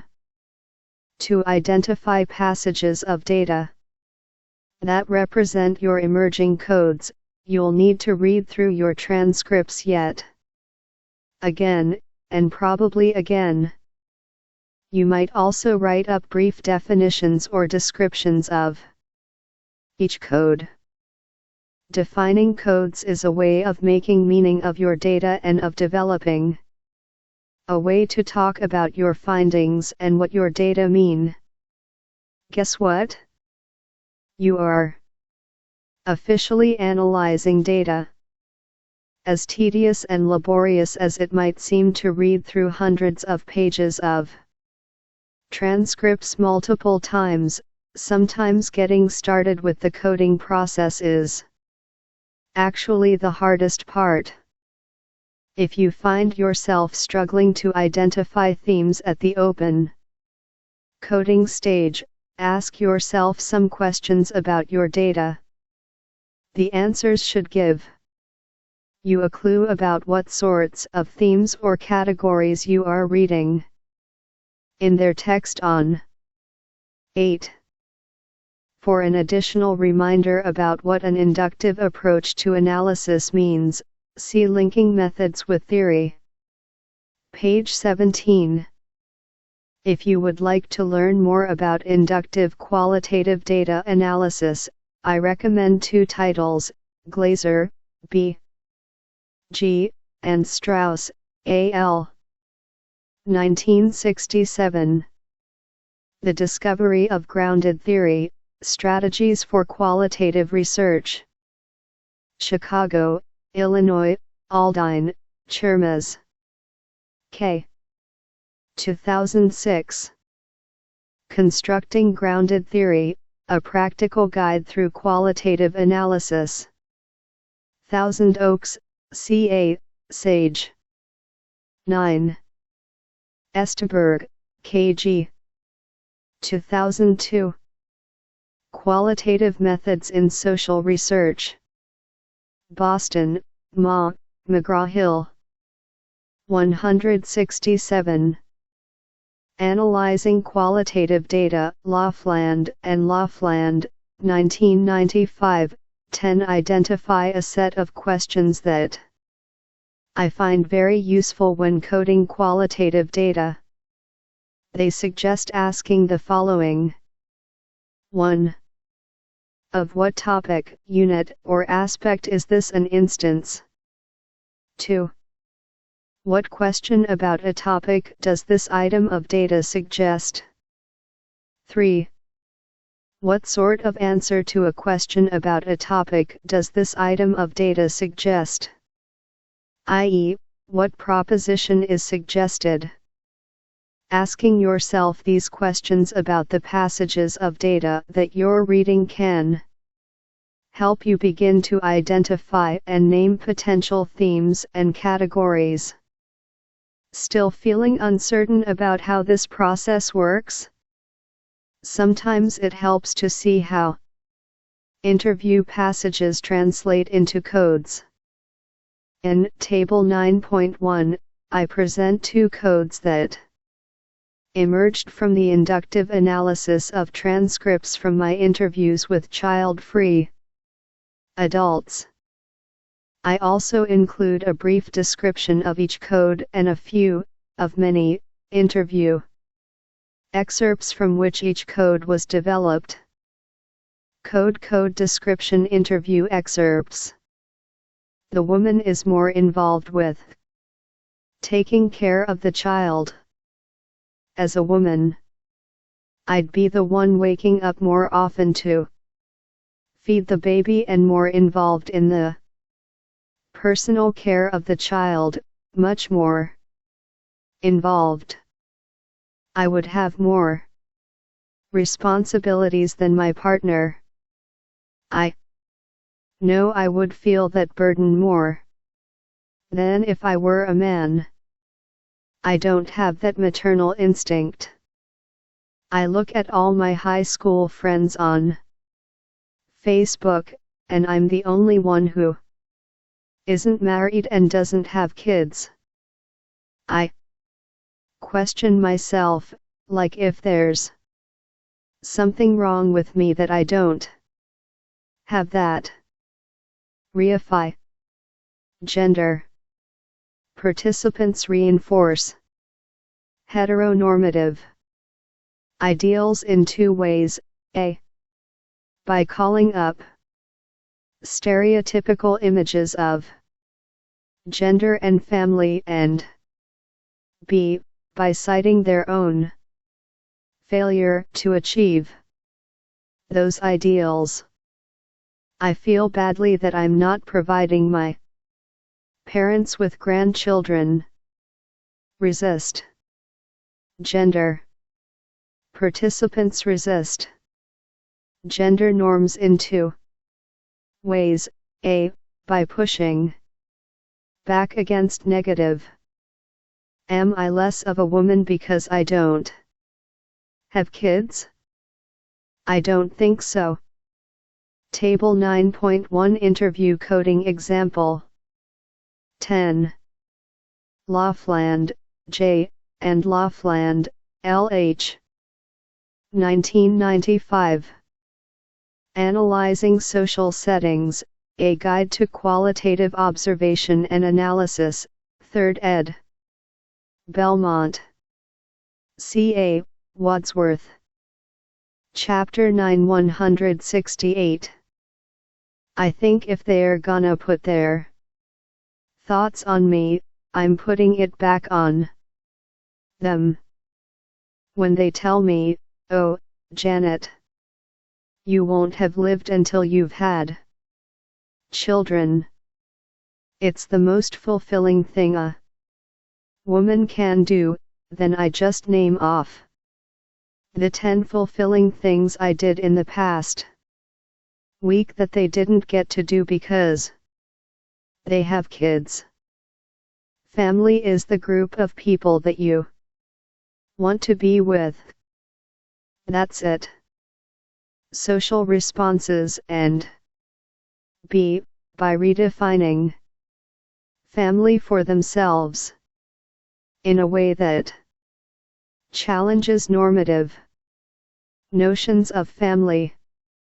The whole institution of marriage as a transfer of property from one family to another, and the supposition that the whole purpose in life is to create babies, is pretty ugly. My definition of family has nothing to do with that. It's about creating a better life for ourselves. Table 9.1 Interview Coding Example. As you might imagine, wading through all these data is quite a process. Just as quantitative researchers rely on the assistance of special computer programs designed to help with sorting through and analyzing their data, so 2. Do qualitative researchers, where quantitative researchers have SPSS and microcase, and many others. Qualitative researchers have programs such as NVivo, http www.qsrinternational.com, and Atlasti, http www.atlasti.com. These are programs specifically designed to assist qualitative researchers with organizing, managing, sorting, and analyzing large amounts of qualitative data. The programs work by allowing researchers to import interview transcripts contained in an electronic file and then label or code passages, cut and paste passages, search for various words or phrases, and organize complex interrelationships among passages and codes. In sum, the following excerpt, from a paper analyzing the workplace sexual harassment interview data I have mentioned previously, summarizes how the process of analyzing qualitative interview data often works. All interviews were tape recorded and then transcribed and imported into the computer program NVivo. NVivo is designed to assist researchers with organizing, managing, interpreting, and analyzing non-numerical, qualitative data. Once the transcripts, ranging from 20 to 60 pages each, were imported into NVivo, we first coded the data according to the themes outlined in our interview guide. We then closely reviewed each transcript again, looking for common themes across interviews, and coding like categories of data together.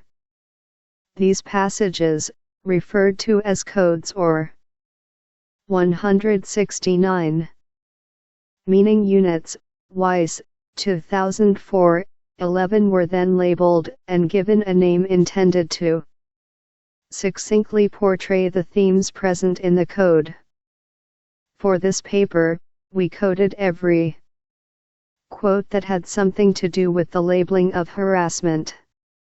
After reviewing passages within the labeling code, we placed quotes that seemed related together, creating several subcodes.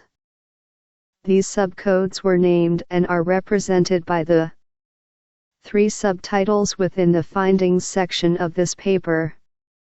12. Once our subcodes were labeled, we re-examined the interview transcripts, coding additional quotes that fit the theme of each subcode. Blackstone, Howell, and Uggan, 2006, 13. 9.1.2.3 Strengths and Weaknesses of Qualitative Interviews.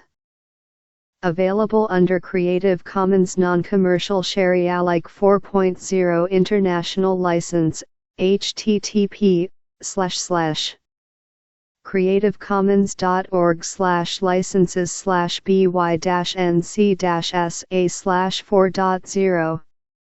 As the preceding sections have suggested, qualitative interviews are an excellent way to gather detailed information, whatever topic is of interest to the researcher. Employing this method can be explored in much more depth than with almost any other method. Not only are participants given the opportunity to elaborate in a way that is not possible with other methods such as survey research, but they also are able to share information with researchers in their own words and from their own perspectives rather than being asked to fit those perspectives into the perhaps limited response options provided by the researcher. And because qualitative interviews are designed to elicit detailed information, they are especially useful when a researcher's Aim is to study social processes, or the how of various phenomena.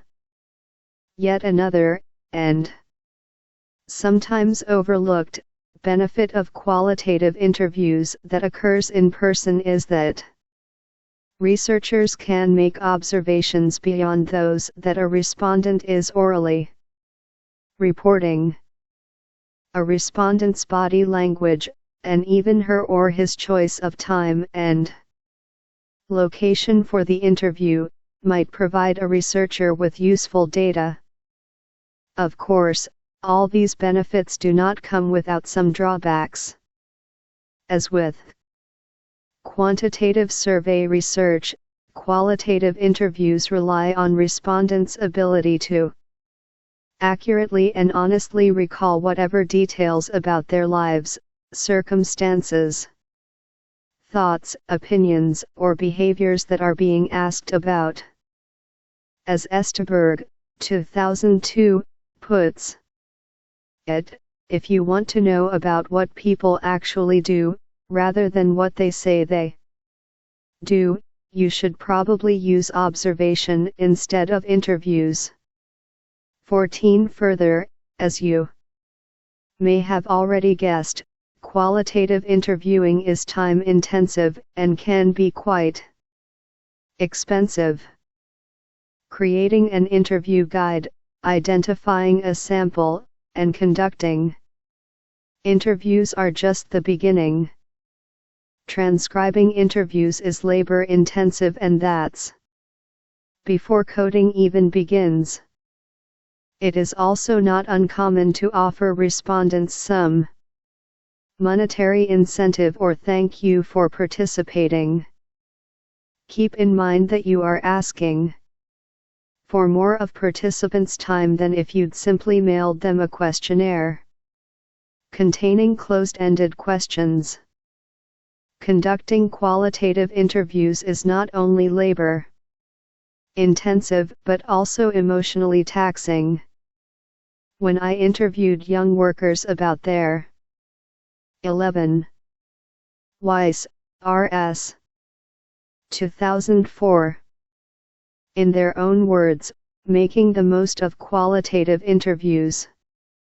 Contexts, 3, 44, 51. 12. Our three subcodes were the following: A. It's different because you're in high school, sociability and socialization at work. B. Looking back, it was sexual harassment, I just didn't know it at the time. And C. Looking ahead, new images of self as worker and of workplace interactions. 13. Blackstone, A. Howell, J. and Uggan, C. At the time, I thought it was great. Age, experience, and workers' perceptions of sexual harassment. Presented at the annual meeting of the American Sociological Association, Montreal, QC, August 2006. Currently under review. 14. Esteberg, K.G. 2002. Qualitative Methods in Social Research. Boston, McGraw-Hill. Chapter 9 170. Sexual Harassment Experiences. I heard stories that were shocking, infuriating, and sad. Seeing and hearing the impact that harassment had had on respondents was difficult. Researchers embarking on a qualitative interview project should keep in mind their own abilities to hear stories that may be difficult to hear. Key takeaways.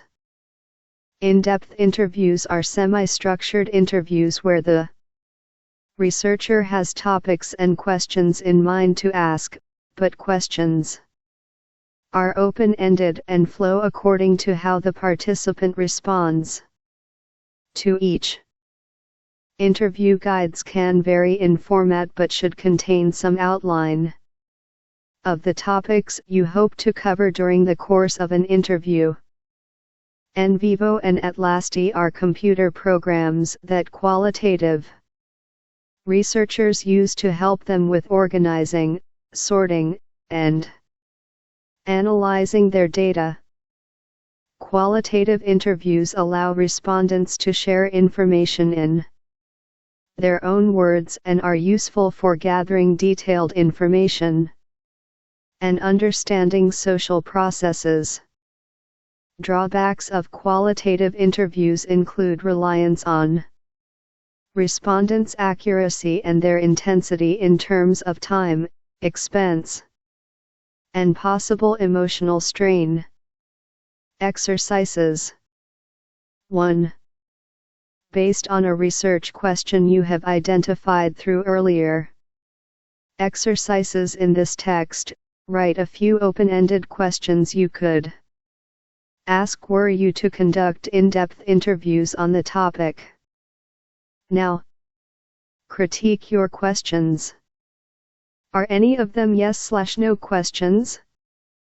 Are any of them leading? 2. Read the open-ended questions you just created, and answer them as though you were an interview participant. Were your questions easy to answer or fairly difficult? How did you feel talking about the topics you asked yourself to discuss? How might respondents feel talking about them?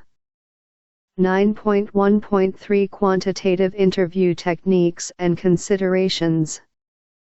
Available under Creative Commons Non-Commercial Share-alike 4.0 International License, http://creativecommons.org/licenses/by-nc-sa/4.0. Learning Objectives. 1. Define and describe standardized interviews. 171. 2. Describe how quantitative interviews differ from qualitative interviews. 3. Describe the process and some of the drawbacks of telephone interviewing techniques. 4. Describe how the analysis of quantitative interview works. 5. Identify the strengths and weaknesses of quantitative interviews. Quantitative interviews are similar to qualitative interviews in that they involve some researcher/respondent interaction. But the process of conducting and analyzing findings from quantitative interviews also differs in several ways from that of qualitative interviews. Each approach also comes with its own unique set of strengths and weaknesses. We'll explore those differences here. 9.1.3.1 Conducting Quantitative Interviews. Available under Creative Commons Non-Commercial Share-alike 4.0 International License, http://creativecommons.org/licenses/by-nc-sa/4.0. Much of what we learned in the previous chapter on survey research applies to quantitative interviews as well. In fact, quantitative interviews are sometimes referred to as survey interviews because they resemble survey-style question and answer formats. They might also be called standardized interviews. The difference between surveys and standardized interviews is that questions and answer options are read to respondents rather than having respondents complete a questionnaire on their own. As with questionnaires, the questions posed in a standardized interview tend to be closed-ended. 15. There are instances in which a quantitative interviewer might pose a few open-ended questions as well. In these cases, the coding process works somewhat differently than coding in-depth interview data. We'll describe this process in the following subsection. In quantitative interviews, an interview schedule is used to guide the researcher as he or she poses questions and answer options to respondents. An interview schedule is usually more rigid than an interview guide. It contains the list of questions and answer options that the researcher will read to respondents. Whereas qualitative researchers emphasize respondents' roles in helping to determine how an interview progresses. In a quantitative interview, consistency in the way that questions and answer options are presented is very important.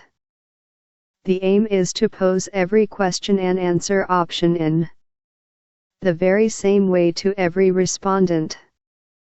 This is done to minimize interviewer effect, or possible changes in the way an interviewee responds based on how or when questions and answer options are presented by the interviewer.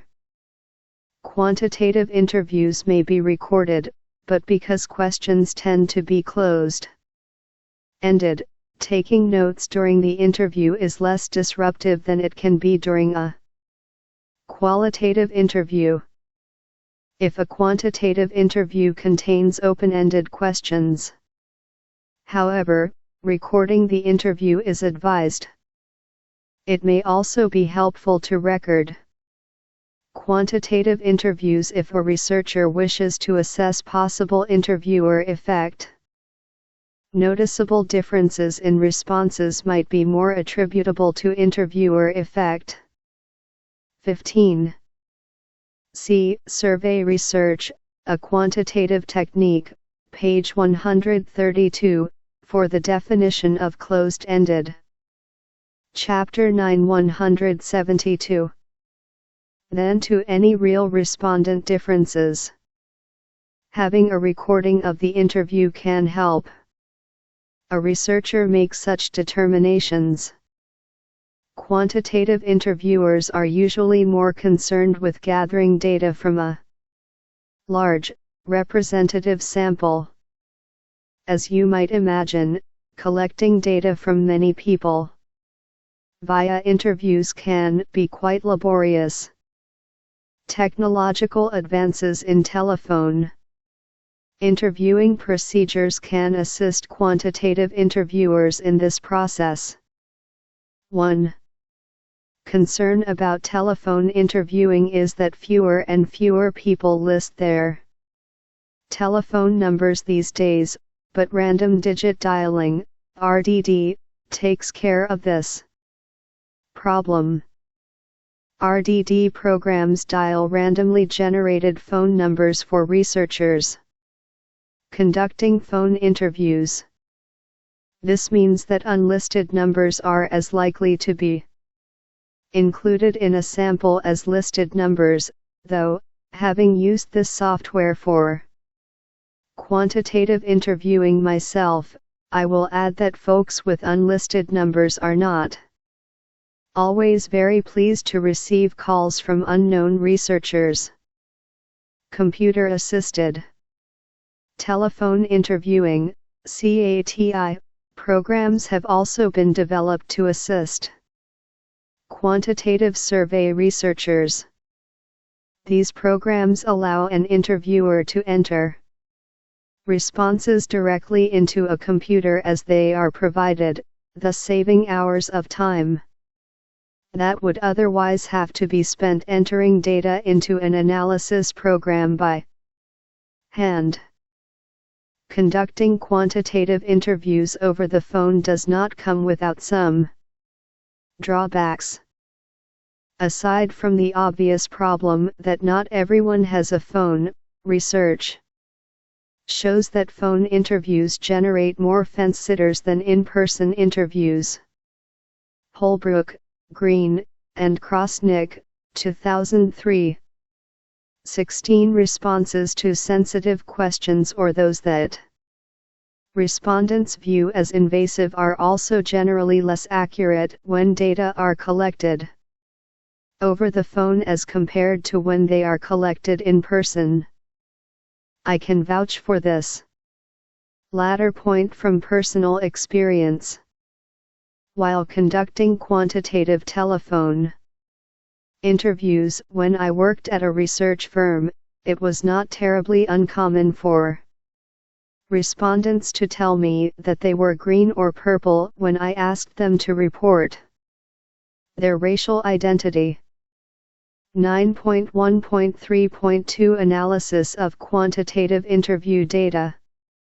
Available under Creative Commons Non-Commercial Share-alike 4.0 International License, http://creativecommons.org/licenses/by-nc-sa/4.0. As with the analysis of surveyed data, analysis of quantitative interview data usually involves coding response options numerically, entering numeric responses into a data analysis computer program, and then running various statistical commands to identify patterns across responses. Analysis of survey data, page 151, of Survey Research, A. Quantitative Technique, page 132, describes the coding process for quantitative data. But what happens when quantitative interviews ask open-ended questions? In this case, responses are typically numerically coded, just as closed-ended questions are. But the process is a little more complex than simply giving a no a label of 0 and a yes a label of 1. 16. Holbrook, A.L., Green, M.C., and Krosnick, J.A. 2003. Telephone versus face-to-face interviewing of national probability. Samples with long questionnaires, comparisons of respondent satisficing and social desirability response bias. Public Opinion Quarterly, 67, 79, 125.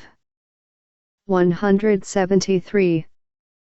In some cases, quantitatively coding open-ended interview questions may work inductively, as described in Analysis of Qualitative Interview Data, page 166.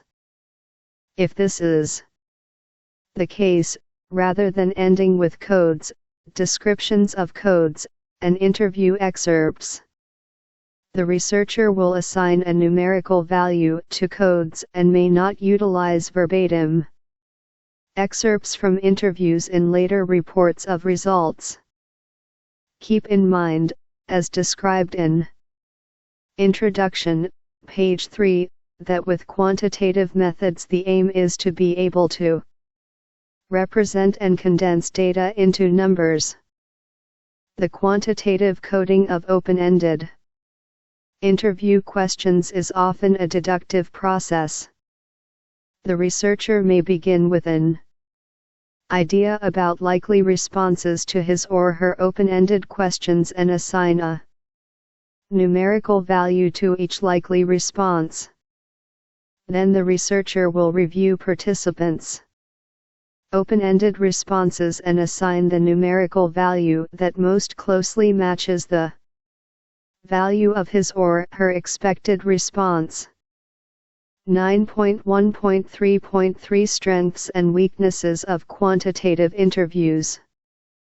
Available under Creative Commons Non-Commercial Share-alike 4.0 International License, http://creativecommons.org/licenses/by-nc-sa/4.0. Quantitative interviews offer several benefits.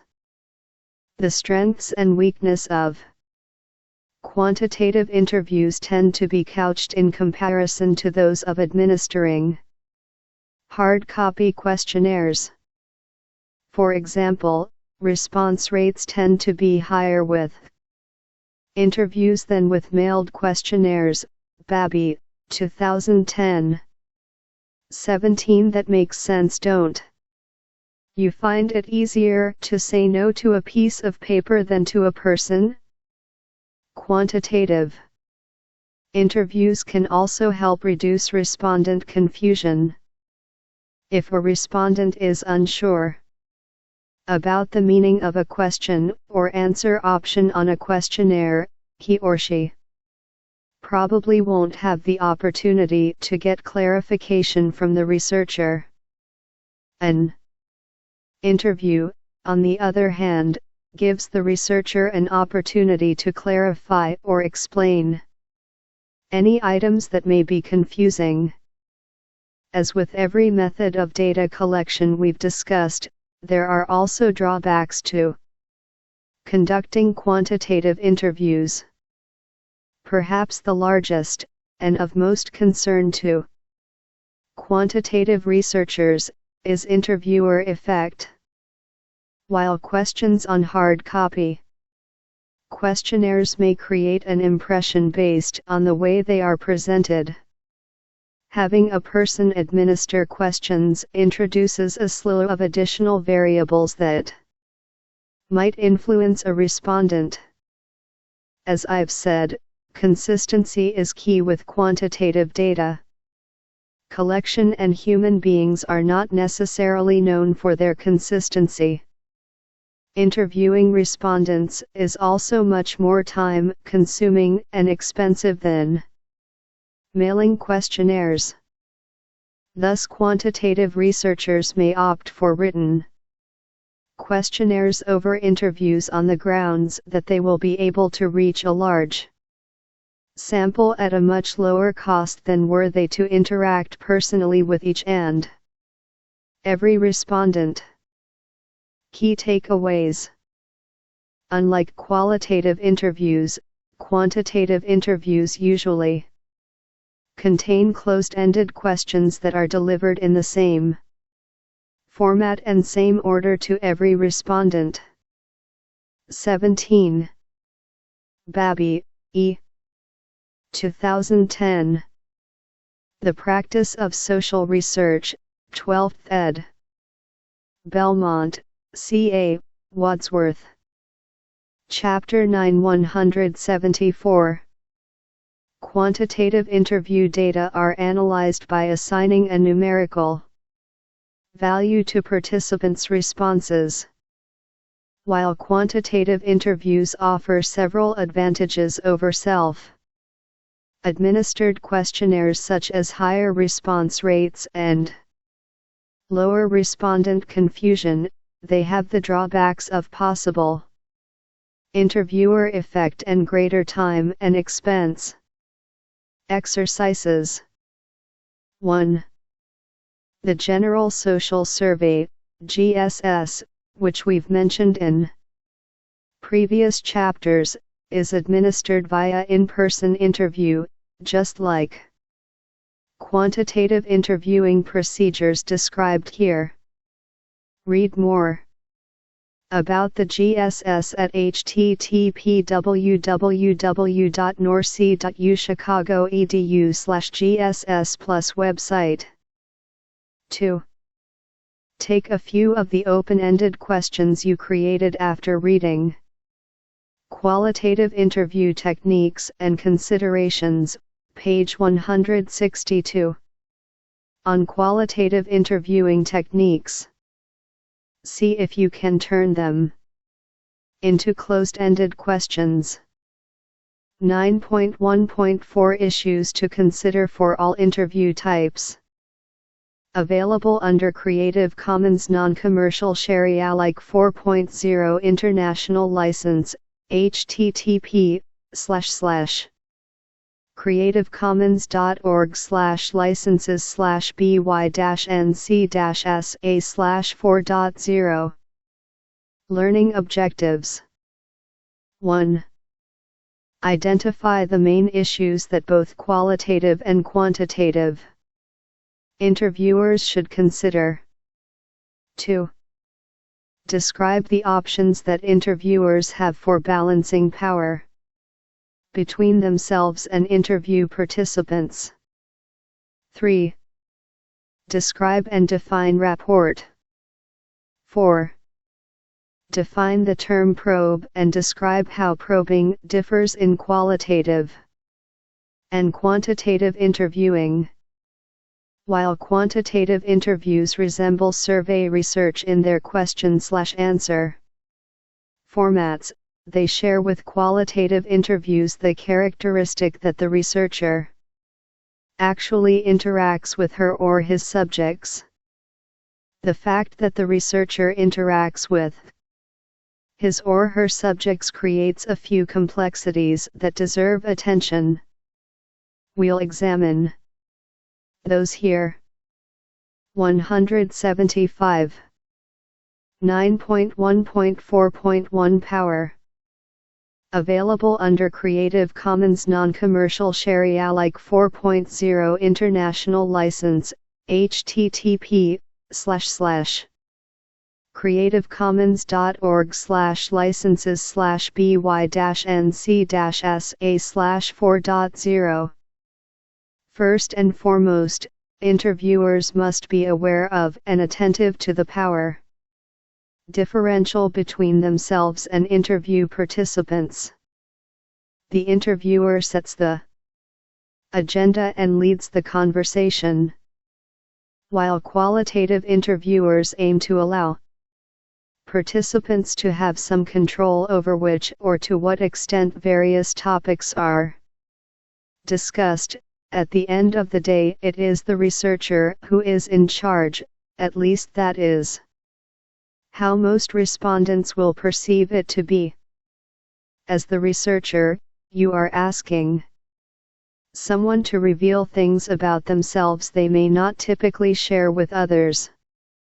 Also, you are generally not reciprocating by revealing much or anything about yourself. All these factors shape the power dynamics of an interview.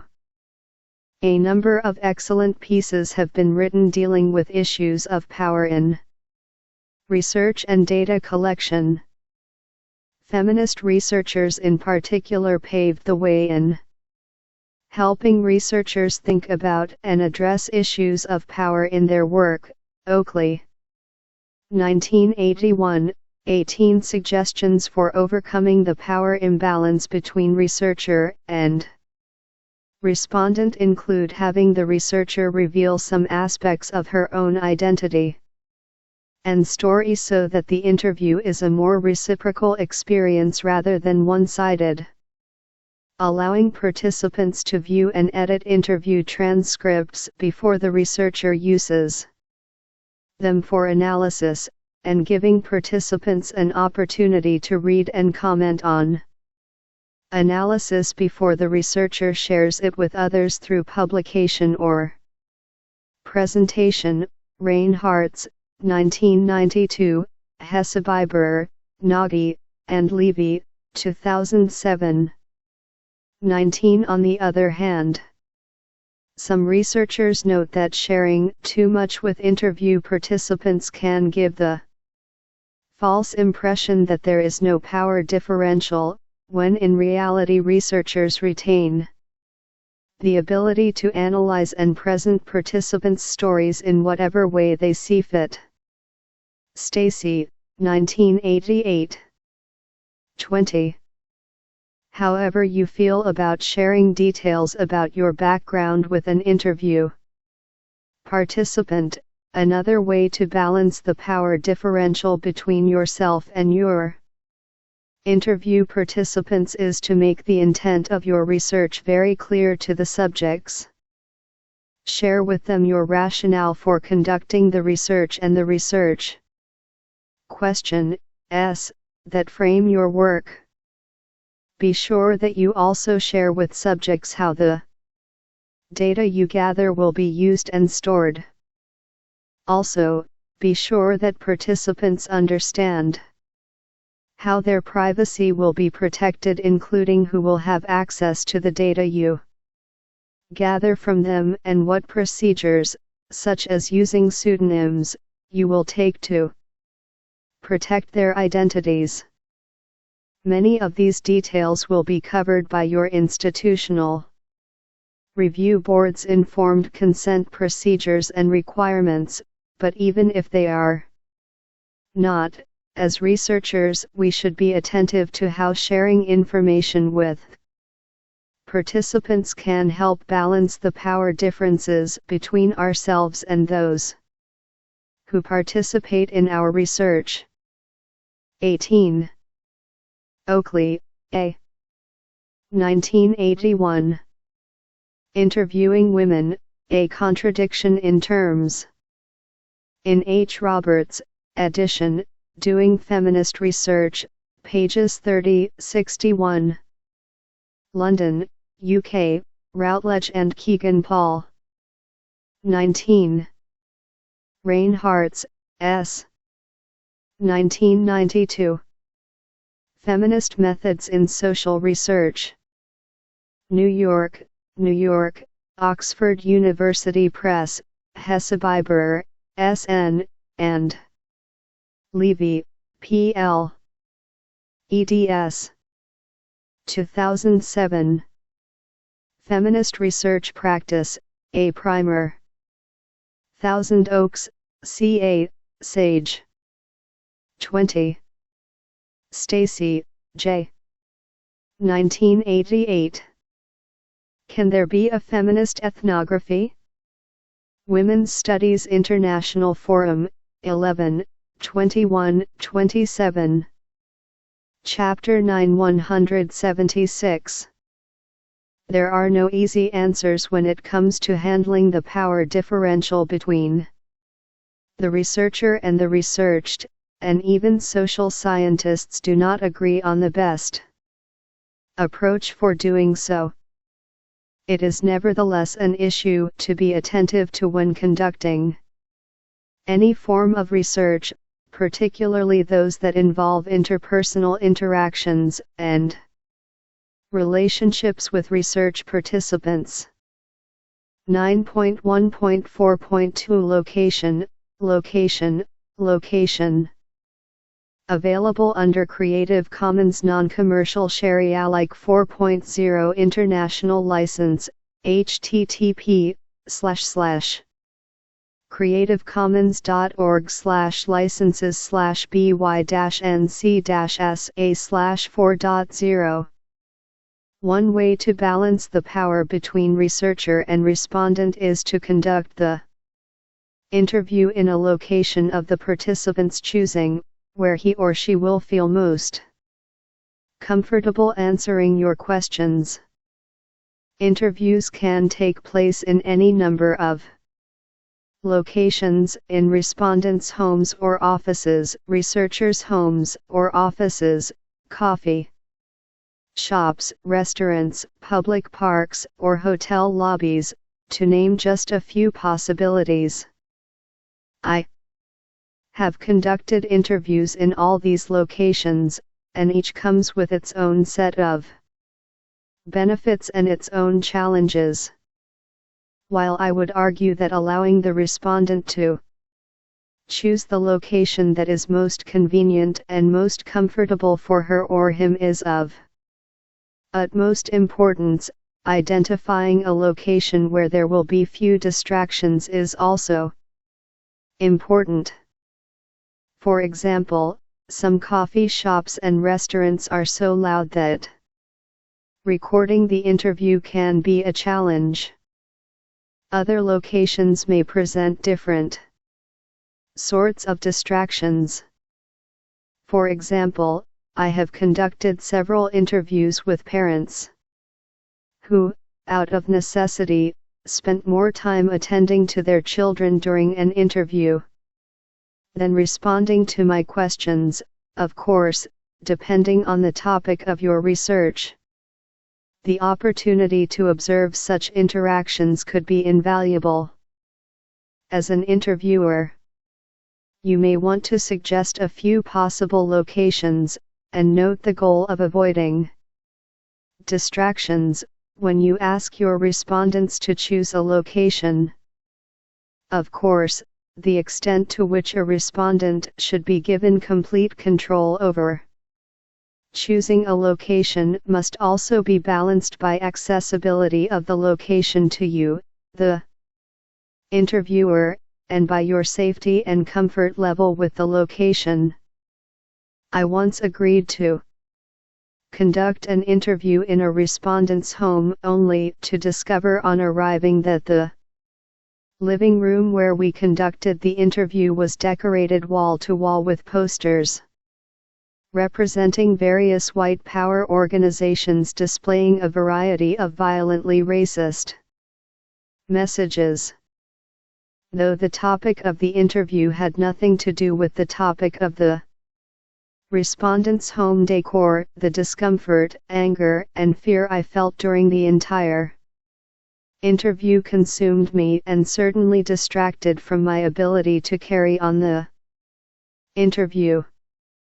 In retrospect, I wish I had thought to come up with some excuse for needing to reschedule the interview and then arranged for it to happen in a more neutral location. While it is important to conduct interviews in a location that is comfortable for respondents, doing so should never come at the expense of your safety. 177. 9.1.4.3 Researcher-Respondent Relationship. Available under Creative Commons Non-Commercial Share Alike 4.0 International License, http://creativecommons.org/licenses/by-nc-sa/4.0. Finally, a unique feature of interviews is that they require some social interaction, which means that to at least some extent, a relationship is formed between interviewer and interviewee.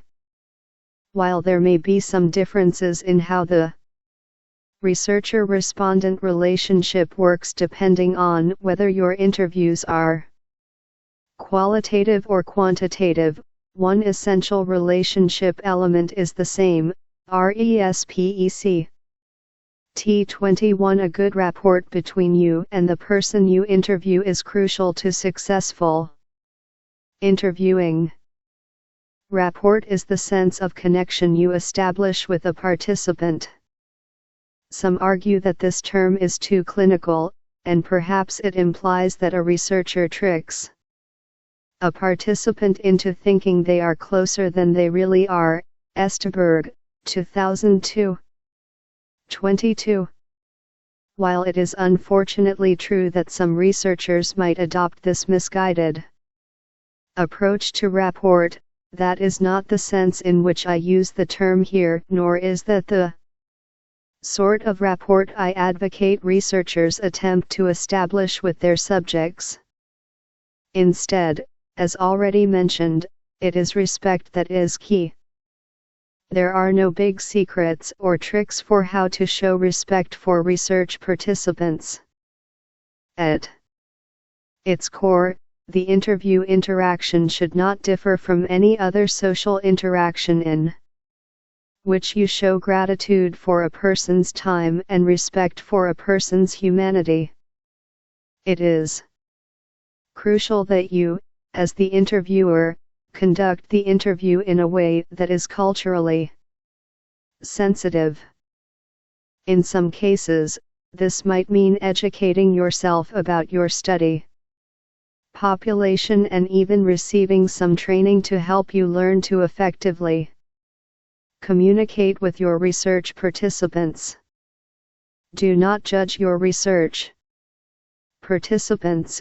You are there to listen to them, and they have been kind enough to give you their time and attention. Even if you disagree strongly with what a participant shares in an interview, your job as the researcher is to gather the information being shared with you, not to make personal judgments about it. In case you still feel uncertain about how to establish rapport and show your participants respect, I will leave you with a few additional bits of advice. Developing good rapport requires good listening. In fact, listening during an interview is an active, not a passive, practice. Active listening means that you, the researcher, participate with the respondent by showing that you understand and follow whatever it is that he or she is telling you. DeVault, 1990. 23. The questions you ask respondents should indicate that you've actually heard what they've just said. Active listening probably means that you will probe the respondent for more information from time to time throughout the interview. A probe is a request for more information. Both qualitative and quantitative interviewers probe respondents, though the way they probe usually differs. In quantitative interviews, probing should be uniform. Often, quantitative interviewers will predetermine what sorts of probes they will use. As an employee at the research firm I've mentioned before, our supervisors used to randomly listen in on quantitative telephone interviews we conducted. We were 21. You should know by now that I can't help myself. If you, too, now have Aretha Franklin on the brain, feel free to excuse yourself for a moment to enjoy a song and dance. http://www.youtube.com 22. Esteberg, K.G. 2002. Qualitative Methods in Social Research. Boston, McGraw-Hill. 23. For more on the practice of listening, especially in qualitative interviews, see DeVault, M. 1990. Talking and Listening. From Women's Standpoint, Feminist Strategies for Interviewing and Analysis. Social Problems, 37, 96, 116. Chapter 9 178.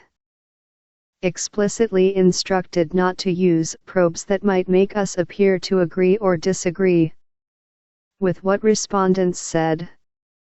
So yes or I agree or a questioning were discouraged. Instead, we could respond with thank you to indicate that we'd heard a respondent.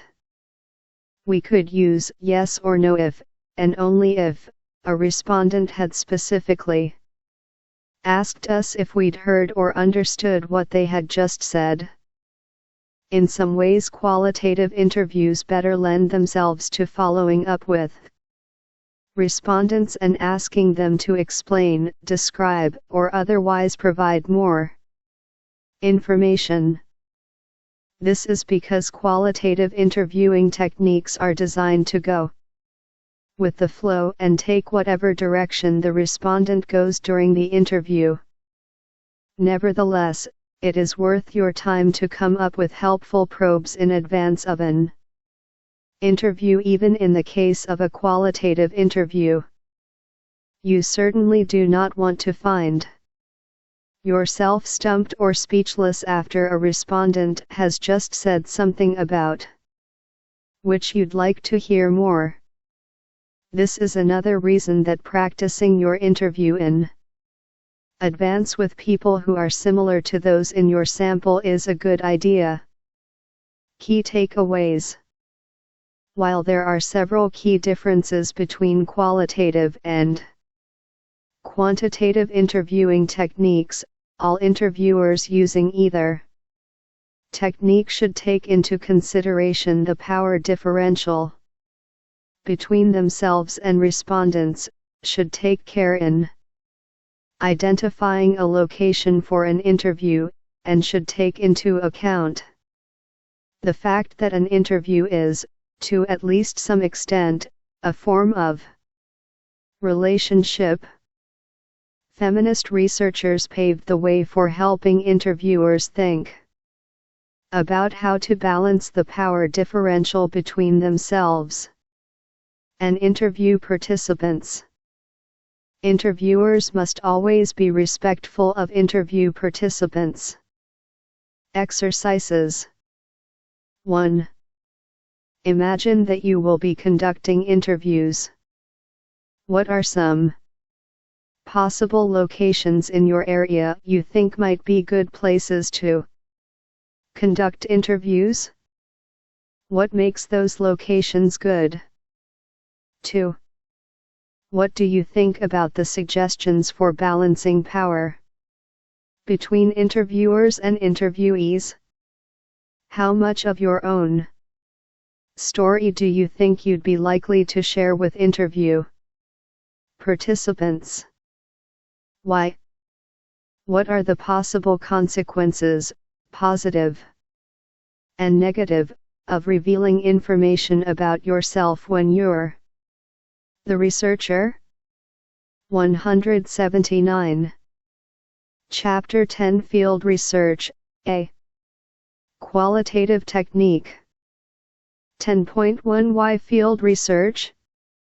Available under Creative Commons Non-Commercial Share Alike 4.0 International License, http://creativecommons.org/by-nc-sa/4.0. If we wanted to know who conducts more of the housework in households, how could we find the answer? One way might be to interview people and simply ask them. That is exactly what Arlie Hochschild did in her study of the second shift, her term for the work that goes on in the home after the day's work for pay is completed. Hochschild. 1989, one interviewed 50 heterosexual, married couples with children to learn about how they did, or did not, share the work of the second shift. Many of these couples reported to her that they shared the load of the second shift equally, sometimes dividing the house into areas that were her responsibility and those that were his. But Hochschild wasn't satisfied with just people's personal accounts of second shift work. She chose to observe 12 of these couples in their homes as well, to see for herself just how the second shift was shared. What Hochschild discovered was that even those couples who claimed to share the second shift did not have as equitable a division of duties as they'd professed. For example, one couple who told Hochschild during their interview that they shared the household work equally had explained that the wife was responsible for the upstairs portion of the house and the husband took responsibility for the downstairs portion. Upon conducting observations in this couple's home, however, Hochschild discovered that the upstairs portion of the house contained all the bedrooms and bathrooms, the kitchen, the dining room, and the living room, while the downstairs included a storage space and the garage. This division of labor meant that the woman actually carried the weight of responsibility for the second shift. Without a field research component to her study, Hochschild might never have uncovered these and other truths about couples' behaviors and sharing, or not sharing, of household duties. 10.1.1 Field Research, What is it and when to use it? Available under Creative Commons Non-Commercial Share Alike 4.0 International License, http:// creativecommons.org/licenses/by-nc-sa/4.0 Learning objectives. 1. Define field research. 2. Define participant observation and describe the continuum of participant observation. 1. Hochschild, A. 1989. The Second Shift, Working Parents and the Revolution at Home, First ed. New York, New York, Viking. Chapter 10 180. 3. Discuss at least 2 examples of field research. There's a New Yorker cartoon that pretty accurately portrays life for a field researcher. Cotham, 2003. 2. It depicts 2 barbarians and a professor of barbarian studies. As field researchers, just as in the cartoon, we immerse ourselves in the settings that we study. While the extent to which we immerse ourselves varies, note in the cartoon the professor is riding a horse but has chosen to retain his professorial jacket and pipe. What all field researchers have in common is their participation in the field. Field research is a qualitative method of data collection aimed at understanding, observing, and interacting with people in their natural settings. Thus, when social scientists talk about being in the field, they're talking about being out in the real world and involved in the everyday lives of the people they are studying. Sometimes researchers use the terms ethnography or participant observation to refer to this method of data collection. The former is most commonly used in anthropology, while the latter is used commonly in sociology. In this text, we'll use 2 main terms: field research and participant observation. You might think of field research as an umbrella term that includes the myriad activities that field researchers engage in when they collect data, they participate, they observe, they usually interview some of the people they observe, and they typically analyze documents or artifacts created by the people they observe. Figure 10.1 Field research, missing in original. Field research typically involves a combination of participant observation, interviewing, and document or artifact analysis. This chapter focuses primarily on participant observation. Because we cover interviews and document/artifact analysis in interviews, qualitative and quantitative approaches, page 160, and unobtrusive research, qualitative and quantitative approaches, page 201. Here we'll focus only on the participation and observation aspects of field research. These aspects of field research are usually referenced together and are known as participant observation. Like field research, participant observation also has multiple meanings. Researchers conducting participant observation vary in the extent to which they participate or observe. Junker, 1960. 3. You might say that there's a continuum of participant observation, where complete observation lies at end of the continuum, and complete participation lies at the other end. In other chapters, we discuss 2 works that could fall on either end of the participant observation continuum. Barry Thorne's, 1993, 4 Observations of Children in classrooms, school cafeterias, hallways, and playgrounds rest near the complete observation end of the continuum. Rather than actually pretending to be an elementary school student and interacting with her research participants as they would each other, Thorne observed, which, as discussed in beginning a research. 2 Cotham, F. 2003, September 1. 2 Barbarians and a Professor of Barbarian Studies. The New Yorker. Retrieved from http://cartoonbank.com/2003. 3. Junker, B. H. 1960. Field Work, An Introduction to the Social Sciences. Chicago, Illinois, University of Chicago Press. 4. Thorne, B.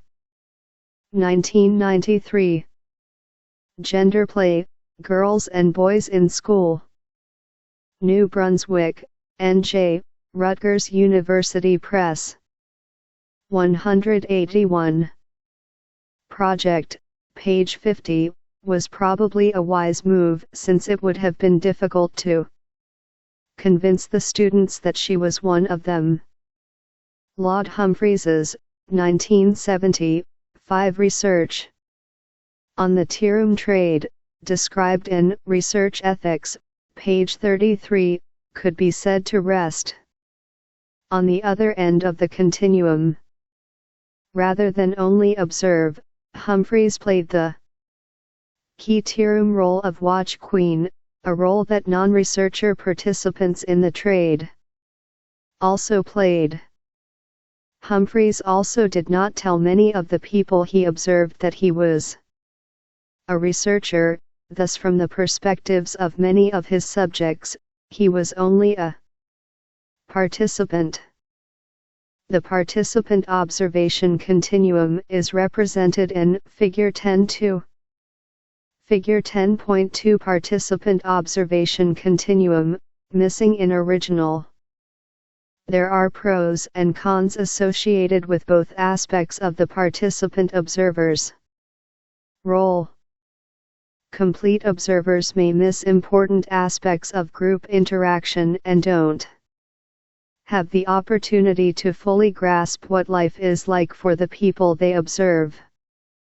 At the same time, sitting back and observing may grant them opportunities to see interactions that they would miss were they more involved. Complete participation has the benefit of allowing researchers a real taste of life in the group that they study. Some argue that participation is the only way to understand what it is that we investigate. On the other hand, complete participants may find themselves in situations that they'd rather not face but cannot excuse themselves from because they've adopted the role of complete participant. Also, complete participants who do not reveal themselves as researchers must face the ethical quandary of possibly deceiving their subjects. In reality, most field research projects lie somewhere near the middle of the observer-participant continuum. Field researchers typically participate to at least some extent in their field sites, but there are also times when they may just observe. Where would you feel most comfortable as a field researcher, as an observer, a participant, or a bit of both? As you might have imagined based on the examples of Thorne's and Humphreys's work, field research is well equipped to answer how kinds of questions. Whereas survey researchers often aim to answer why questions, field researchers ask how the processes they study occur, how the people they spend time with in the field interact. and how events unfold. Table 10.1 presents just a few examples of the kinds of questions field researchers have asked in past projects, along with a brief summary of where and what role those researchers took in the field. The examples presented in Table 10.1 by no means represent an exhaustive list of the variations of questions field researchers have asked, or of the range of field research projects that have been conducted over the years, but they do provide a snapshot of the kinds of work sociological field researchers engage in. 5. Humphreys, L. 1970. Tearum Trade, Impersonal Sex in Public Places. London, UK, Duckworth. Chapter 10 182. Question Researcher Role. Author. Year. How is the social structure of a local slum organized? Over 3 years of participation and observations among an Italian community in Boston's North End. White. 1942, 6. How do the urban poor live? 20 months of participation and observations among an African American community in Washington, D.C. Liebau. 1967, 7. Why and how do workers consent to their own exploitation? 10 months of participation as a machine operator in a Chicago factory, along with observations of workers in the factory. Burawa. 1979, 8. How is erotic labor organized in 2 different countries? And what are sex workers' experiences in each? Brief participation in sex transactions in the Netherlands and California, along with observations of and interviews with sex workers in both locations. Chapkis. 1997, 9. How does childrearing differ across social classes? Approximately 1 month each. Participating and observing in the homes and lives of 12 different families. Lero. 2003, 10. How is masculinity constructed by and among high school students, and what does this mean for our understandings of gender and sexuality? 18 months of observations and interviews in a racially diverse working class high school. Pasco. 2007, 11. How do sports play a role in shaping gender, class, family, and community? Participation as a youth soccer volunteer, along with observations and interviews. Messner.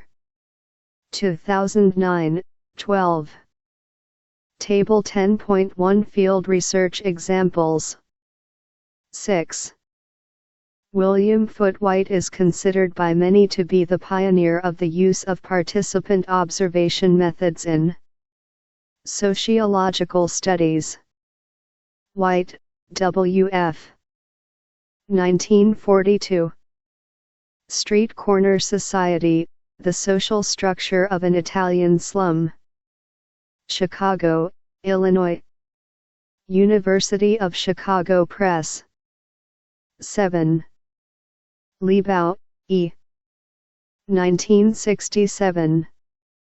Tally's Corner, A Study of Negro Street Corner Men.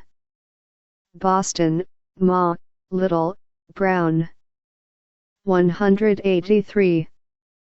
Field research is a method that was originally crafted by anthropologists for the purpose of cultural understanding and interpretation. Wolcott, 2008. 13. Dissatisfied with studying groups of people based solely on second-hand accounts and inspection of artifacts, several anthropologists decided to try living in or near the communities they studied to learn from and about them. Two anthropologists in particular, Franz Boas, 1888, 14, and Bronislaw Malinowski, 1922, 15, are credited with developing this method around the turn of the 20th century. Boas lived with native populations in Canada and in the American Northwest. Malinowski lived in Papua New Guinea with people who were native to the area. Sociologists picked up on the idea and on the benefits of field research, which we'll examine in pros and cons of field research.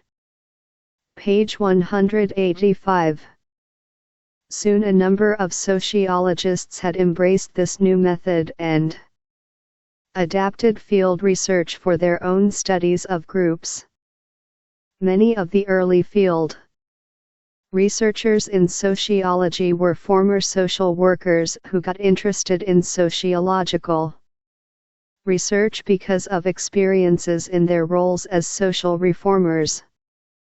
The University of Chicago in particular played a key role in the development of American field research through, among other projects, its involvement in Hull House, 16, a social settlement founded for European immigrants in Chicago, Deegan, 1986. 17. Key takeaways. Field research typically involves a combination of participant observation, interviewing, and document or artifact analysis. Different participant observation projects rest in different places on the continuum of complete observer to complete participant. Most lie near the middle of the continuum. Field research has its origins in anthropology. Exercises. 1. As a preview to some of the pros, cons, joys, and frustrations of doing field research, watch the following clip, which shows news personality Stephen Colbert interviewing sociologist Sudhir Venkatesh 18 about his field research. Indiana's some of Chicago's poorest neighborhoods.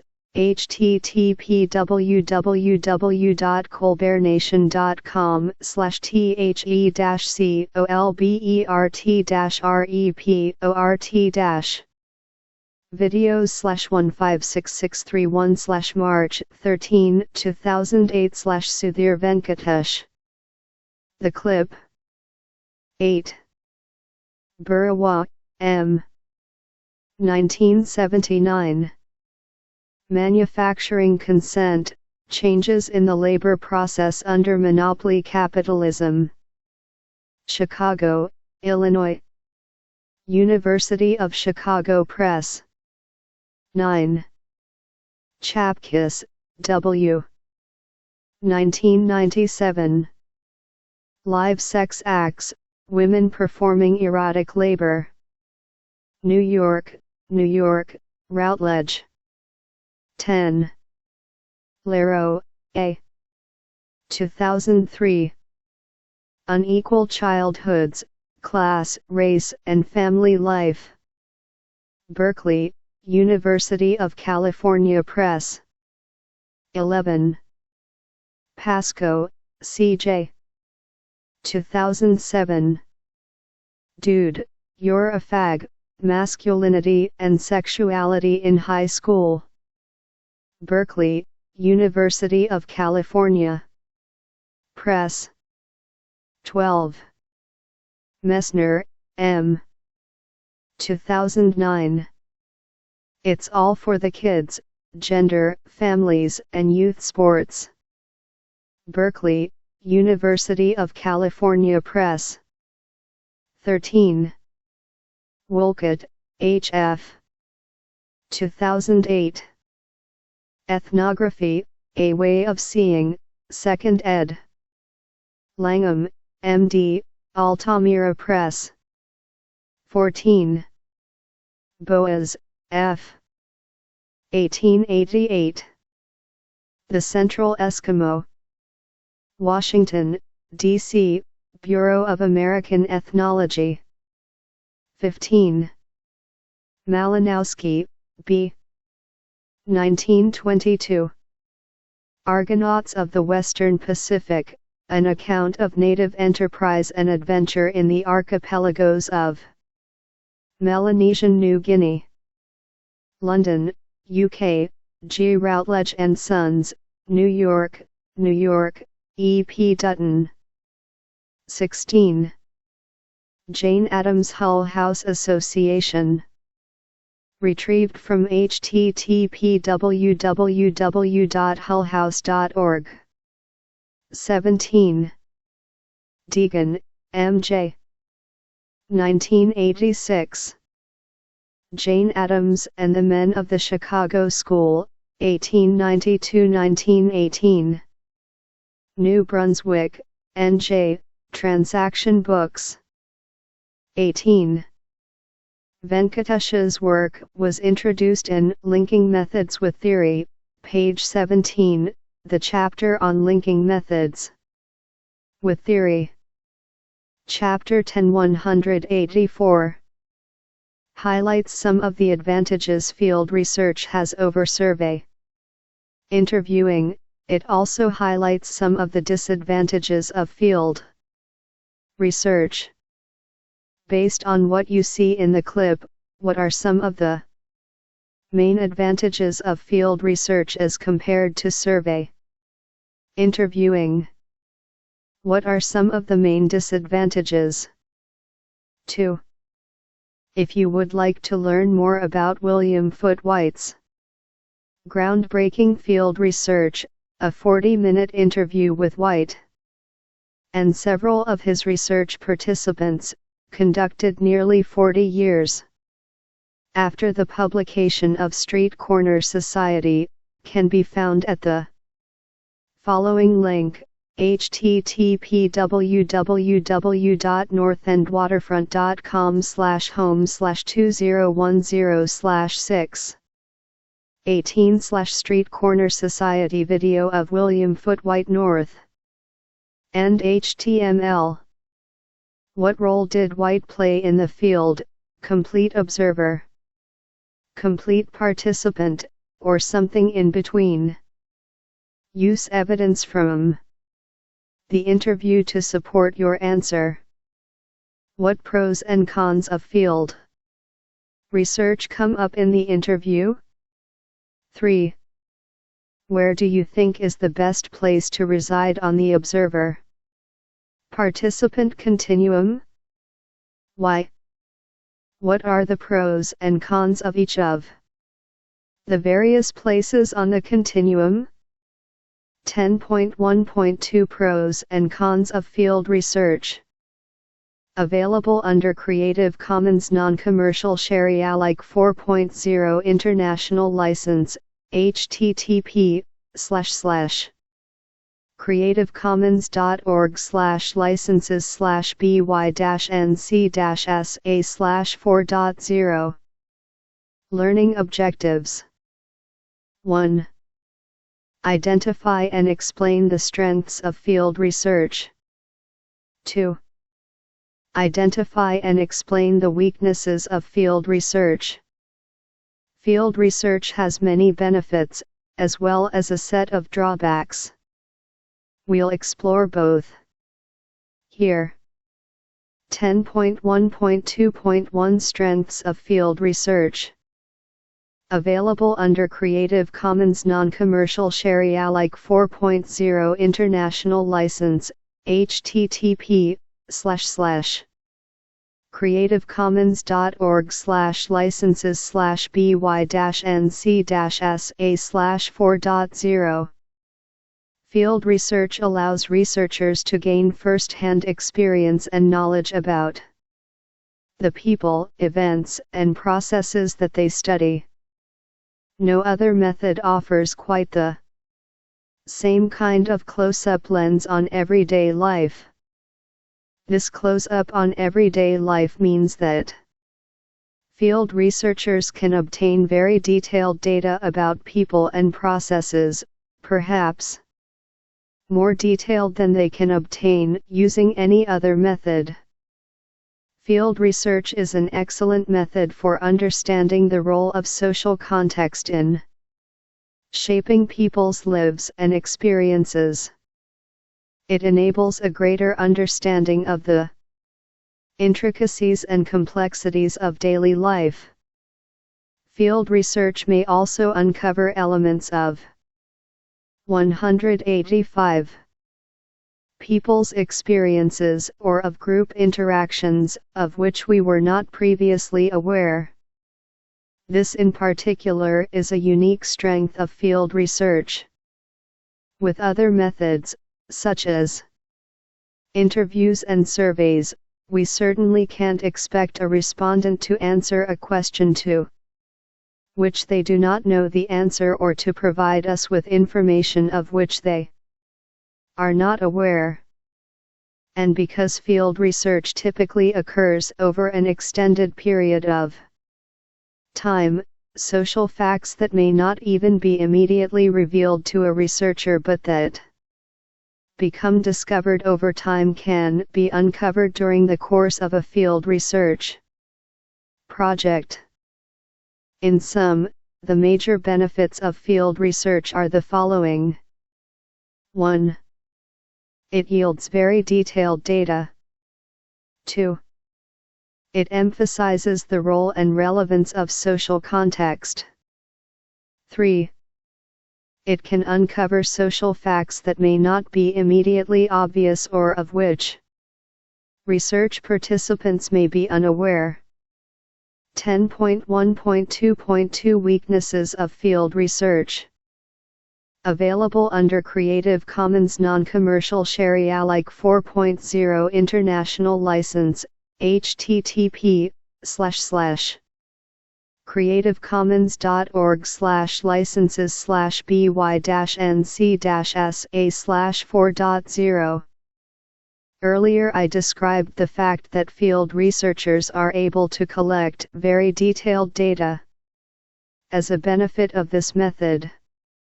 This benefit, however, does come at a cost.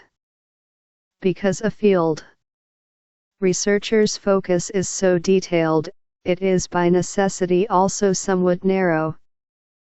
Field researchers simply are not able to gather data from as many individuals as, say, a survey researcher can reach.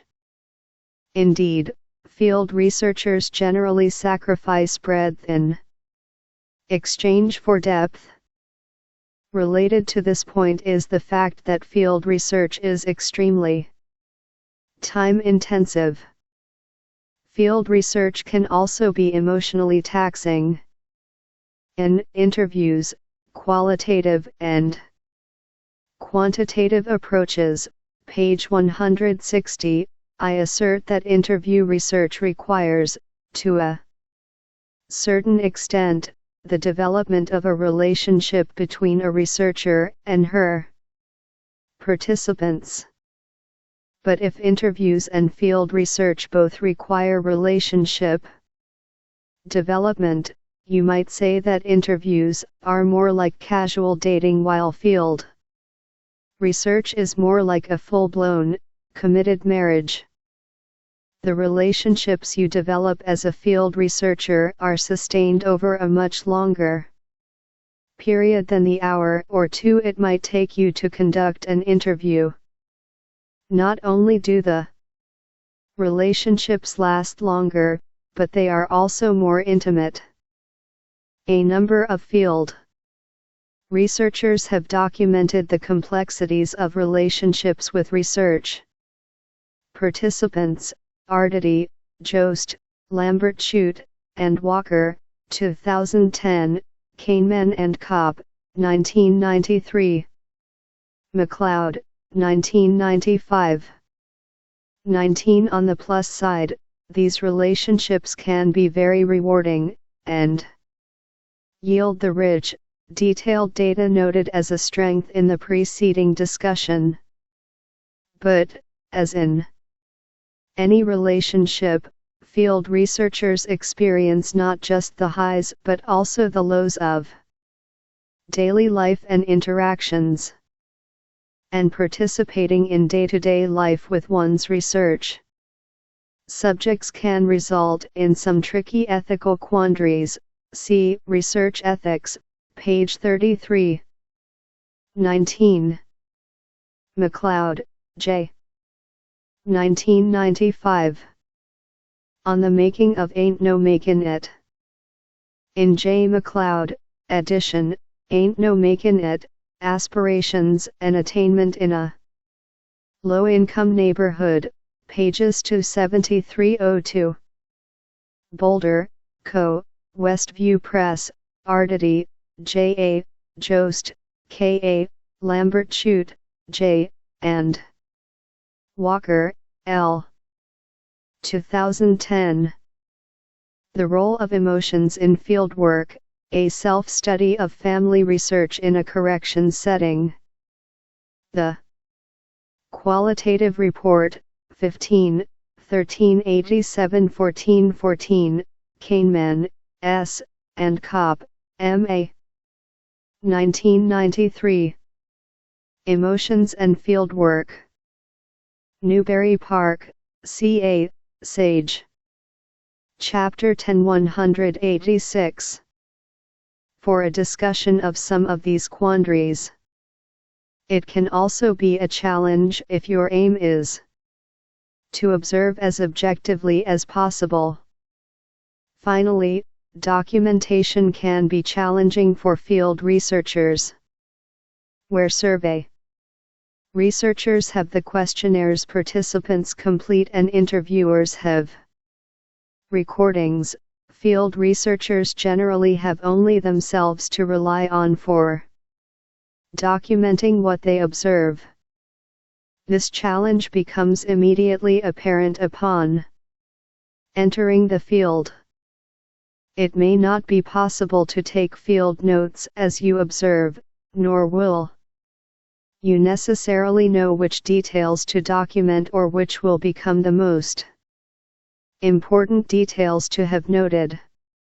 And when you take notes after some observation, you may not recall everything exactly as you saw it when you were there. In sum, the weaknesses of field research include the following. 1. It may lack breadth. Gathering very detailed information means being unable to gather data from a very large number of people or groups. 2. It may be emotionally taxing. 3.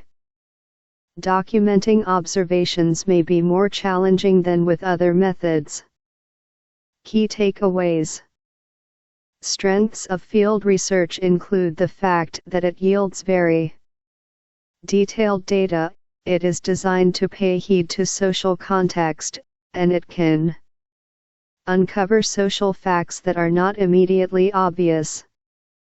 Weaknesses of field research include that researchers may have to sacrifice breadth for depth, the possibility that the research will be emotionally taxing, and the fact that documenting observations can be challenging. Exercises. 1. In your opinion, what is the most important strength of field research? What do you view as its greatest weakness? Explain your position. 2. Find an article reporting results from field research. You can do this by using the Sociological Abstracts database, which was introduced in Beginning a Research Project, page 50. How do the authors describe the strengths and weaknesses of their study? Are any of the strengths or weaknesses described in this section mentioned in the article? Are there additional strengths or weaknesses not mentioned in this section? 187. 10.1.3 Getting in. Available under Creative Commons Non-Commercial Share Alike 4.0 International License, http://creativecommons.org/licenses/by-nc-sa/4.0. Learning objectives.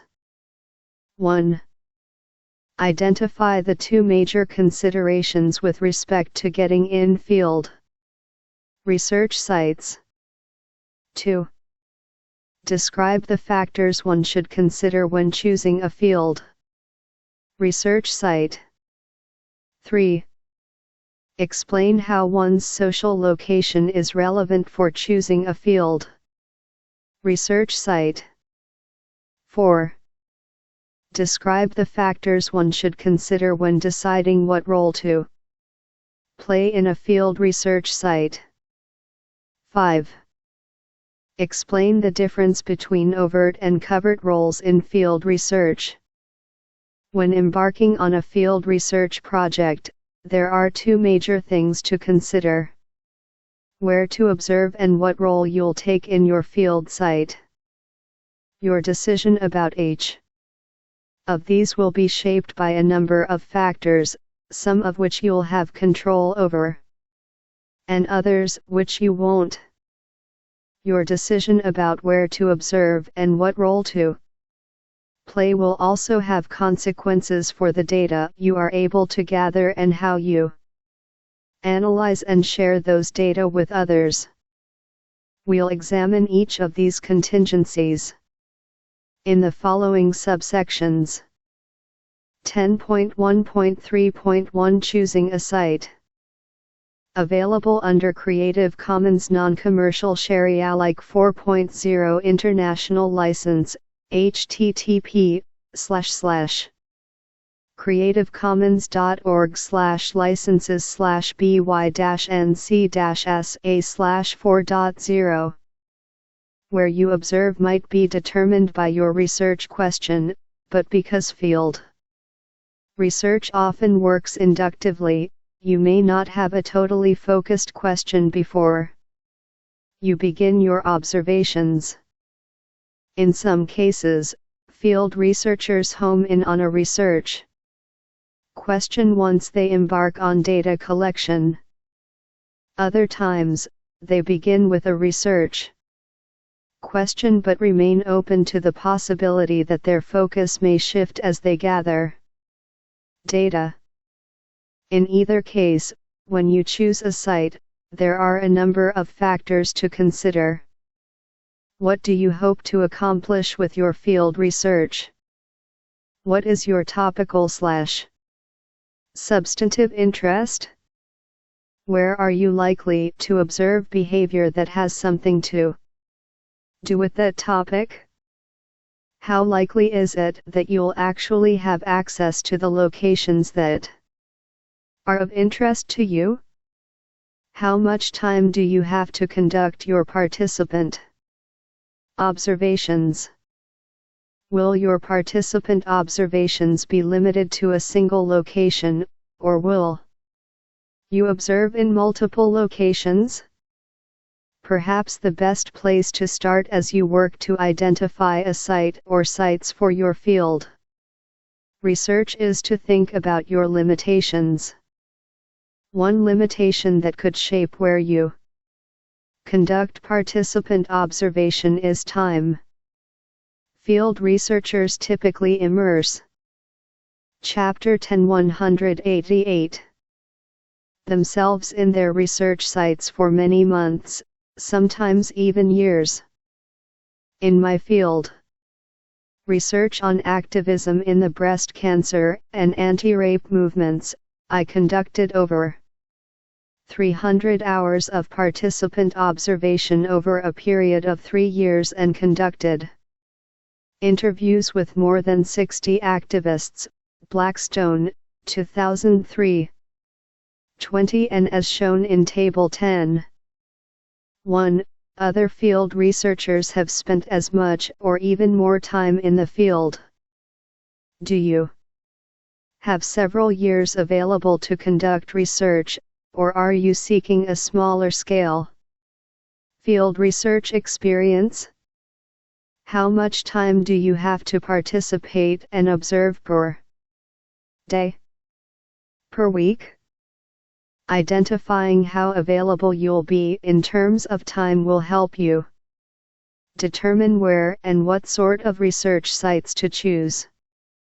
Also think about where you live and whether travel is an option for you. Some field researchers actually move to live with or near their population of interest. Is this something you might consider? Is it even an option? How you answer these questions will shape how you identify your research site. Professor Eric Larson's, 2010, 21. Research on variations in economic institutions in a global environment, for example, has taken him across the globe, from Fiji to Ghana to Iceland. Sociologist Sarah Dorrows, 2006, 22. Research on transnational adoption took her from the United States to China. And the work of Wendy Chapkiss, 1997, 23, described in Table 10.1, required her to conduct research not only in her original home state of California but also in the Netherlands. These are just a few of many examples of sociological researchers who have traveled the globe for the purpose of collecting data. Where might your field research questions take you? In choosing a site, also consider how your social location might limit what or where you can study. The ascribed aspects of our locations are those that are involuntary, such as our age or race or mobility. How might my ascribed status as a middle-aged woman, for example, shape my ability to conduct complete participation in a study of children's birthday parties? The achieved aspects of our locations, on the other hand, are those that we have some choice about. In field research, we may also have some choice about whether or the extent to which we reveal the achieved aspects of our identities. There are numerous examples of field researchers whose achieved statuses granted them access to field sites into which they might not have otherwise been allowed. Jennifer Pierce, 1995, 24, for example, utilized her achieved status as a paralegal to gain entry into 2 law offices for her ethnographic study of the gendered division of labor in corporate law firms. In Lorraine LeBlanc's, 1999, 25 case, the achieved status of her appearance, including tattoos and a punk hairstyle and color, helped her gain the acceptance of research participants in her study of punk girls. The preceding discussion should not be taken to mean that sociologists cannot, should not, or do not study those from whom we differ. In fact, there have been plenty of successful field studies conducted by researchers who may have looked out of place in the sites they chose to investigate. Teresa Gowan, a self-described small 20. Blackstone, A. 2003. Racing for the Cure and Taking Back the Night, Constructing Gender, Politics, and Public Participation in Women's Activist/Volunteer Work, unpublished doctoral dissertation. Department of Sociology, University of Minnesota. Minneapolis, MN. 21. Larson, E. 2010. Time and the Constitution of Markets, Internal Dynamics and External Relations of Stock Exchanges in Fiji, Ghana, and Iceland. Economy and Society, 39, 460-487. 22. Doro, S. 2006. Transnational Adoption, A Cultural Economy of Race, Gender, and Kinship. New York, New York, New York. University Press. 23. Chapkis, W. 1997. Live Sex Acts, Women Performing Erotic Labor. New York, New York, Routledge. 24. Pierce, J.L. 1995. Gender Trials, Emotional Lives in Contemporary Law Firms. Berkeley, University of California Press. 25. LeBlanc, L. 1999. Pretty in Punk, Girls' Gender Resistance in a Boys' Subculture. New Brunswick, N.J., Rutgers University Press. 189. White English Woman, 2010, p. 16, 26. Conducted field research with homeless men, Indiana. Some of San Francisco's most notoriously rough neighborhoods. The aim here is not to reify the socially constructed categories upon which our society places so much emphasis in organizing itself. Rather, the point is to be aware of which ascribed and achieved aspects of your identity may shape your decisions about field sites. Finally, in choosing a research site, consider whether your research will be a collaborative project or whether you are on your own. Douglas, 1976. 27. Collaborating with others has many benefits. You can cover more ground and therefore collect more data than you can on your own. And having collaborators in any research project, but especially field research, means having others with whom to share your trials and tribulations in the field. However, collaborative research comes with its own set of challenges, such as possible personality conflicts among researchers, competing commitments in terms of time and contributions to the project, and differences in methodological or theoretical perspectives. Schaffer, Marshall, and Haas, 1979. 28. If you are considering collaborative field research, you are in good company. Many fascinating examples precede you. David Snow and Leon Anderson, 1993, 29. Conducted a collaborative study of homelessness in Austin, Texas. And researchers at the University of Minnesota recently conducted a large-scale, cross-country field study of how forms of difference such as race and religion shape American life and experience. http://www.social.mn.edu/research/amp.html. When considering something that is of interest to you, consider also whether you have possible collaborators. How might having collaborators shape the decisions you make about where to conduct participant observation?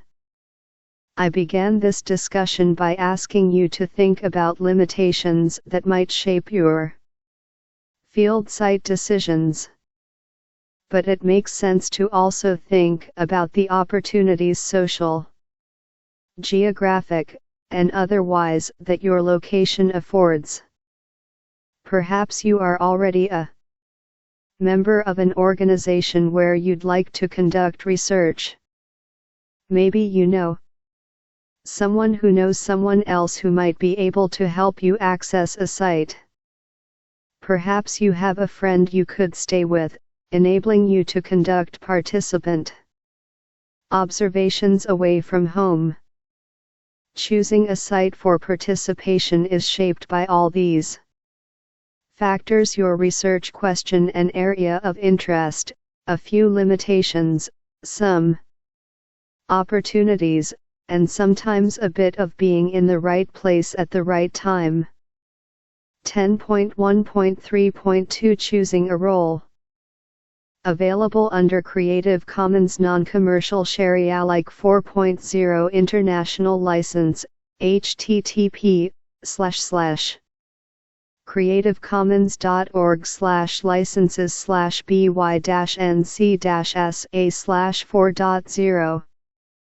As with choosing a research site, some limitations and opportunities beyond your control might shape the role you take once you begin your participant observation.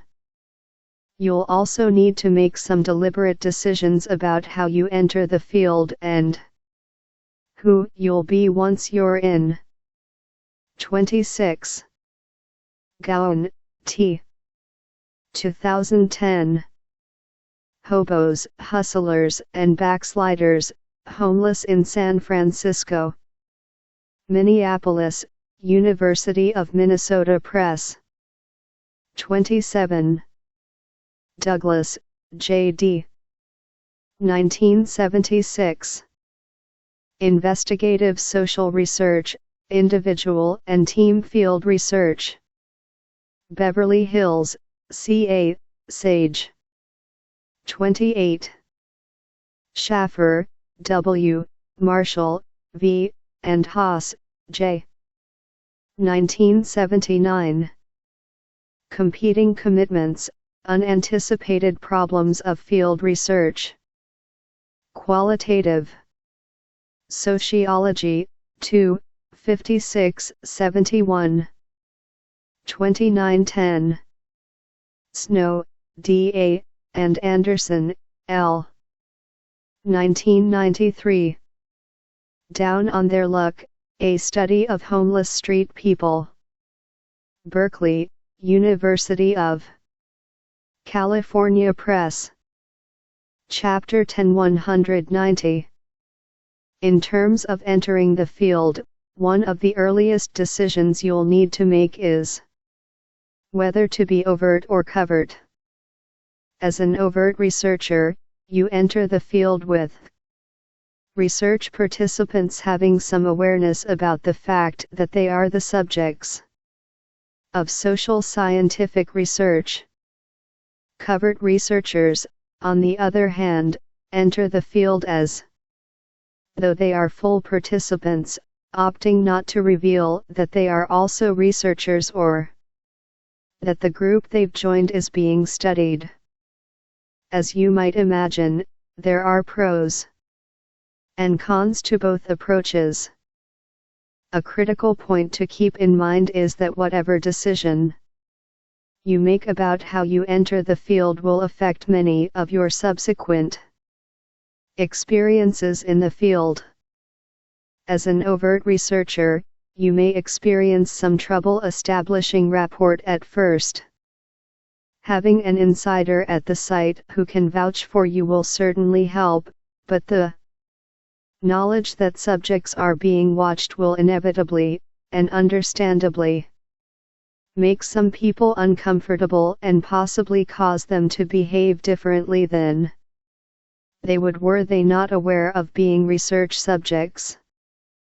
Because field research is typically a sustained activity that occurs over several months or years, it is likely that participants will become more comfortable with your presence over time.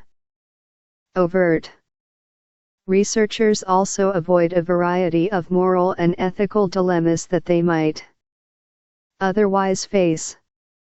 A Far Side cartoon demonstrates this point perfectly. It depicts a researcher dressed up like a gorilla, hanging out with a few other gorillas. In the cartoon, one of the real gorillas is holding out a few beetle grubs to the researcher. And the caption reads, "So you're a real gorilla, are you? Well, I guess you wouldn't mind munchin' down a few beetle grubs, would you? In fact, we wanna see you chug 'em. http://www.e-noah.net/asa/ASIS/online-service/product details.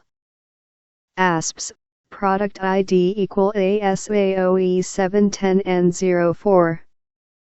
As a covert researcher, getting in your site might be easier, but then you might face other issues. For how long would you plan to conceal your identity? How might participants respond once they discover you've been studying them? And how will you respond if asked to engage in activities you find unsettling or unsafe? Field researcher Richard Mitchell, 1991, 30 was forced to consider these very questions during his covert research among right-wing survivalists when he was asked to participate in the swapping of violently racist and homophobic stories, an experience over which he later expressed profound grief and deep regret. Beyond your own personal level of comfort with deceiving participants and willingness to take risks, it is possible that the decision about whether to enter the field covertly will be made for you. If you are conducting research while associated with any federally funded agency, and even many private entities, your Institutional Review Board, IRB, probably will have something to say about any planned deception of research subjects. Some IRBs approve deception, but others look warily upon a field researcher engaging in covert participation. The extent to which your research site is a public location, where people may not have an expectation of privacy, might also play a role in helping you decide whether covert research is a reasonable approach. I mentioned that having an insider at your site who can vouch for you is helpful. Such insiders, with whom a researcher may have some prior connection or a closer relationship than with other site participants, are called key informants. A key 30. Mitchell, R.G., Jr. 1991. Secrecy and Disclosure in Fieldwork. In W. B. Schaffer and R. A. Stebbins, eds, Experiencing Fieldwork, An Inside View of Qualitative Research, pages 97-108. Newbury Park, CA, Sage. 191. Informant can provide a framework for your observations, help translate what you observe, and give you important insight into a group's culture. If possible, having more than one key informant at a site is ideal, as one informant's perspective may vary from another's. Once you've made a decision about how to enter your field site, you'll need to think about the role you'll adopt while there. Aside from being overt or covert, how close will you be to participants? In the words of Fred Davis, 1973, 31, who coined these terms in reference to researchers' roles, will you be a Martian, a convert, or a bit of both?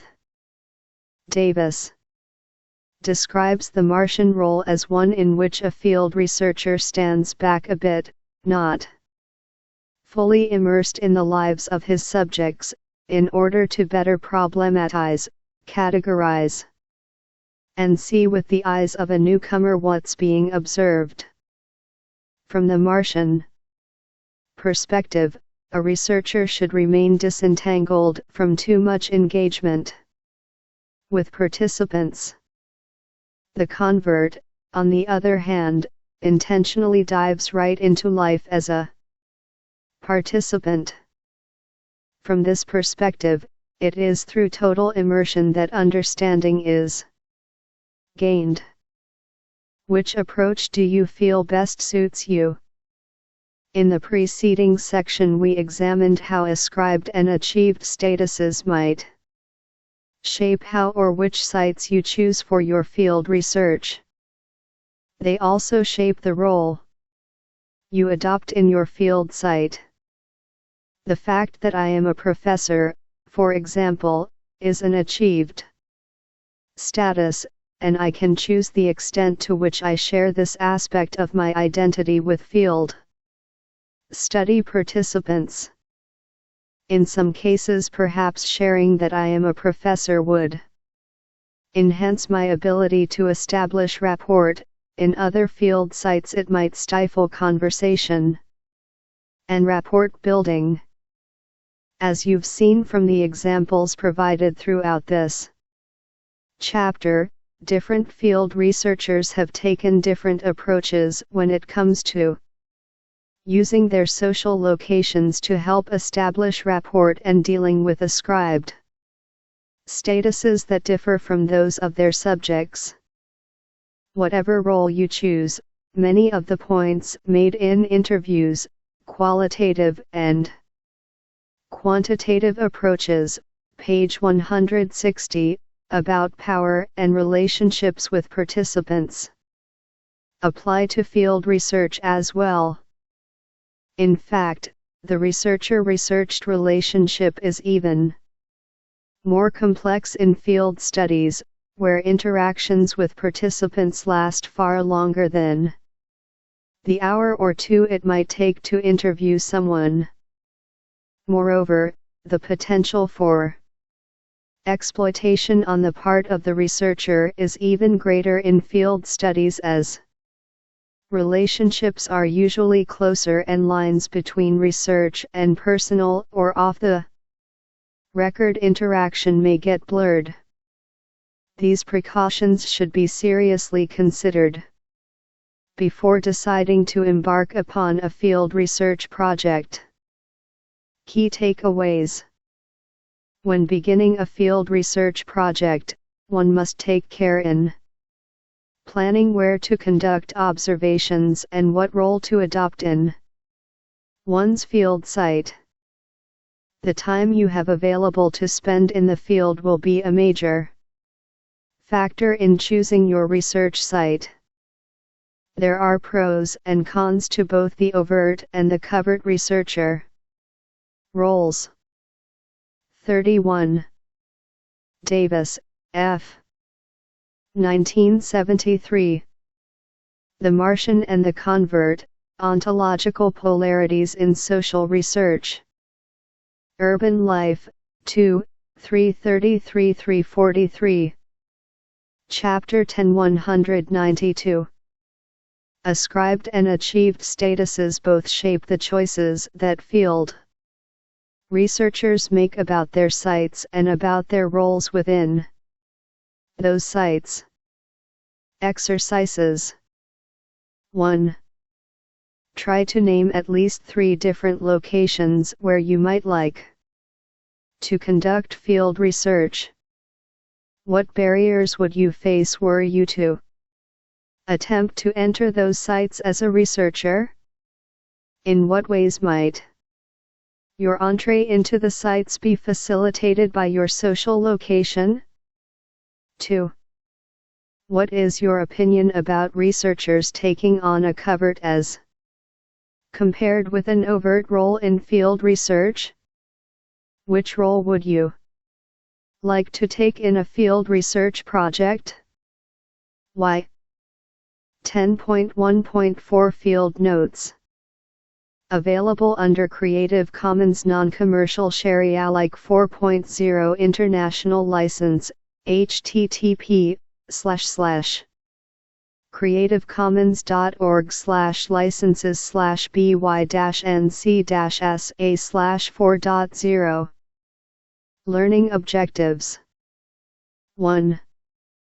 Define descriptive field notes. 2. Cite the variety of ways that field researchers might take notes while in the field. 3. Describe what should be noted when taking field notes. Field notes are your opportunity to write poorly and get away with it. I say that in jest, but there is some truth to it. This is one type of writing where you should not be going for literary value, to make your writing interesting, and even to make it readable for anyone other than yourself. Instead, the aim is to record your observations as straightforwardly and, while in the field, as quickly as possible in a way that makes sense to you. Field notes are the first and a necessary step toward developing quality analysis. They are also the record that affirms what you observed. In other words, field notes are not to be taken lightly or overlooked as unimportant. Some say that there are 2 different kinds of field notes, descriptive and analytic. Though the lines between what counts as description and what counts as analysis can get pretty fuzzy, the distinction is nevertheless useful when thinking about how to write and how to interpret field notes. In this section, we'll focus on descriptive field notes. Descriptive field notes are notes that simply describe a field researcher's observations as straightforwardly as possible. These notes typically do not contain explanations of or comments about those observations. Instead, the observations are presented on their own, as clearly as possible. In the following section, we'll examine the uses and writing of analytic field notes more closely. 193. 10.1.4.1 Writing in the Field. Available under Creative Commons Non-Commercial Share Alike 4.0 International License, http://creativecommons.org/licenses/by-nc-sa/4.0. Field researchers use a variety of strategies to take notes while in the field. Some research is conducted in settings where sitting with a notebook, iPad, or computer is no problem, for example, if conducting observations in a classroom or at a meeting, but this is probably the exception rather than the norm. More often, field researchers must find creative ways to note their observations while engaged in the field. I've heard about field researchers jotting notes on their hands and arms, keeping very small notebooks in their pockets and occasionally jotting notes there, carrying small recorders to make quick observations, and even writing notes on toilet paper during visits to the restroom.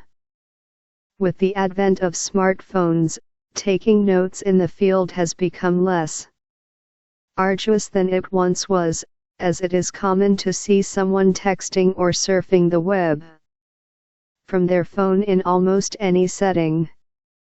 Your strategy for recording your observations while in the field will be determined mostly by the site you choose and the role you play in that site.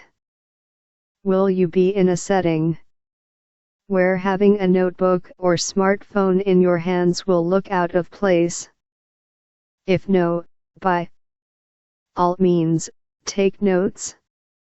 But don't let your note-taking distract you from what's happening around you.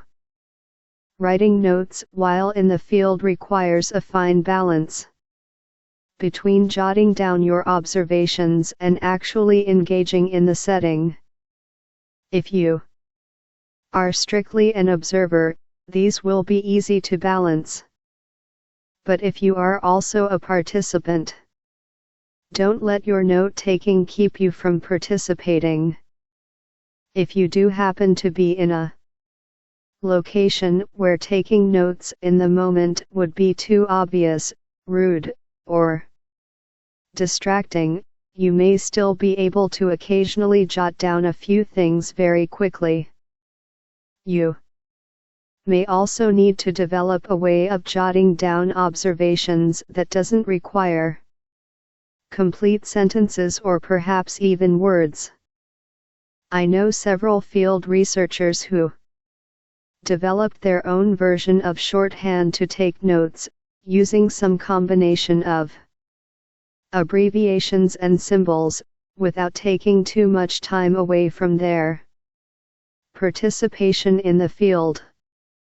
As with other proficiencies one develops, writing field notes is a skill that can be improved with practice. Recall the discussion in Introduction, page 3, about the dangers of informal observation. Conducting field research and taking field notes are decidedly not informal activities. In field research, observation is deliberate, not haphazard. That said, for a first-time field researcher, taking field notes can feel like a pretty haphazard activity. Understanding when to write, what to write, where to write, and how to write are all skills that field researchers develop with experience.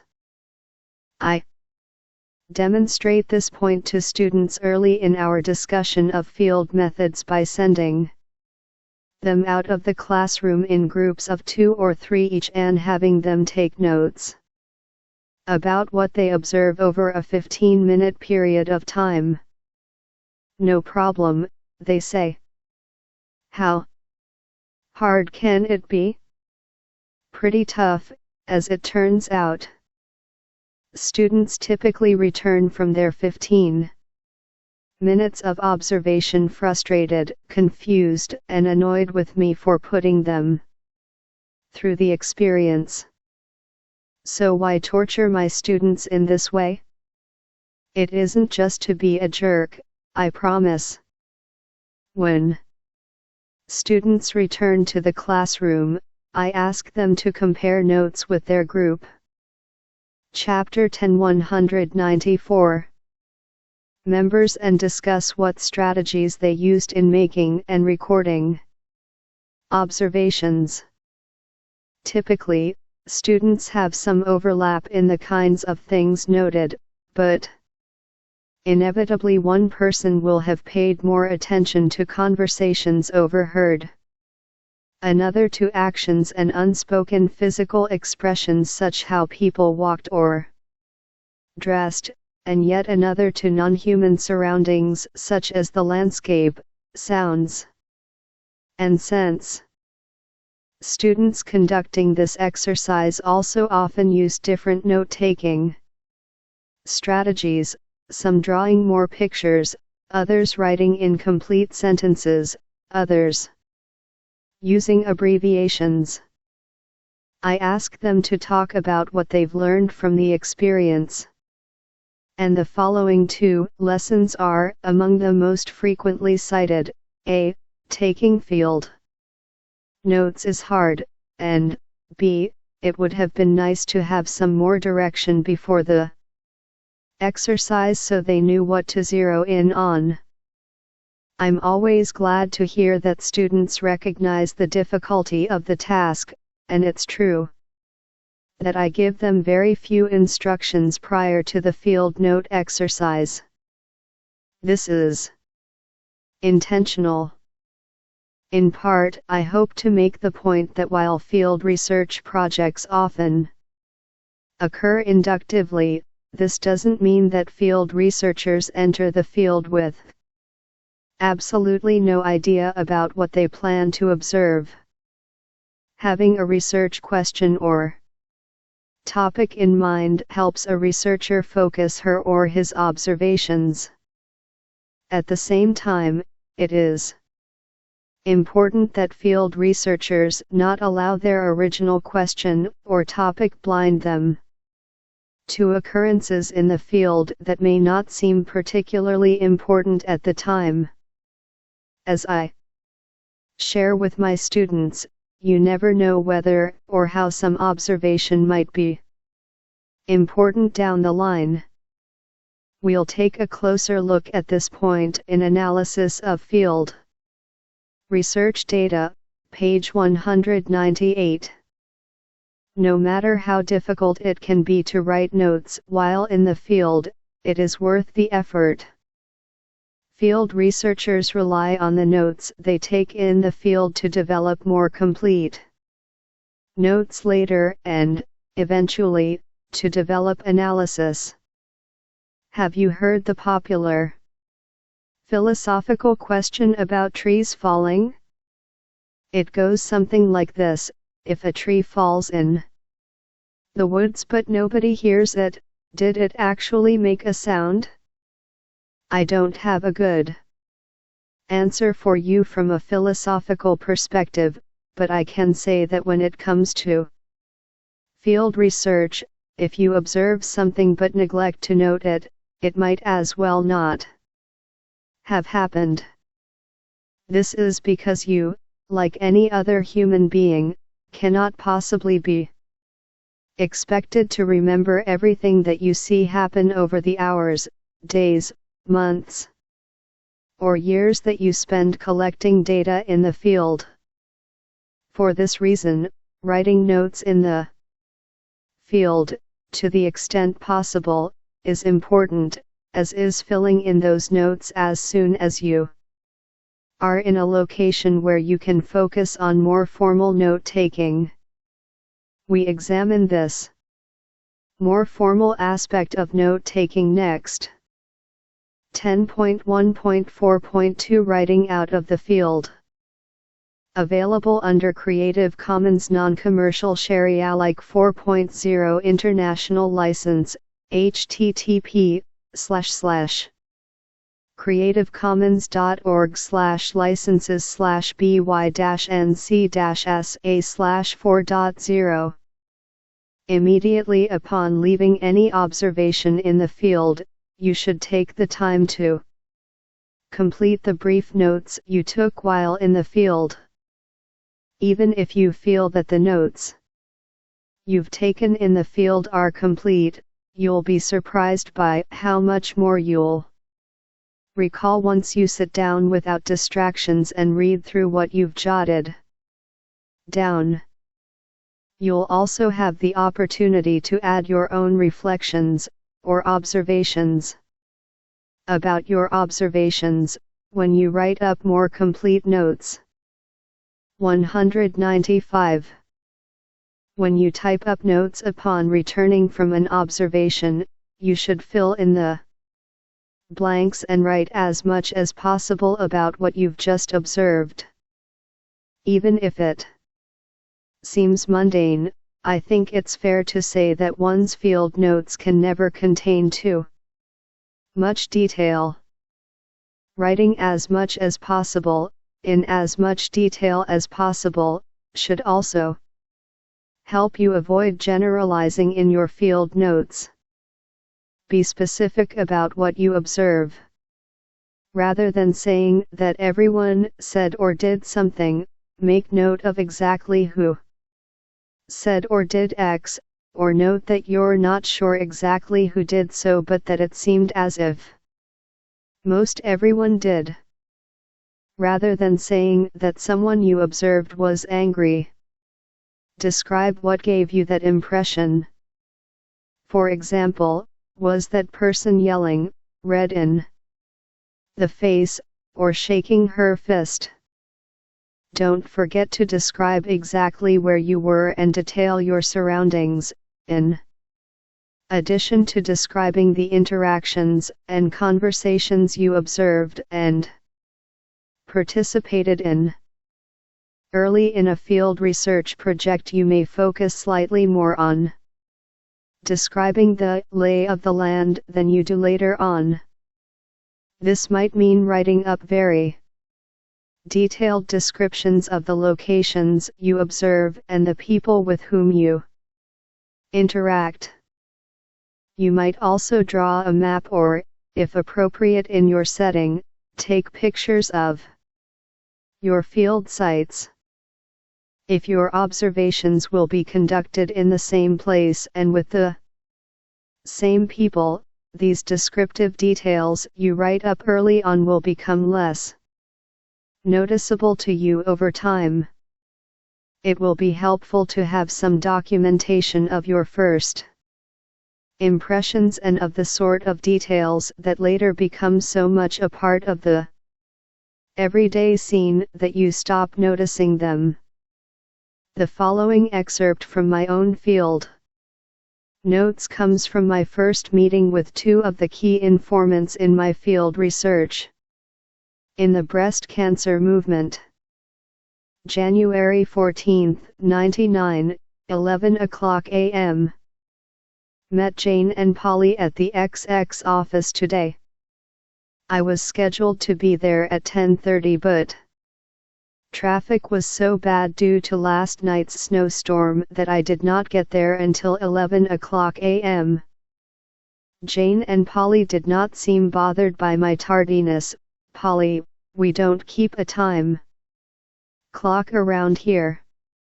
I walked into the building and took the elevator up to the second floor. I was a little unsure about where to go from there, so I just walked into the first open door and said, "I'm looking for the XX office." A woman showed me into a large office, long and slightly irregular shape with windows on one wall, a desk and table, and many chairs. Also 2 computers set up on a counter that runs along the wall. Across from the windows, 2 women were looking at a computer screen that was on the counter. When I walked in, I introduced myself and Jane and Polly introduced themselves to me. Both women shook my hand, though Jane was the first to do so, and did so with slightly more self-assurance than Polly. Polly told me to hang my coat on one of the coat racks and gestured to the many chairs that were around the office. I placed my coat and purse in what I hoped would be the most out of the way location, a corner behind the table. Blackstone, 2003, 32. The description in my field notes continues for several more paragraphs, but I won't torture you with those details.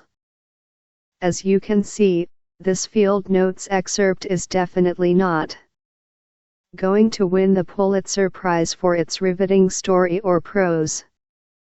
Thankfully, that isn't its purpose. Instead, the goal was to describe a location where I knew I'd be spending a 32 Blackstone, A. 2003. Racing for the Cure and Taking Back the Night, Constructing Gender, Politics, and Public Participation in Women's Activist/Volunteer Work, Unpublished Doctoral Dissertation. Department of Sociology, University of Minnesota. Minneapolis, MN. Chapter 10-196. Fair amount of time and to describe my first impressions of the two women I knew would be likely candidates for key informants. One thing you'll notice is that I used quotation marks every time I directly quoted a person, including as many direct quotes as you can is a good idea, as such quotes provide support for the analytic points you'll make when you later describe patterns in your data. This is another reason that taking notes in the field, to the extent possible, is a good idea. Direct quotes may be difficult to remember hours or even minutes after hearing them. For this reason you may wish to write verbatim quotes while in the field and then take the time to describe the circumstances under which something was said later on when you write up your full notes after leaving the scene. Another thing you might find were you to read through the many pages of field notes I took during my participant observation is that I use all capital letters and brackets in some places. This is the strategy I developed for expressing my own personal feelings and impressions in my field notes. While the distinction between what one actually observed and what one thinks about what he or she observed is not always easy to make, most field researchers do attempt to distinguish between these two categories of information. The bracketed portions of your field notes may never be used, but in some cases they will become the very early stages in your analysis of data. My notes from 3 years of participant observation include bracketed notes of both types. Sometimes, I used bracketed notes to express emotion or purge difficult thoughts or feelings.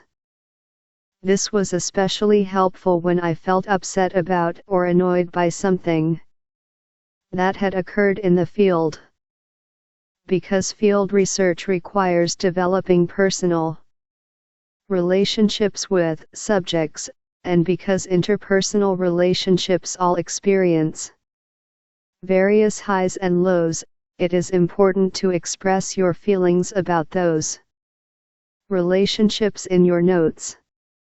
Writing these more personal reflections may become important for analysis later, or they may simply be cathartic at the moment. They might also reveal biases you have about the participants that you should confront and be honest about. Every field researcher's approach to writing up field notes will vary according to whatever strategy works best for that individual. Where I used brackets to document personal feelings and reflections on bits of data, other field researchers may use the comments function in a word processing program or use a different font type, size, or color to distinguish observations from reflections. Others might create 2 columns for their full field notes, one containing notes only about what was observed directly, and the other containing reactions and impressions. there isn't a wrong way to write field notes. What's important is that you adopt a strategy that enables you to write accurately, to write as much detail as possible, and to distinguish observations from reflections. Key takeaways. When taking descriptive field notes, researchers should try to make note of their observations as straightforwardly as possible. Field researchers might use any number of tools or strategies to facilitate taking notes in the field, such as writing on one's own. 197. Hands, dictating observations into a handheld recorder, or taking notes in the form of text messages on one's phone. In field research, observation is deliberate, not haphazard. Note-taking does not end when a researcher exits an observation.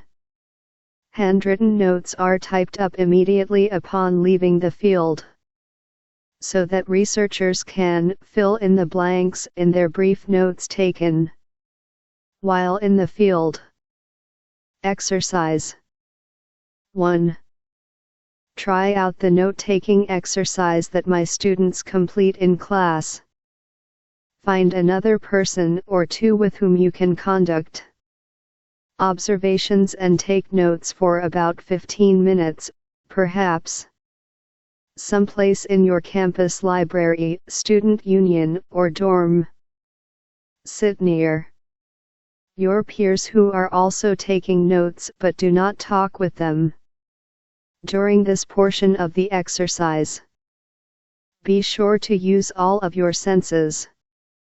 As you take notes, your eyes, your ears, your nose, your mouth, and your sense of touch. When your 15 minutes are up, compare notes with your peers. Where are there similarities? Where are there differences? Why do those similarities and differences exist? What strategy did you each employ to take notes? How might you approach field note-taking differently were you asked to do it again? 10.1.5 Analysis of field research data. Available under Creative Commons Non-Commercial Share-alike 4.0 International License, http://creativecommons.org/licenses/by-nc-sa/4.0. Learning objectives. 1. Define analytic field notes and explain how they differ from descriptive field notes. 2. Explain why making note of mundane details is a good idea. 3. Describe the process by which field researchers analyze their data. 4. Define grounded theory.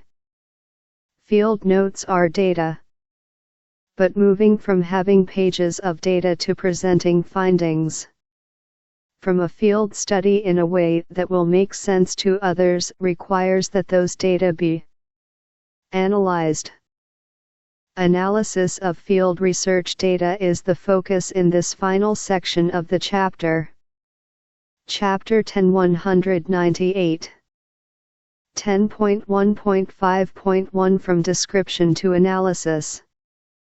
Available under Creative Commons Non-Commercial Share-alike 4.0 International License, http://creativecommons.org/licenses/by-nc-sa/4.0. Writing and analyzing field notes involves moving from description to analysis. In Field Notes, page 193, we considered field notes that are mostly descriptive in nature.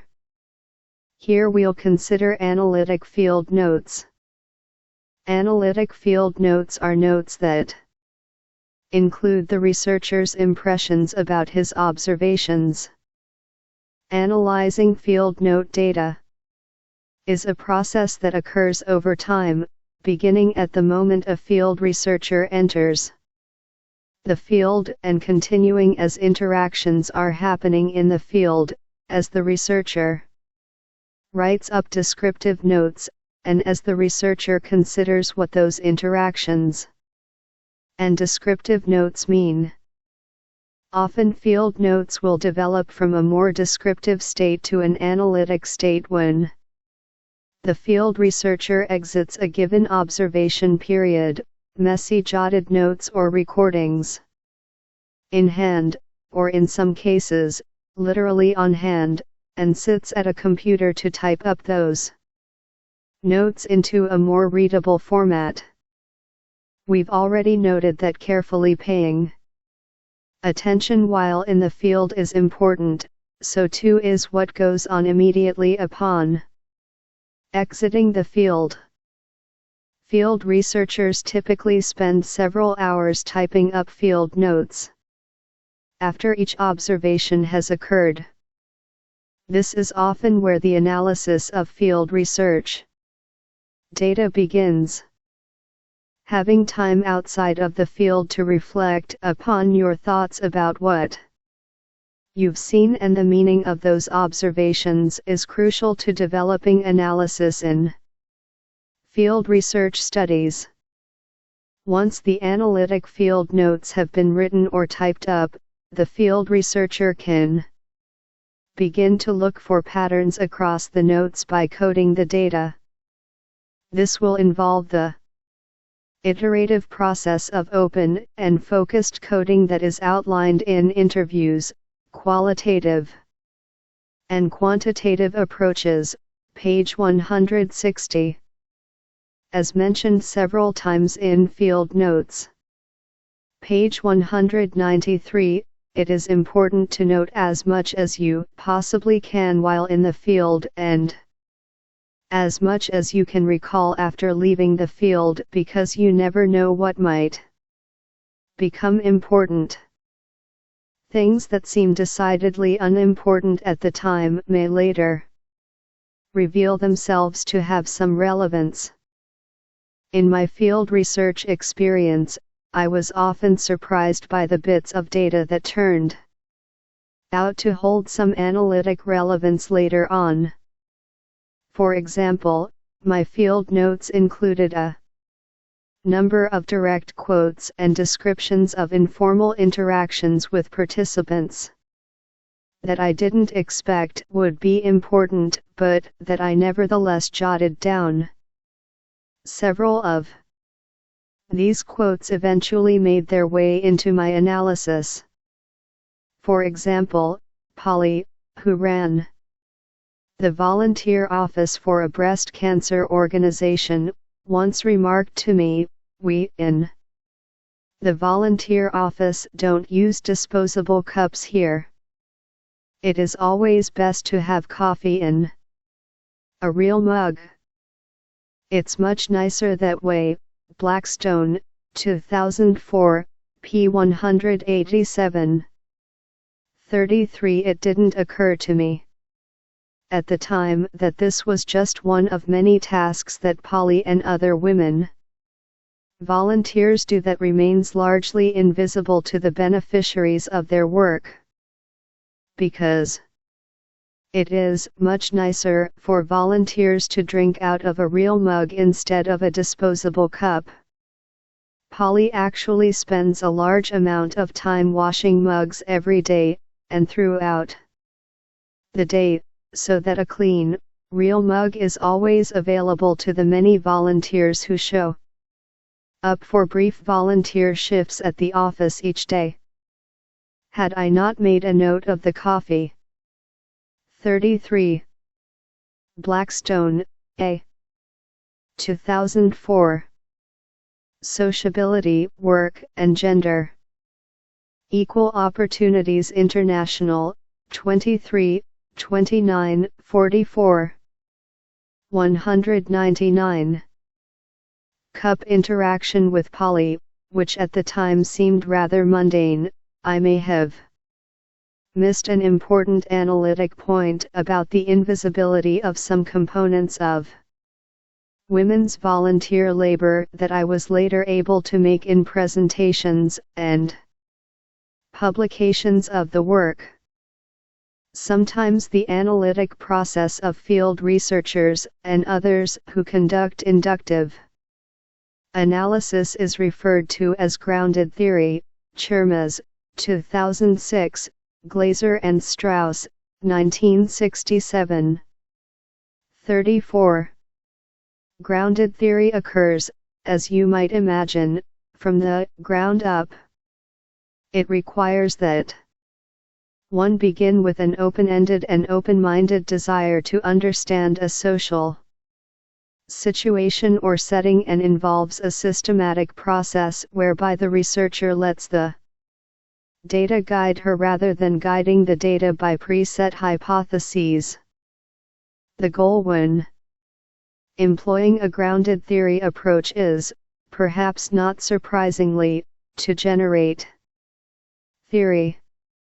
Its name not only implies that discoveries are made from the ground up, but also that theoretical developments are grounded in a researcher's empirical observations and a group's tangible experiences.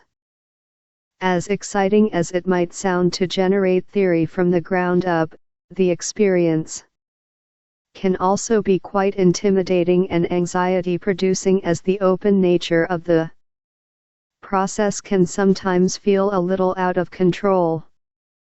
Without hypotheses to guide their analysis, researchers engaged in grounded theory work may experience some feelings of frustration or angst.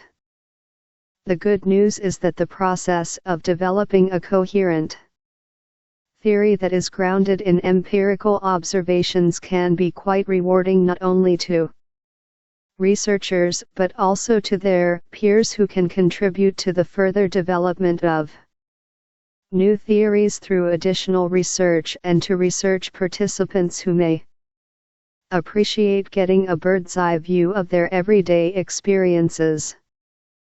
Key takeaways. In analytic field notes, a researcher makes note of impressions about her or his observations. Details that may seem unimportant in the moment may turn out to be important during later analysis. It is therefore crucial that field researchers make note of these observations when conducting field research. In analyzing their data, many field researchers conduct grounded theory. Grounded theory involves generating theory from the ground up. Exercise 1. Interested in learning more about grounded theory? Read all about it at the Grounded Theory Institute's website, http://groundedtheory.com. What do you think about grounded theory? Is this way of conducting research something that is of interest to you? Why or why not? 34. Glaser, B.G., and Strauss, A.L. 1967. The Discovery of Grounded Theory, Strategies for Qualitative Research. Chicago, Illinois, Aldine. Chermes, K. 2006. Constructing Grounded Theory, A Practical Guide Through Qualitative Analysis. Thousand Oaks, C.A., Sage. Chapter 10-100. Chapter 11 Unobtrusive Research. Qualitative and Quantitative Approaches. 11.1 Why Unobtrusive Research?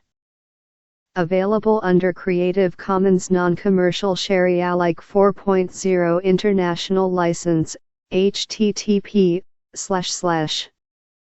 creative-commons.org/licenses/by-nc-sa/4.0 Are female and male athletes at the professional and college levels treated equally? You might think, 40 years since the passing of Title IX, the civil rights law that prohibits sex discrimination in education including athletics, and with the growing visibility of women athletes in sports such as golf, basketball, hockey, and tennis, that the answer would be an easy yes. But Professor Michael Messner's 2002 unobtrusive research shows otherwise, as does Professors Joanne M. Bice and Melissa Sheridan Embzer. Herbert's 2004 content analysis of college athletics media guide photographs. In fact, Bice and Embzer Herbert's unobtrusive research shows that traditional definitions of femininity are fiercely maintained through colleges' visual representations of women athletes as passive and overtly feminine, as opposed to strong and athletic. In addition, Messner and colleagues, Messner, Duncan, and Jensen, 1993, content analysis of verbal commentary in televised coverage of men's and women's sports shows that announcers' comments vary depending on an athlete's gender identity.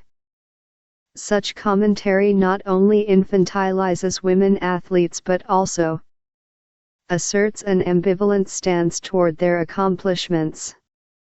Without unobtrusive research, we might be inclined to think that more has changed for women athletes over the past 40 years than actually has changed. 11.1.1 Unobtrusive research, what is it and when to use it? Available under Creative Commons Non-Commercial Share Alike 4.0 International License, http://creative-commons.org/licenses/by-nc-sa/4.0 Learning Objectives 1. Define unobtrusive research. 2. Define historical comparative research. In this chapter, we explore unobtrusive methods of collecting data. Unobtrusive research refers to methods of collecting data that don't interfere with the subjects. 1. Messner, M.A. 2002. Taking the Field, Women, Men, and Sports. Minneapolis, University of Minnesota Press.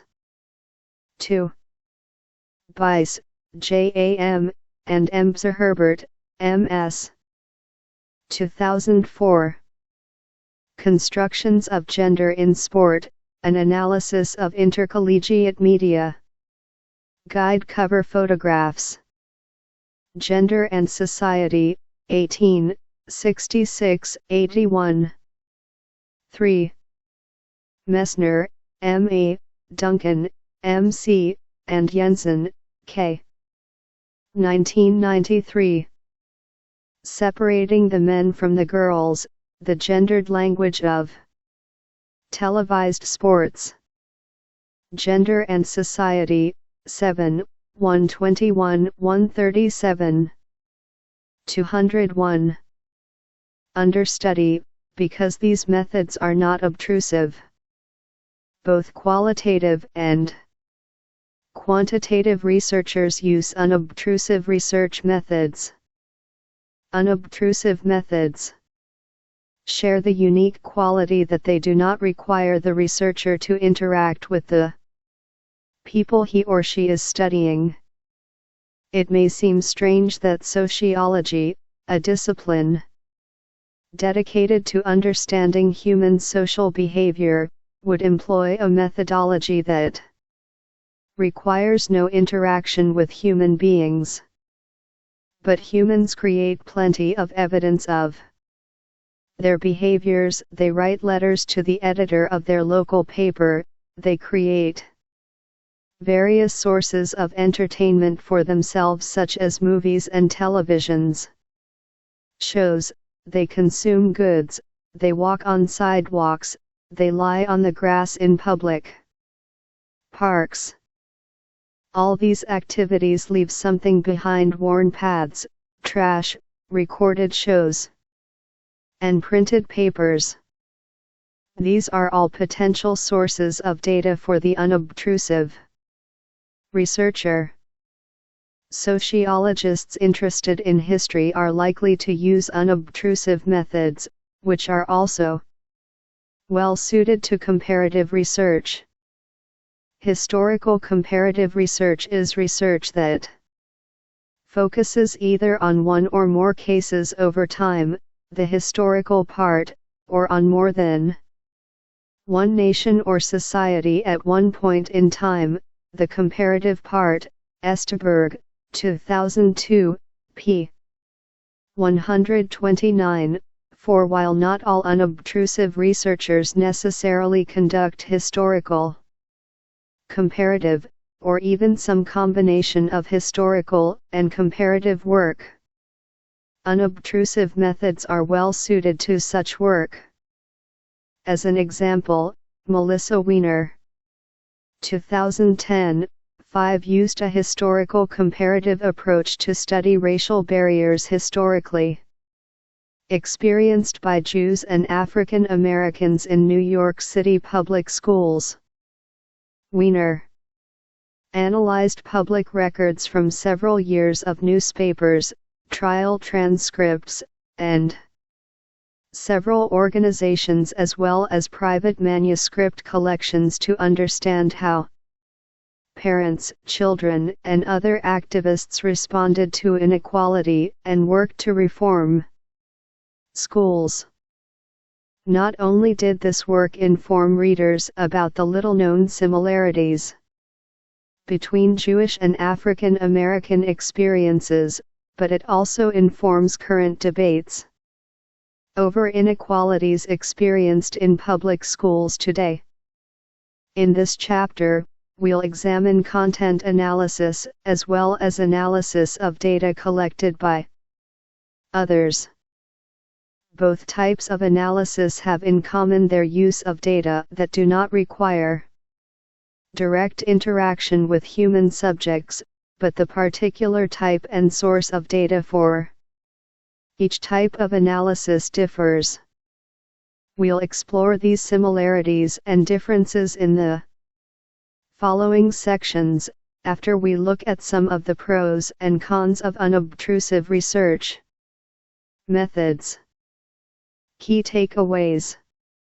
Unobtrusive methods allow researchers to collect data without interfering with the subjects under study. Historical comparative methods, which are unobtrusive, focus on changes in multiple cases over time or on more than one nation or society at a single point in time. 4. Esteberg, K.G. 2002. Qualitative Methods in Social Research. Boston, McGraw-Hill.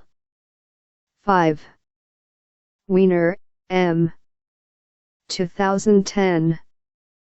Power, Protest, and the Public Schools, Jewish and African American Struggles in New York City. Piscataway. N.J., Rutgers University Press. Chapter 11-202. Exercises. 1. What are some additional sources of unobtrusive data, aside from those already mentioned, that sociologists might take interest in examining? 2. What locations might you like to compare in your own research? Are there changes that occur over time that you might be interested in exploring? Explain. 11.1.2 Pros and Cons of Unobtrusive Research. Available under Creative Commons Non-Commercial Share Alike 4.0 International License, http://creativecommons.org/by-nc-sa/4.0. Learning Objectives. 1. Identify the major strengths of unobtrusive research. 2. Identify the major weaknesses of unobtrusive research. 3. Define researcher bias. 4. Define the Hawthorne effect. As is true of the other research types examined in this text, unobtrusive research has a number of strengths and several weaknesses. 11.1.2.1 Strengths of Unobtrusive Research. Available under Creative Commons Non-Commercial Share Alike 4.0 International License, http://creativecommons.org/licenses/by-nc-sa/4.0. Researchers who seek evidence of what people actually do, as opposed to what they say they do, as in survey and interview research, might wish to consider using unobtrusive methods.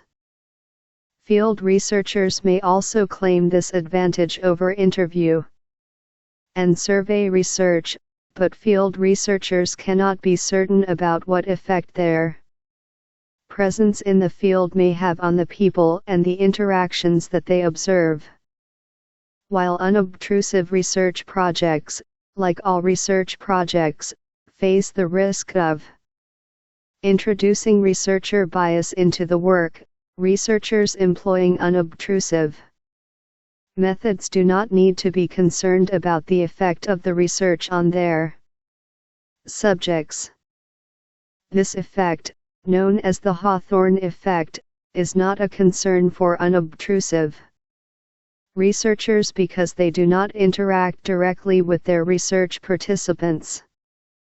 In fact, this is one of the major strengths of unobtrusive research. Another benefit of unobtrusive research is that it can be relatively low cost compared to some of the other methods we've discussed.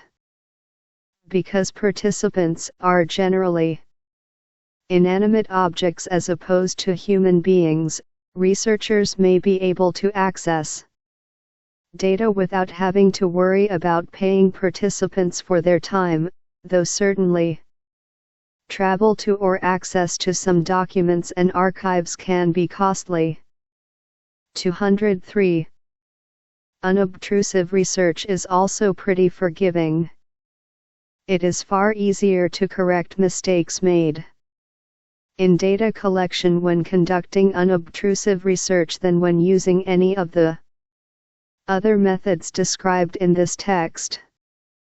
Imagine what you would do, for example, if you realized at the end of conducting 50 in-depth interviews that you'd accidentally omitted 2 critical questions from your interview guide.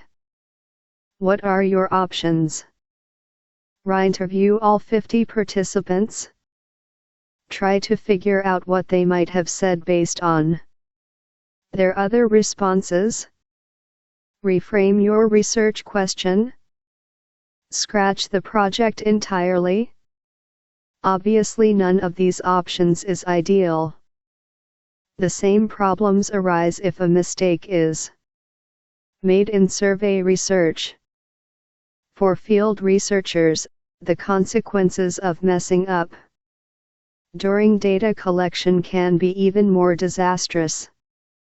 Imagine discovering after tagging along on a political candidate's campaign that you needed a do-over.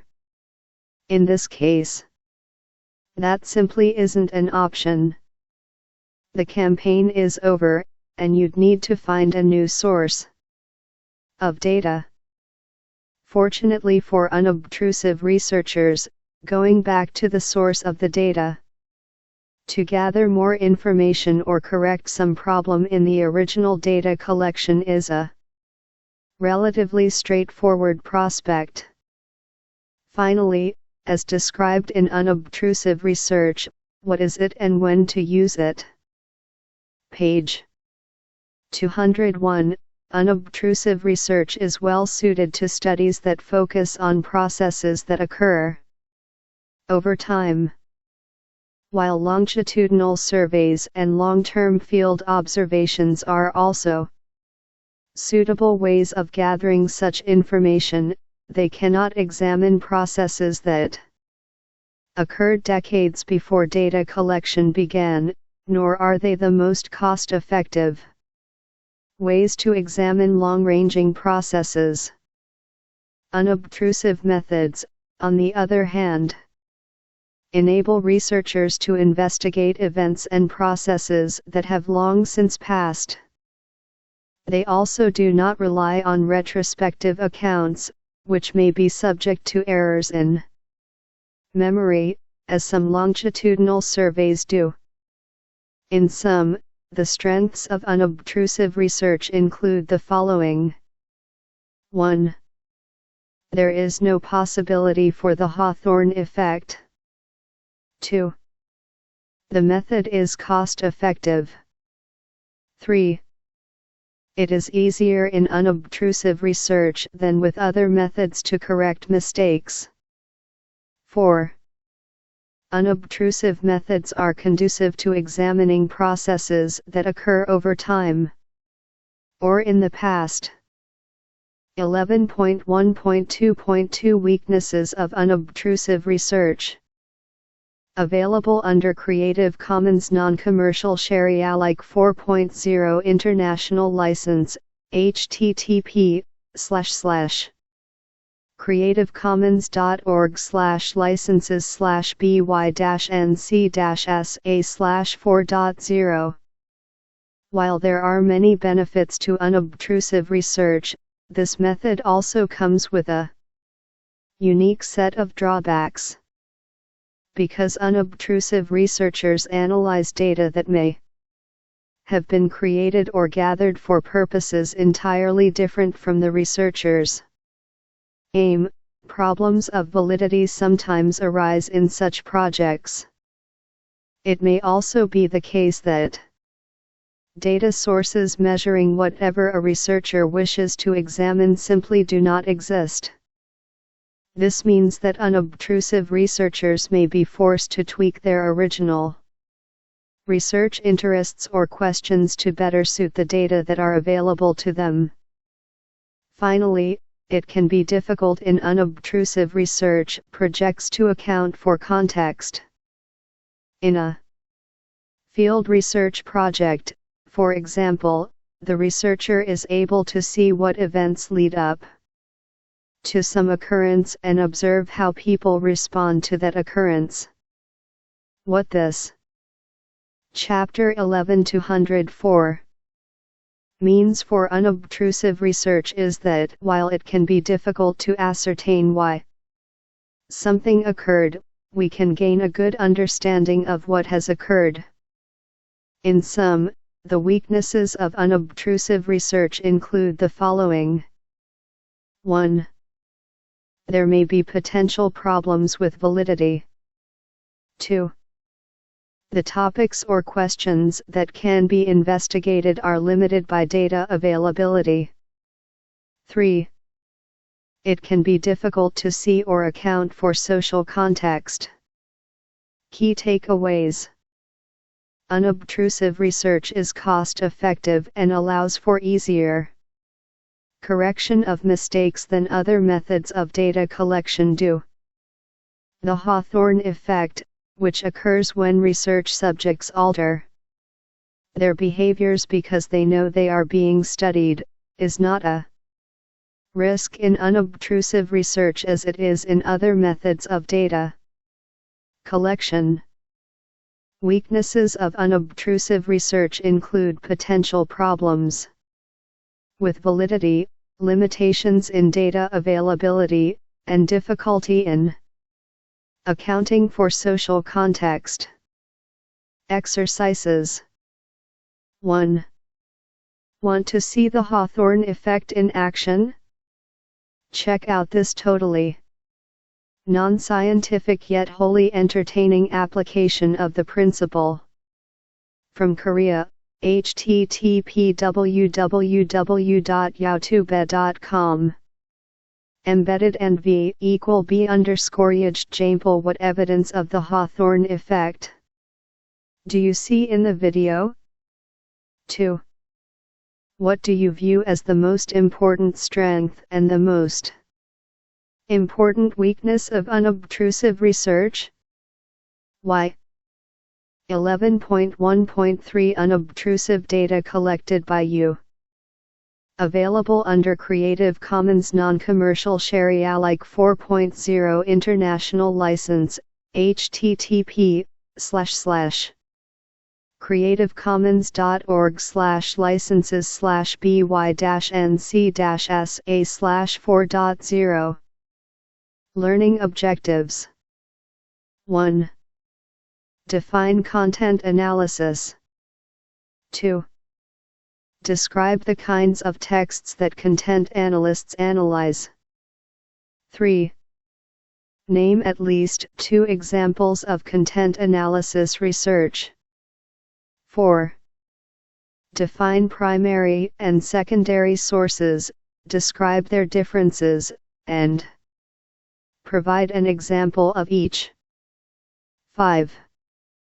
Define physical traces and compare them to material artifacts. 205. 6. Outline the differences between manifest content and latent content. 7. Discuss the differences between qualitative and quantitative content analysis. 8. Describe code sheets and their purpose. This section focuses on how to gather data unobtrusively and what to do with those data once they have been collected. There are 2 main ways of gathering data. Unobtrusively, conducting a content analysis of existing texts and analyzing physical traces of human behavior. We'll explore both approaches. 11.1.3.1 Content Analysis. Available under Creative Commons Non-Commercial Share Alike 4.0 International License, http://creativecommons.org/licenses/by-nc-sa/4.0. One way of conducting unobtrusive research is to analyze texts. Texts come in all kinds of formats. At its core, content analysis addresses the questions of who says what, to whom, why, how, and with what effect. Babby, 2010, pages 328-329. 6. Content analysis is a type of unobtrusive research that involves the study of human communications. Another way to think of content analysis is as a way of studying texts and their meaning. Here we use a more liberal definition of text than you might find in your dictionary. The text that content analysts investigate includes such things as actual written copy, for example, newspapers or letters, and content that we might see or hear, for example, speeches or other performances. Content analysts might also investigate more visual representations of human communication, such as television shows, advertisements, or movies.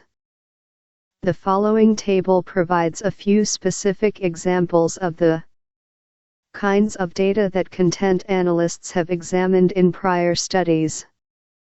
Which of these Sources of data might be of interest to you. Data research question. Author, S. Year. Spam e. Mails. What is the form, content, and quantity of unsolicited emails? Berzins. 2009, 7. James Bond films. How are female characters portrayed in James Bond films? And what broader lessons can be drawn from these portrayals? Neuendorf, Gore, D'Alessandro, Janstova, and Snyder. Sui, 2010, 8. Table 11.1 Content Analysis Examples. 6. Babi, E. 2010. The Practice of Social Research, 12th ed. Belmont, C.A., Wadsworth. 7. Berzins, M. 2009. Spams, Scams, and Shams, Content Analysis of Unsolicited Email. International Journal of Technology, Knowledge, and Society, 5, 143-154. Chapter 11 206. Console. Video. Games. How is male and female sexuality portrayed in the best-selling console video games? Downs and Smith, 2010. 9. Newspaper articles.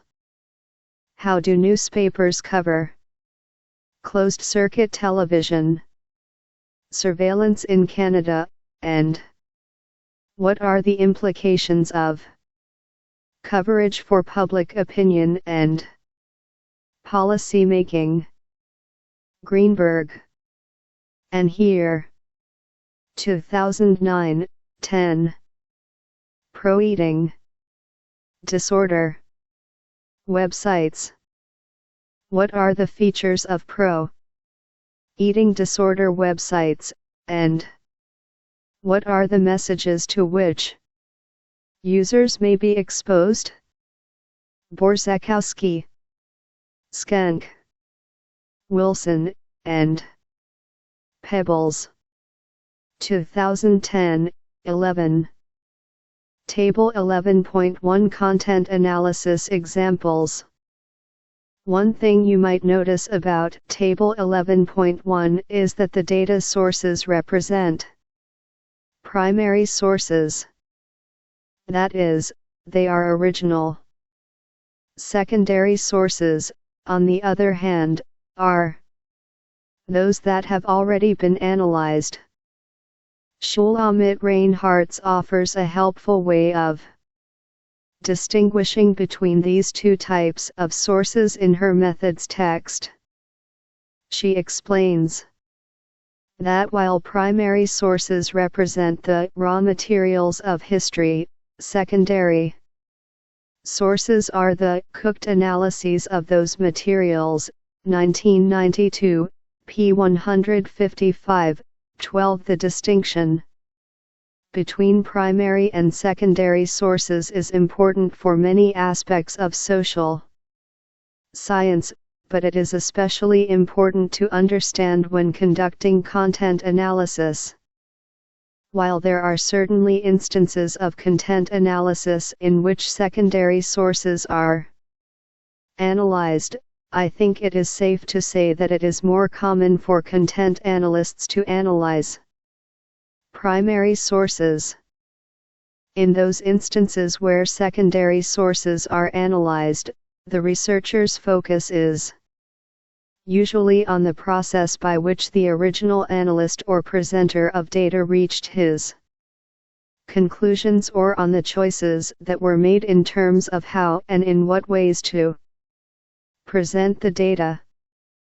For example, Ferry and Hall, 1990, 13 conducted a content analysis of introductory sociology textbooks, but their aim was not to learn about the content of sociology as a discipline. Instead, the researchers sought to learn how students are. 8.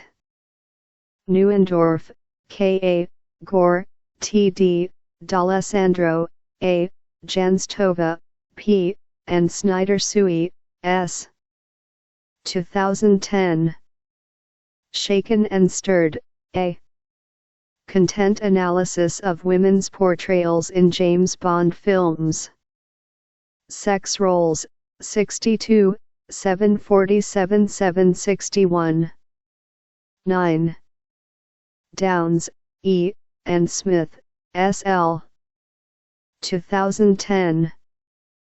Keeping Abreast of Hypersexuality, a video game character content analysis.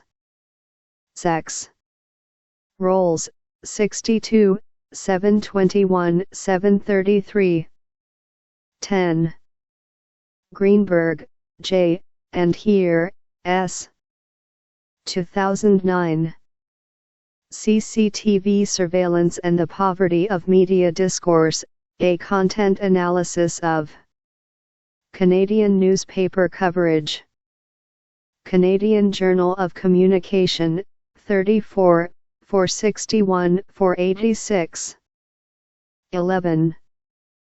Borzakowski, D.L.G., Skank, S., Wilson, J.L., and Pebbles, R.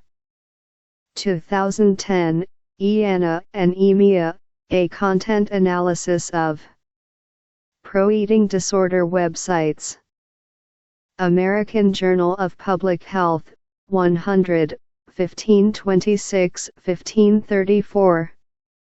12. Reinhartz, S. 1992. Feminist Methods in Social Research. New York, New York, Oxford University Press. 13. Ferry, M.M., and Hall, E.J. 1990. Visual Images of American Society, Gender and Race in Introductory Sociology. Textbooks. Gender and Society, 4, 500 533. 207. Taught the subject of sociology and understand what images are presented to students as representative of sociology as a discipline. Sometimes students new to research methods struggle to grasp the difference between a content analysis of secondary sources and a review of literature, which is discussed in Research Design, page 72. In a review of literature, researchers analyze secondary materials to try to understand what we know, and what we don't know about a particular topic. The sources used to conduct a scholarly review of the literature are typically peer-reviewed sources, written by trained scholars, published in some academic journal or press, and based on empirical research that has been conducted using accepted techniques of data collection for the discipline. Scholarly theoretical pieces are included in literature reviews as well. These sources are called in a review of literature in order to arrive at some conclusion about our overall knowledge about a topic. Findings are generally taken at face value. Conversely, a content analysis of scholarly literature would raise questions not raised in a literature review. A content analyst might examine scholarly articles to learn something about the authors, for example, who publishes what, where, publication outlets. For example, how well do different journals represent the diversity of the discipline, or topics? For example, how has the popularity of topics shifted over time? A content analysis of scholarly articles would be a study of the studies as opposed to a review of studies. Perhaps, for example, a researcher wishes to know whether more men than women authors are published in the top-ranking journals in the discipline. The researcher could conduct a content analysis of different journals and count authors by gender. Though this may be a tricky prospect if relying only on names to indicate gender. Or perhaps a researcher would like to learn whether or how various topics of investigation go in and out of style. She could investigate changes over time in topical coverage in various journals. In these latter two instances, the researcher is not aiming to summarize the content of the articles but instead is looking to learn something about how, why, or by whom particular articles came to be published. Content analysis can be qualitative or quantitative, and often researchers will use both strategies to strengthen their investigations. In qualitative content analysis, the aim is to identify themes in the text being analyzed and to identify the underlying meaning of those themes. A graduate student colleague of mine once conducted qualitative content analysis in her study of national identity in the United States. To understand how the boundaries of citizenship were constructed in the United States, Alyssa Goolsby, 2007-14 conducted a qualitative content analysis of key historical congressional debates focused on immigration law. Quantitative content analysis, on the other hand, involves assigning numerical values to raw data so that it can be analyzed using various statistical procedures. One of my research collaborators, Jason Howell, conducted a quantitative content analysis of song lyrics, inspired by an article on the connections between fame, chronic self-consciousness, as measured by frequent use of first-person pronouns, and self-destructive behavior, Schaller, 1997. 15 Howell counted first-person pronouns in Elliott Smith's song lyrics. Howell found that Smith's use of self-referential pronouns increased steadily from the time of his first 14. Goolsby, A. 2007, U.S. Immigration Policy in the Regulatory Era, Meaning and Morality in State Discourses of Citizenship. Unpublished master's thesis. Department of Sociology, University of Minnesota, Minneapolis, MN. 15. Schaller, M. 1997. The Psychological Consequences of Fame, 3 Tests of the Self-Consciousness Hypothesis. Journal of Personality, 65, 91, 309. Chapter 11-208. Album release in 1994 until his suicide in 2003, 2008. 16 We'll elaborate on how qualitative and quantitative researchers collect, code, and analyze unobtrusive data in the final portion of this section. 11.1.3.2 Indirect Measures. Available under Creative Commons Non-Commercial Share Alike 4.0 International License, http://creativecommons.org/licenses/by-nc-sa/4.0. Texts are not the only sort of data that researchers can collect unobtrusively. Unobtrusive researchers might also be interested in analyzing the evidence that humans leave behind that tells us something about who they are or what they do. This kind of evidence includes the physical traces left by humans and the material artifacts that tell us something about their beliefs, values, or norms. Physical traces include such things as worn paths across campus, the materials in a landfill or in someone's trash can. A data source William Rathje and colleagues Rathje, 1992, Rathje and Murthy, 1992-17 have used indentations in furniture, or empty shelves in the grocery store. Examples of material artifacts include video games and video game equipment, sculptures, mementos left on gravestones, housing structures, or even kitchen utensils. What kinds of physical traces or material artifacts might be of interest to you? I recently visited the National Museum of American History in Washington, D.C. While there I saw an exhibit displaying Chef Julia Child's home kitchen, where she filmed many of her famous cooking shows. Seeing the kitchen made me wonder how cooking has changed over the past few decades since Child's shows were on air.